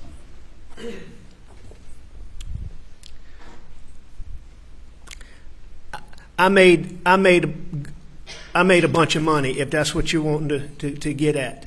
No, I'm actually asking about the perception. You were perceived as a prominent, I tried to be. powerful lawyer. How I was perceived, president I of don't the know. trial I lawyers. sure tried to be.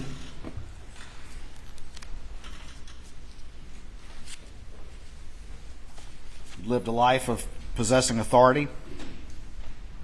Possessing authority? Yeah, we saw the badges. You just admitted of your prominence in the legal community. I don't think that I lived a life of possessing authority. I never saw myself as that way.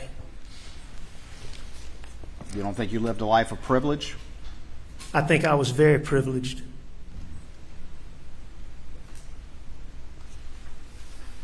And as we move to June of 2021, you were suffering from a drug addiction. Absolutely. Your father was terminally ill.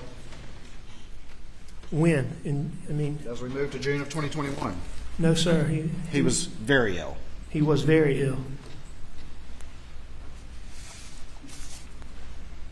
And you were coming to a point of financial crisis.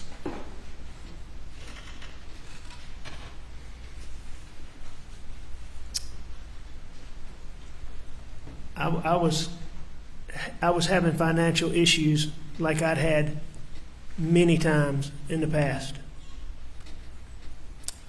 Mr. Murdoch, are you a family annihilator? A family annihilator? You mean like, did I shoot my wife and my son? Yes. No. I would never hurt Maggie Murdoch. I would never hurt Paul Murdoch under any circumstances.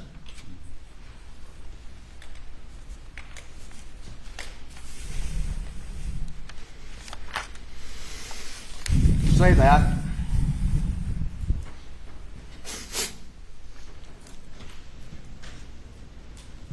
Excuse me? You say that, but you lied to Maggie, didn't you?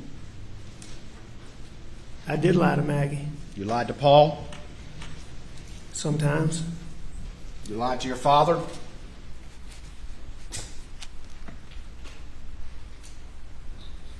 I'm sure I did at some point. Did you tell him all the stuff you'd been up to over the years before he died? No, I didn't tell him.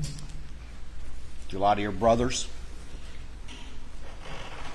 About financial things, Yes. I would have lied to Randy at some point, I'm sure. Did you lie to him about the last time you saw your wife and son alive? I did. Did you lie to their wives? I'm sure I did. Did you lie to Marion Proctor? Yes. Did you lie to Bart Proctor? Yes. Did you lie to the Brandstetters? Yes. Did you lie to your best friend Chris Wilson? Probably. Did you lie to your other friend Barrett Bulware when you took his money? No, sir. No. I didn't lie like I told you. I didn't lie directly to him. I lied to him by omission, like we talked about. I mean, I didn't talk to him. I didn't see him at that time. Did you lie to your law partners? I did. Did you lie to them about the kennels? Some of them. Did you lie to Mark Ball? Yeah, I believe, based on what Mark said, I believe I did. Did you lie to Ronnie Crosby? According to what he said, I believe I did. Did you lie to Johnny Parker? I don't believe I ever discussed that with Johnny. Did you lie to him about the finances when you borrowed that money in July of 2021? I don't know if I lied to him about.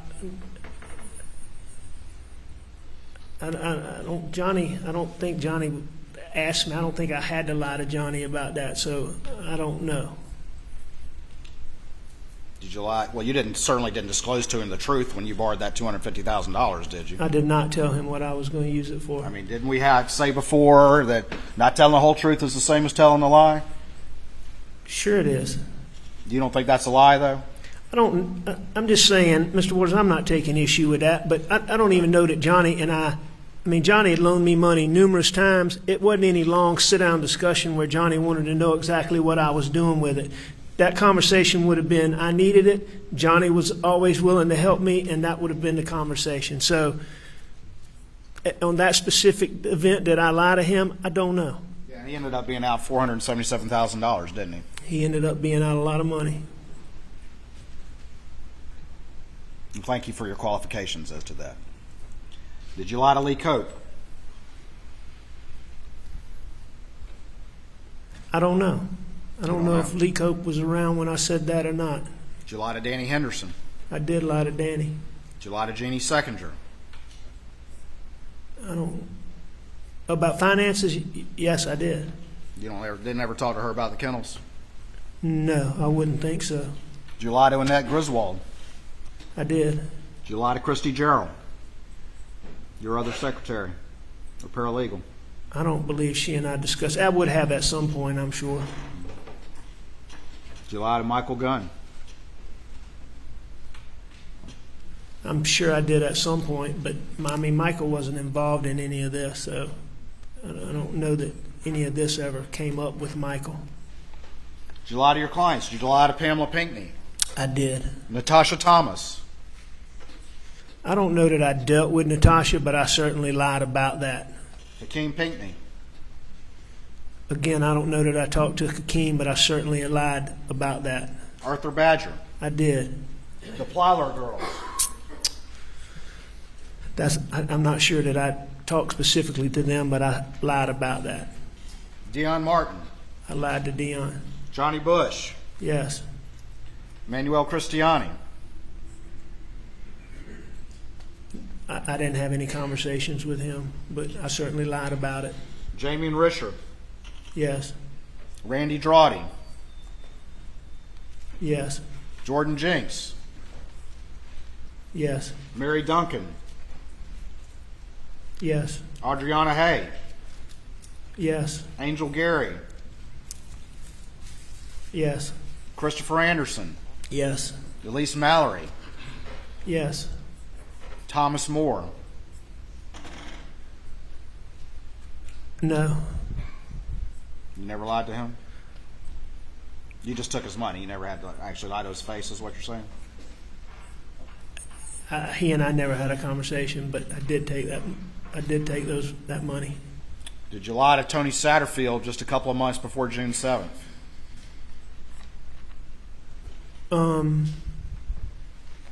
We saw the text. You want me to get it out? Just remind me. There's been a lot. Just remind me what it was. I'm going to show you what's been marked as 463. And I don't remember the exact date. So That was in April of 2021. Is that right? Where you text him and tell him how hard you're working on the case, when in fact you had stolen millions of dollars from him? Tony Satterfield, who got up on this stand and told the jury about that? I texted him on April 12th, so 5 weeks before June 7th. Told him everything was okay. You're working hard, right? It's a complex case. Yeah, I told him I was working on the case. He was the son of your longtime housekeeper, Gloria. I'm sorry? He was the son of your longtime housekeeper, Gloria, who had served your family for many years. That's correct. And you stole millions from those boys. I stole those funds. And he and his family had started asking questions as we moved to June 7th. Didn't that happen? No, I mean, there wasn't any rise in them asking questions. No, sir.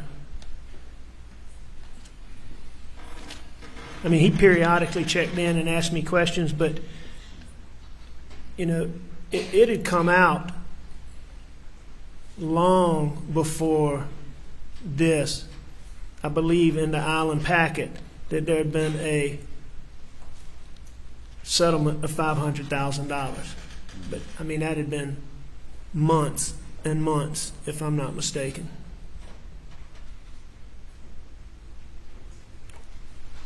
And so I didn't notice any uptick in Tony asking questions, and I don't believe that there was any uptick in Tony asking questions before June the 7th. So you just gratuitously out of the blue decided to lie to him and send that text? Or were there things going on externally that caused you to need to head him off at the pass before further questions started to be asked about money you couldn't pay back at that point in time? Nah, I don't think there was anything. I mean, on April 21st, I don't know what external factors you're talking about. Do you want to explain that one anymore? Explain what? Whatever you want. I just want to answer your questions, Mr. Waters.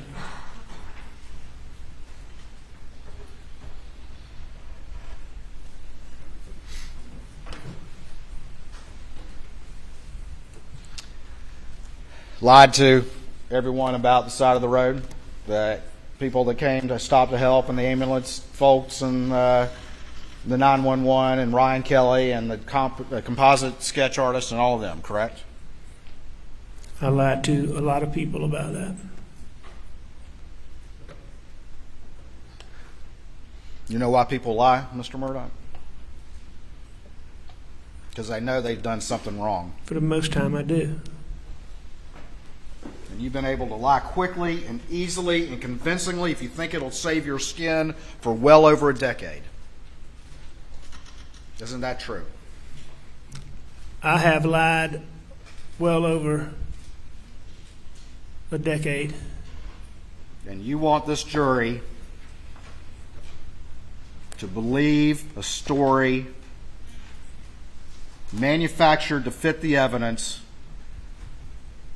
that you brought forth just yesterday after hearing this trial's worth of testimony. No, sir, that's not correct.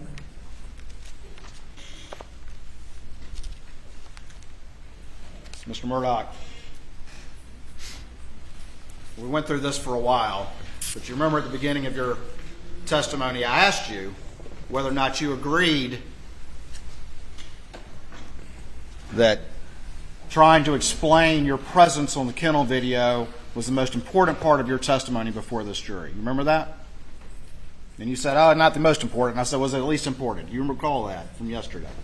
I recall you asking those questions, yes, sir. And you agree it's important, don't you? I agree that is an important component. But I think there's a lot of important components. And you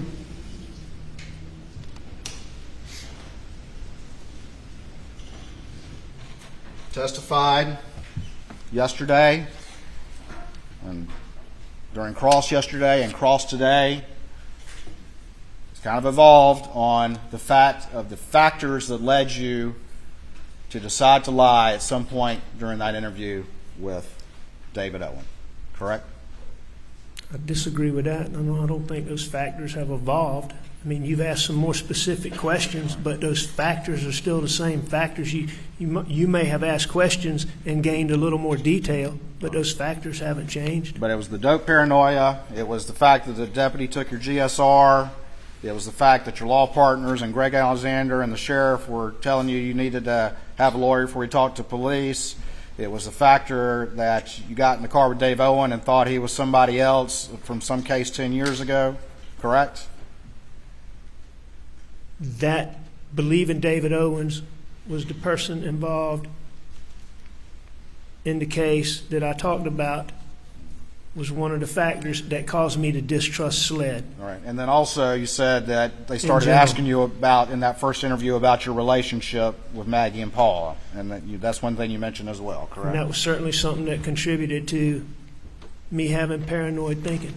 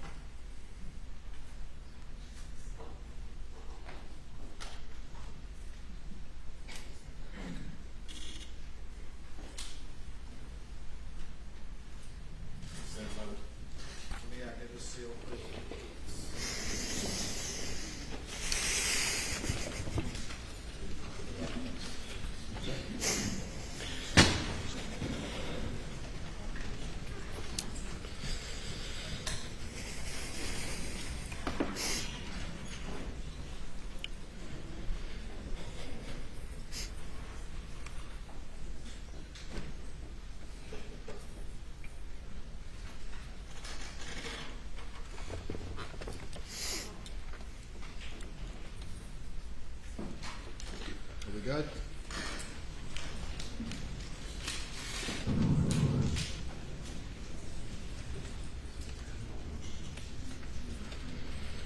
For the record, I'm playing the Daniel Green body cam video, 2026. Crime scene, he's contact with. He's also going to give us the assistance of a couple of violations. Cover that. They are dead on me. Just turn on those. Yes, sir. That's what it looks like. Where are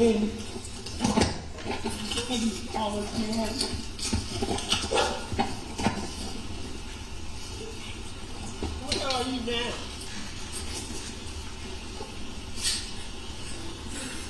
All right. Yeah, the police are here now. The police are here now.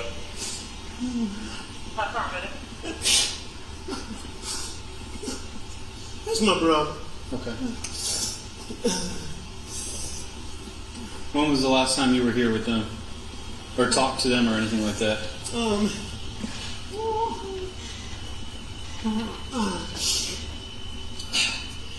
It was earlier tonight. I don't know the exact time, but Okay. I left. I was probably gone an hour and a half from my mom's, and I saw them about 45 minutes before that.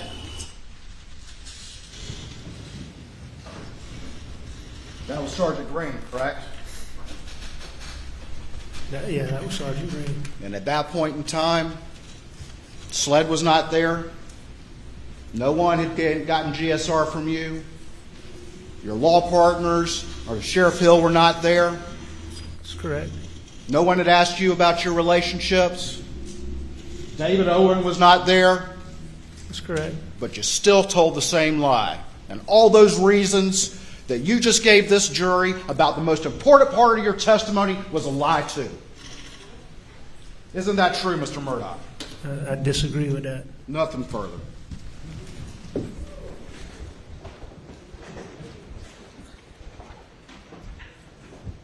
Ladies and gentlemen, we'll take a break now. Please do not discuss the case.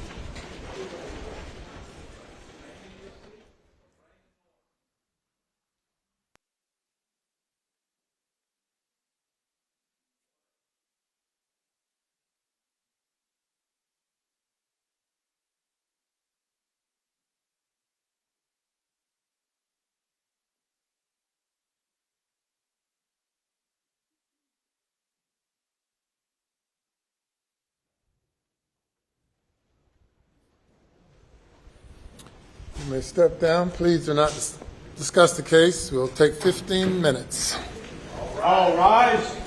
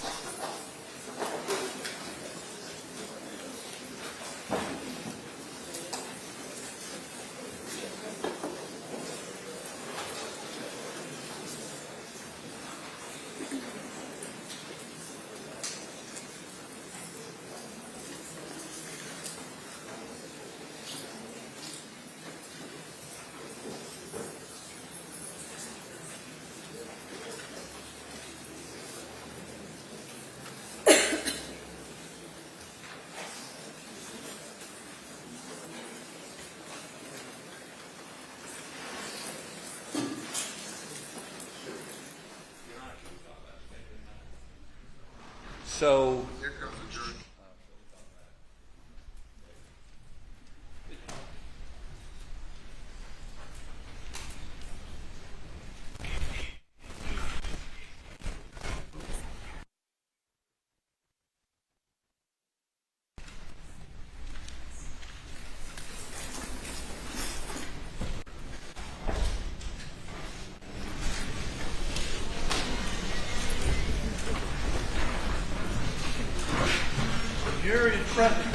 All right, thank you. Redirect. Thank you, Your Honor.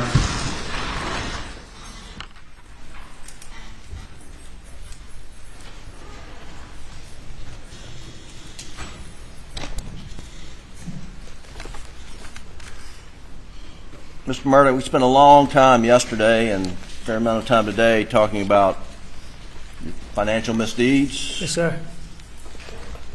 Have you been criminally charged for those financial crimes? I have been. And you have pending charges against I do. You were asked specifically about $792,000 in Ferris fees that you diverted from the law firm. Do you recall that? Yes, sir. And I think you were asked about an accounting or where that money went, and it went out pretty quickly, roughly. Yes, sir. And you recall testimony that over $500,000 went to Curtis Eddie Smith. I do. And what would that have been for? That would have all been for pills. For opioids? Yes, sir. Specifically, all I was taking at that time was oxycodone and OxyContin. And you were an addict, were you not? I am an addict. You are an addict. And did you repeatedly lie to those you love to cover up your addiction? I did. And were you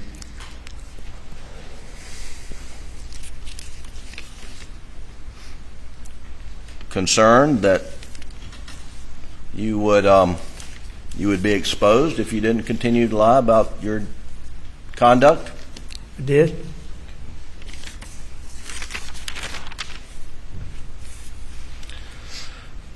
There's some specific things you were asked about, which I'd like to go over.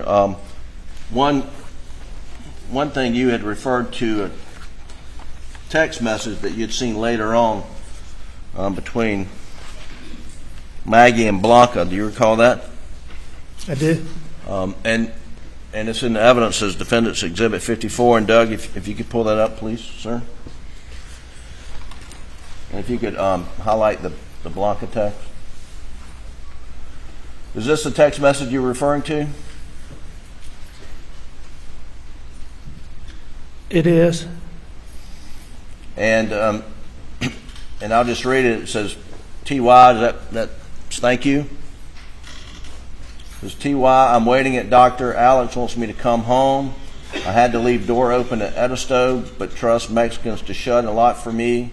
His dad is back in the hospital. The last doctor claims not cancer, it pneumonia." And then she has some faces. "Alex is about to die. Hope he doesn't go down there to sleep. Alex needs to take care of himself as well." Is that the text message you're referring to? Yes, sir. And did Blanca share this message with you after Maggie was murdered? Blanca ultimately she shared that with me. She first told me that, Maggie was worried about me, how much she loved me, and that she was worried about me, and had texted her. Okay.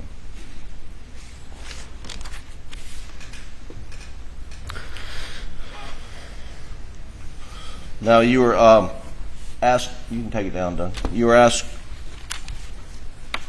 questions about conversations around the dinner table on the 7th about, well, didn't eat at the table, but around while you were eating dinner about Paul's health. Is that correct? That is correct.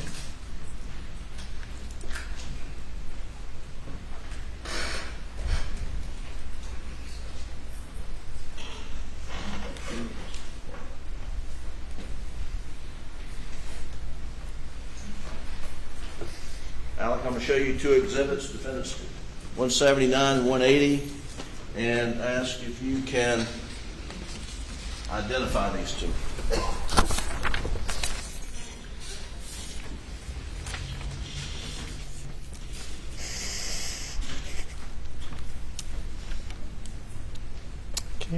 I can. And what are they?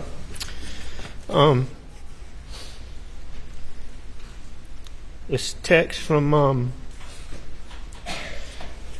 let's see, it's a text from Paw to me on May the 30th. And then, and what's 180? Exhibit 180 behind it. That's a picture of Pawpaw's feet. Your Honor, would move defendants exhibits 179, 180 into evidence at this time without objection, I believe. Without objection, Your Honor. Submitted. Pull up. Do you have 179? We've got to put it. You can let me put it on the Elmo.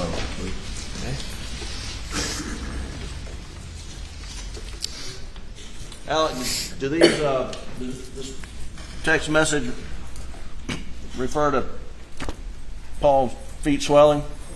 They do. So if you'll do, you can pull it up. All right, go up a little more so we can read it. And it says from Paul, and that phone number, is that your phone number? That is. It's my phone number, 1227.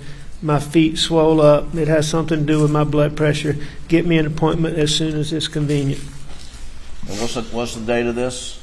May the 30th. 2021, right? Yes, sir. And Doug, if you'll show the picture, I believe this is a blow up of the picture that's in this exhibit 180. Can you pull out? Is that a picture of that Paul had sent you of his feet swelling up? It is. Is this what y'all discussed, when you're eating dinner?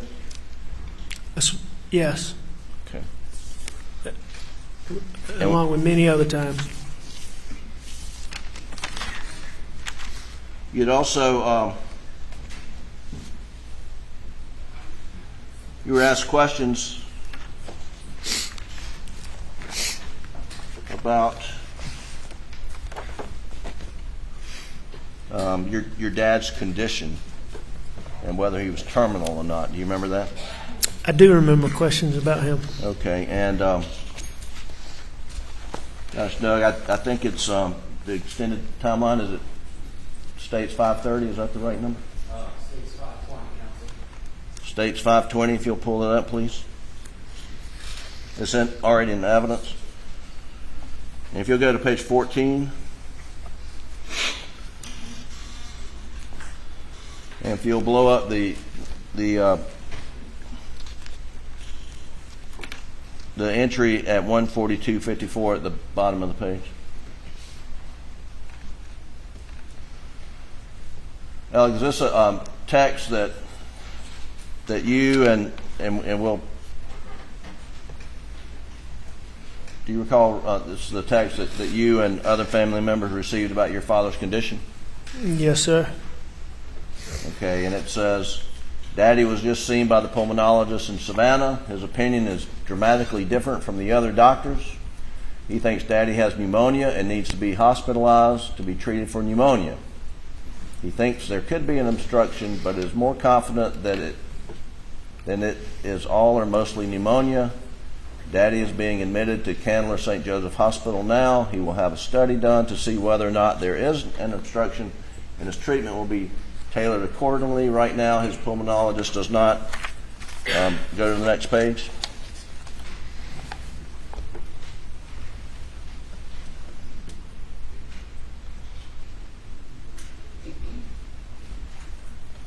Does not believe that he'll be getting radiation treatment, and in fact, the pulmonologist says that the palliative radiation treatment to try to open the airway is a Hail Mary.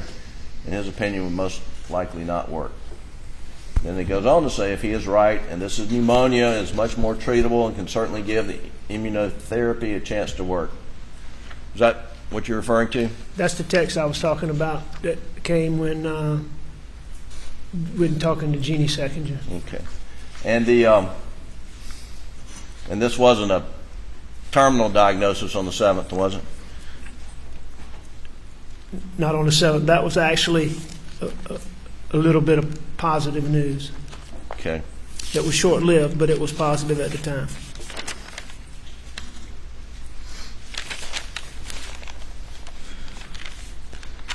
You can take that down for now, Doug.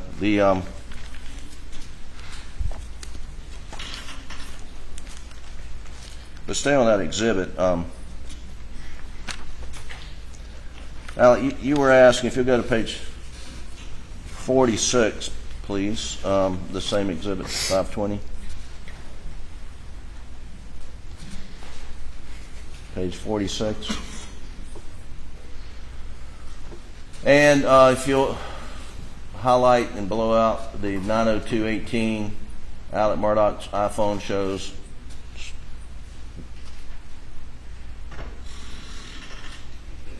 Now, Alec, do you remember being asked about these steps, 283 steps traveled during this period of time? I do. And I think you testified your belief was you're just getting ready to leave to go to your mom's house. Is that right? That's correct. I mean, that would have been the time I was right before I left to go there. And you were, looks like you had made some phone calls during this period of time, correct? Yes, the record show. Alec, did you have Maggie's phone with you at any time between 9:02 and 9:06? I didn't have Maggie's phone with me any time that night.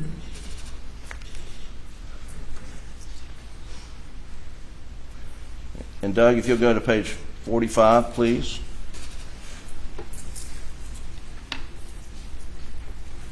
If you go to the entry at 8:53:15 to 8:55:32.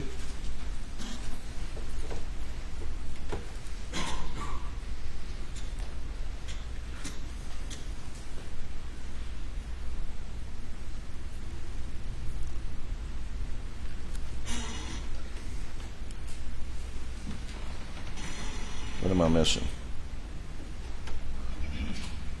Can you go? You're missing it. Go up one more entry, please. The one that records steps, please. And then take it all the way to the bottom, Doug. Thank you. This is in evidence, and this is Agent Rudowski's timeline, and it says Maggie Murdaugh's phone, iPhone shows 59 steps traveled between 8:53:15 and 8:55:32. Were you walking with Maggie Murdaugh's phone during that period of time? I wasn't walking with Maggie's phone any time that night. And if you'll look at Agent Rudowski's entries, is there entry of her phone showing steps during any time between 9:02 and 9:06? Do you see any on this page from 8:53 to 8:55? No, sir. If you'll turn to the next page, page 46. Going down to your steps, is there any recording of phone steps, phone recording steps, according to the data we now have for Maggie's phone at any point in time up to 9:02? No, sir.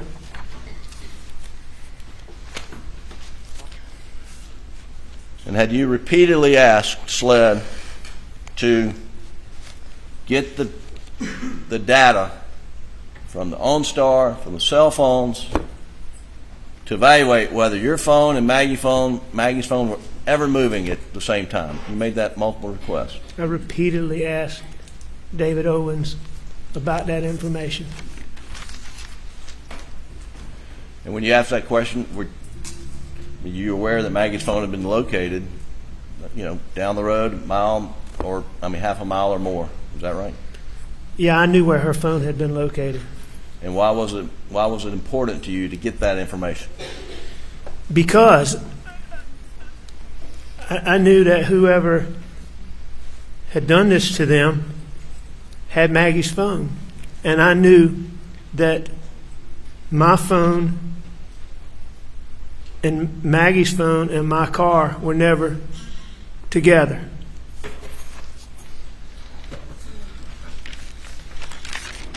At any point in time. Sure. Now, you have given inaccurate times in many statements to law enforcement in this case, have you not? I did. And we reviewed some of those in your direct examination. I mean, one was Paul getting to Moselle around 5 p.m. Do you remember that? I do. Were you lying to Agent Owens or anybody when you said Paul got there at 5 p.m.? No, I wasn't lying to him. I mean, I thought that at the time. And when you... most of the times when, or a lot of the times when I gave times, I qualified them and say, but, you know, you can look at this.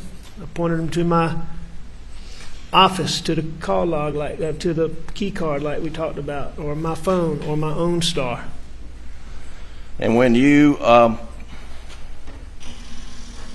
told the agents that you thought you got to the office 8:30, 9 o'clock on that morning of June 7th, well, you were wrong, right? I was wrong. Were you lying? No, I wasn't lying. Okay. And when Deputy Green drove up and you had your first encounter with him, I believe you told him that you had been gone to your mom's house for an hour and a half. Is that right? We just heard it. The last one? Yes, sir. Yeah, hour and a half. I think that is what I told him. Hour and a half. And that the last time you saw Maggie and Paul was 45 minutes before that. Yeah, that's what I said. And when you spoke to Deputy Green, it was about, I think the records show they didn't arrive on the scene until 10:22 or something like that. Is that right? That sounds right. I mean, I think that's what the records show. That sounds right. And that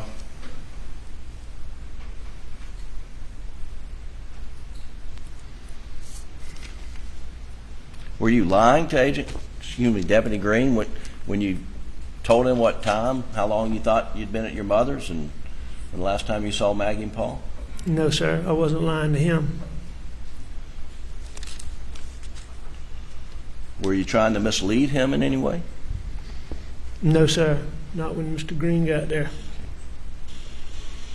Now, you've admitted in the first few questions that I asked you yesterday and multiple times today that you lied to Agent Owen and Deputy Rutland and Agent Owen and Agent Croft and on a couple occasions about your whereabouts following dinner, correct?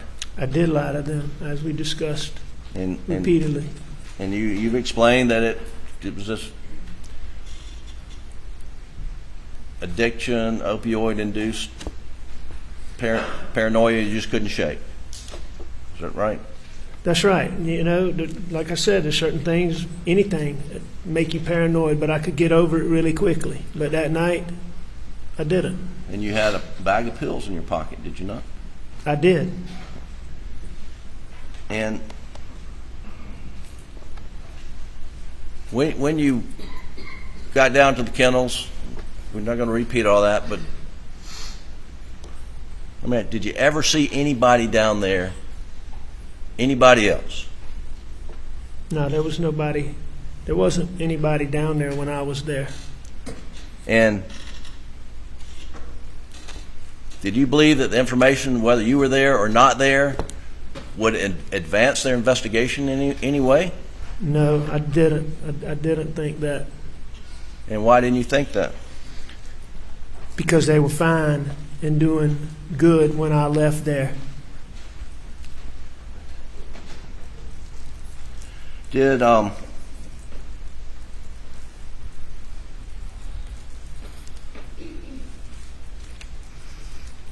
the 911 call, Do you remember that the call first went to Hampton? I don't remember that, but I know that now. And what we played here in the court in your testimony was the Colleton County handoff. Do you recall that? I do recall that.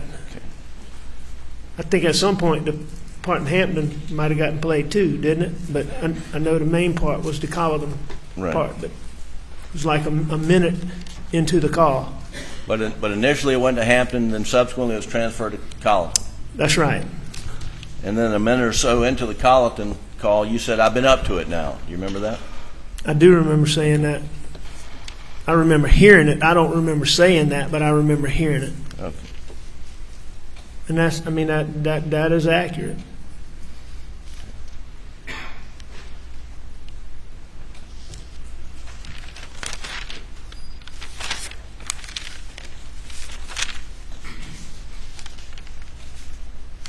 And by up to it, at that point, I had gone all the way up to them at that point. When I first got out, I was close, but I wasn't right at them, I don't think. Right. You were asked about the roadside shooting, and your intent was to end your life that day, was it not? It was, no question.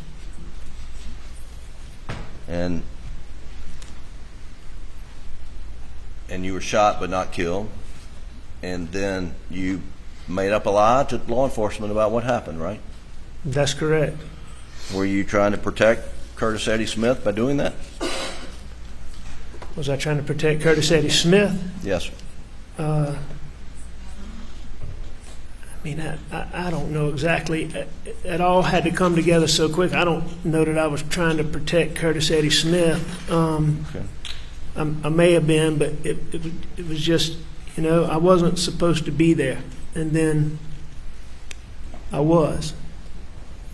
When you say I wasn't supposed to be there, what do you mean by that?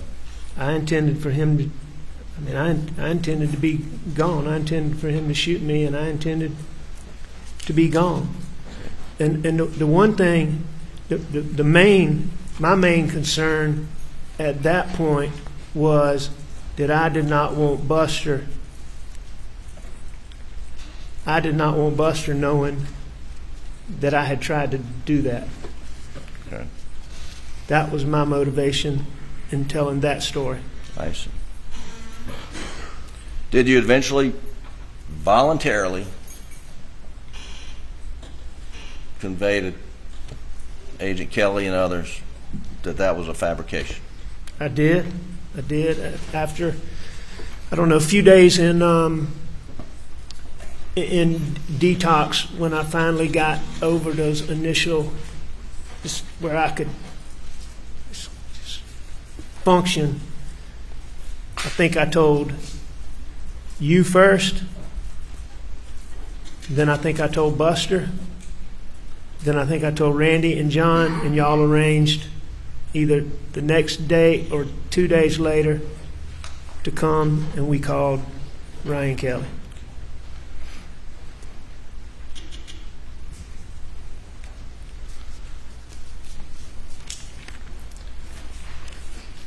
Alec, you've lied to your family over many years, have you not?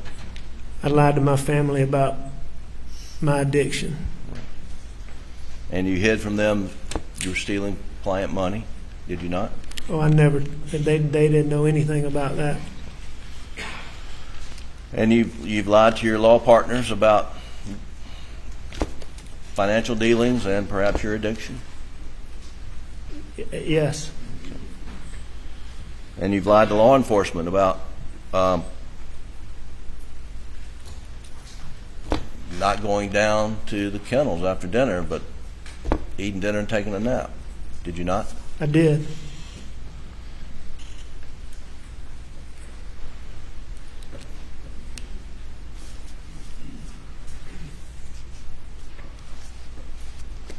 Alec, did you murder Maggie? I would never hurt Maggie. Did you murder Paul? I would never hurt Paul.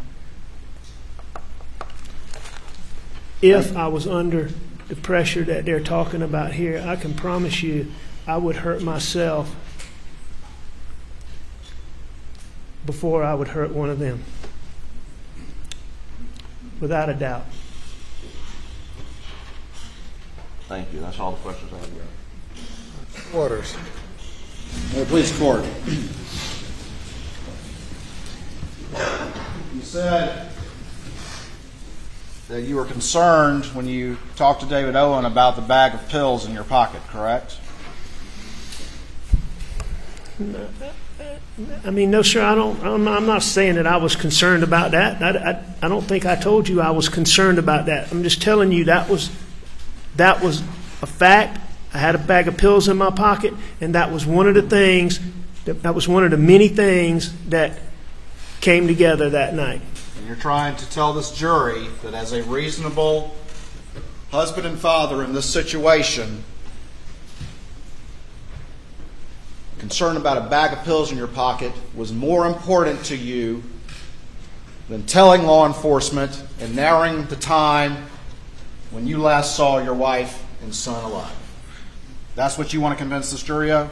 No, sir, because, I mean, the bag of pills in my pocket was not what I was concerned about sitting in there. It was, as I said, it was one of the many things that was going on. But I wasn't sitting there worried about those pills in my pocket. You were asked about requesting the phone and automobile data, and that was because as a prosecutor and a lawyer, you had been manufacturing an alibi to cover your tracks. No, sir, that's absolutely wrong.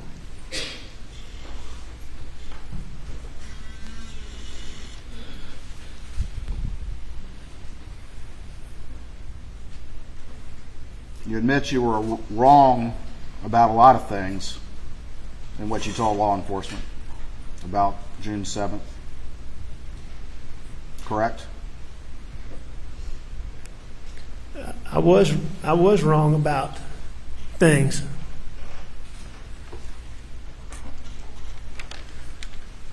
Some things. You were asked whether or not you voluntarily confessed to Agent Kelly, but you only did so after being confronted with undeniable information, correct? No, sir, that's not correct at all. What I was told is that, and I believe this came from Randy, what I was told is that SLED had come up with some information that seemed like it was consistent with my story, and they needed me to verify some things, is what they told me.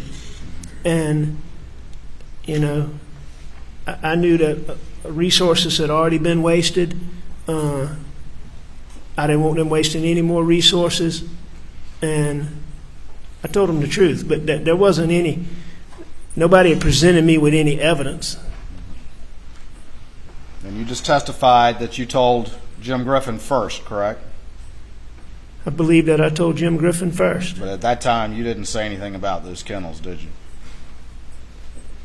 To Jim Griffin? At that Correct. time, no, sir, I didn't.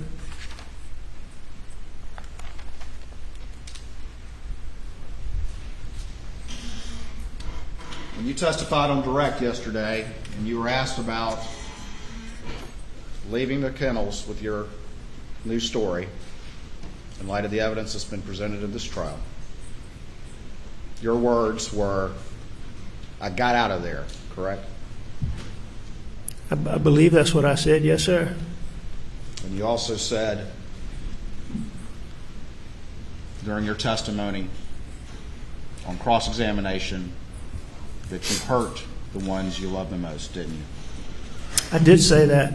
Thank you. Nothing further. In saying that, Mr. Waters, I just want to explain that answer.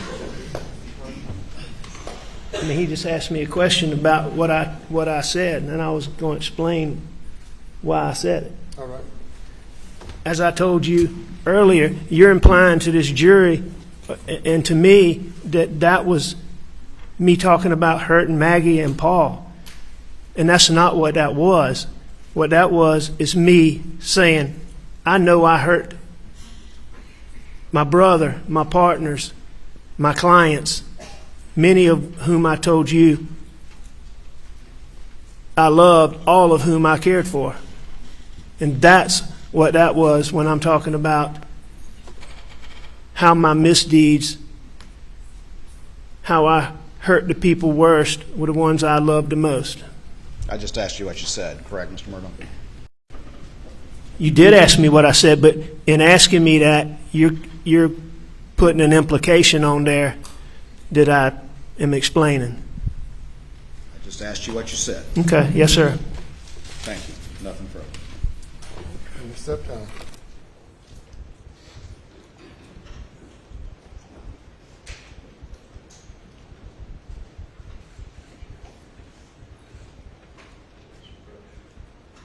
I'll stand for a moment while council approach.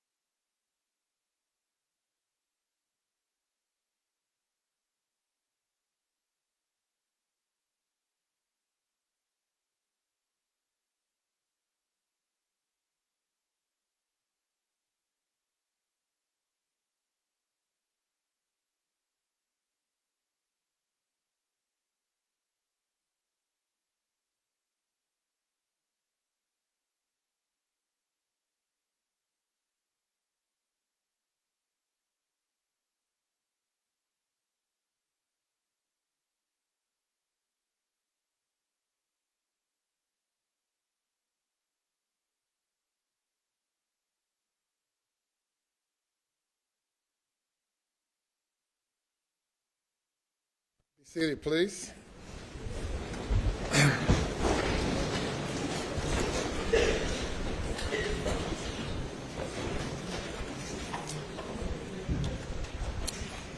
Well, we've come to the end of this week, and we will adjourn now and resume at 9:30 Monday morning. Have a great weekend. Do not discuss the case or allow yourself to be exposed to any information concerning the case. And we'll see you Monday morning. Have a great weekend. Cheers excused.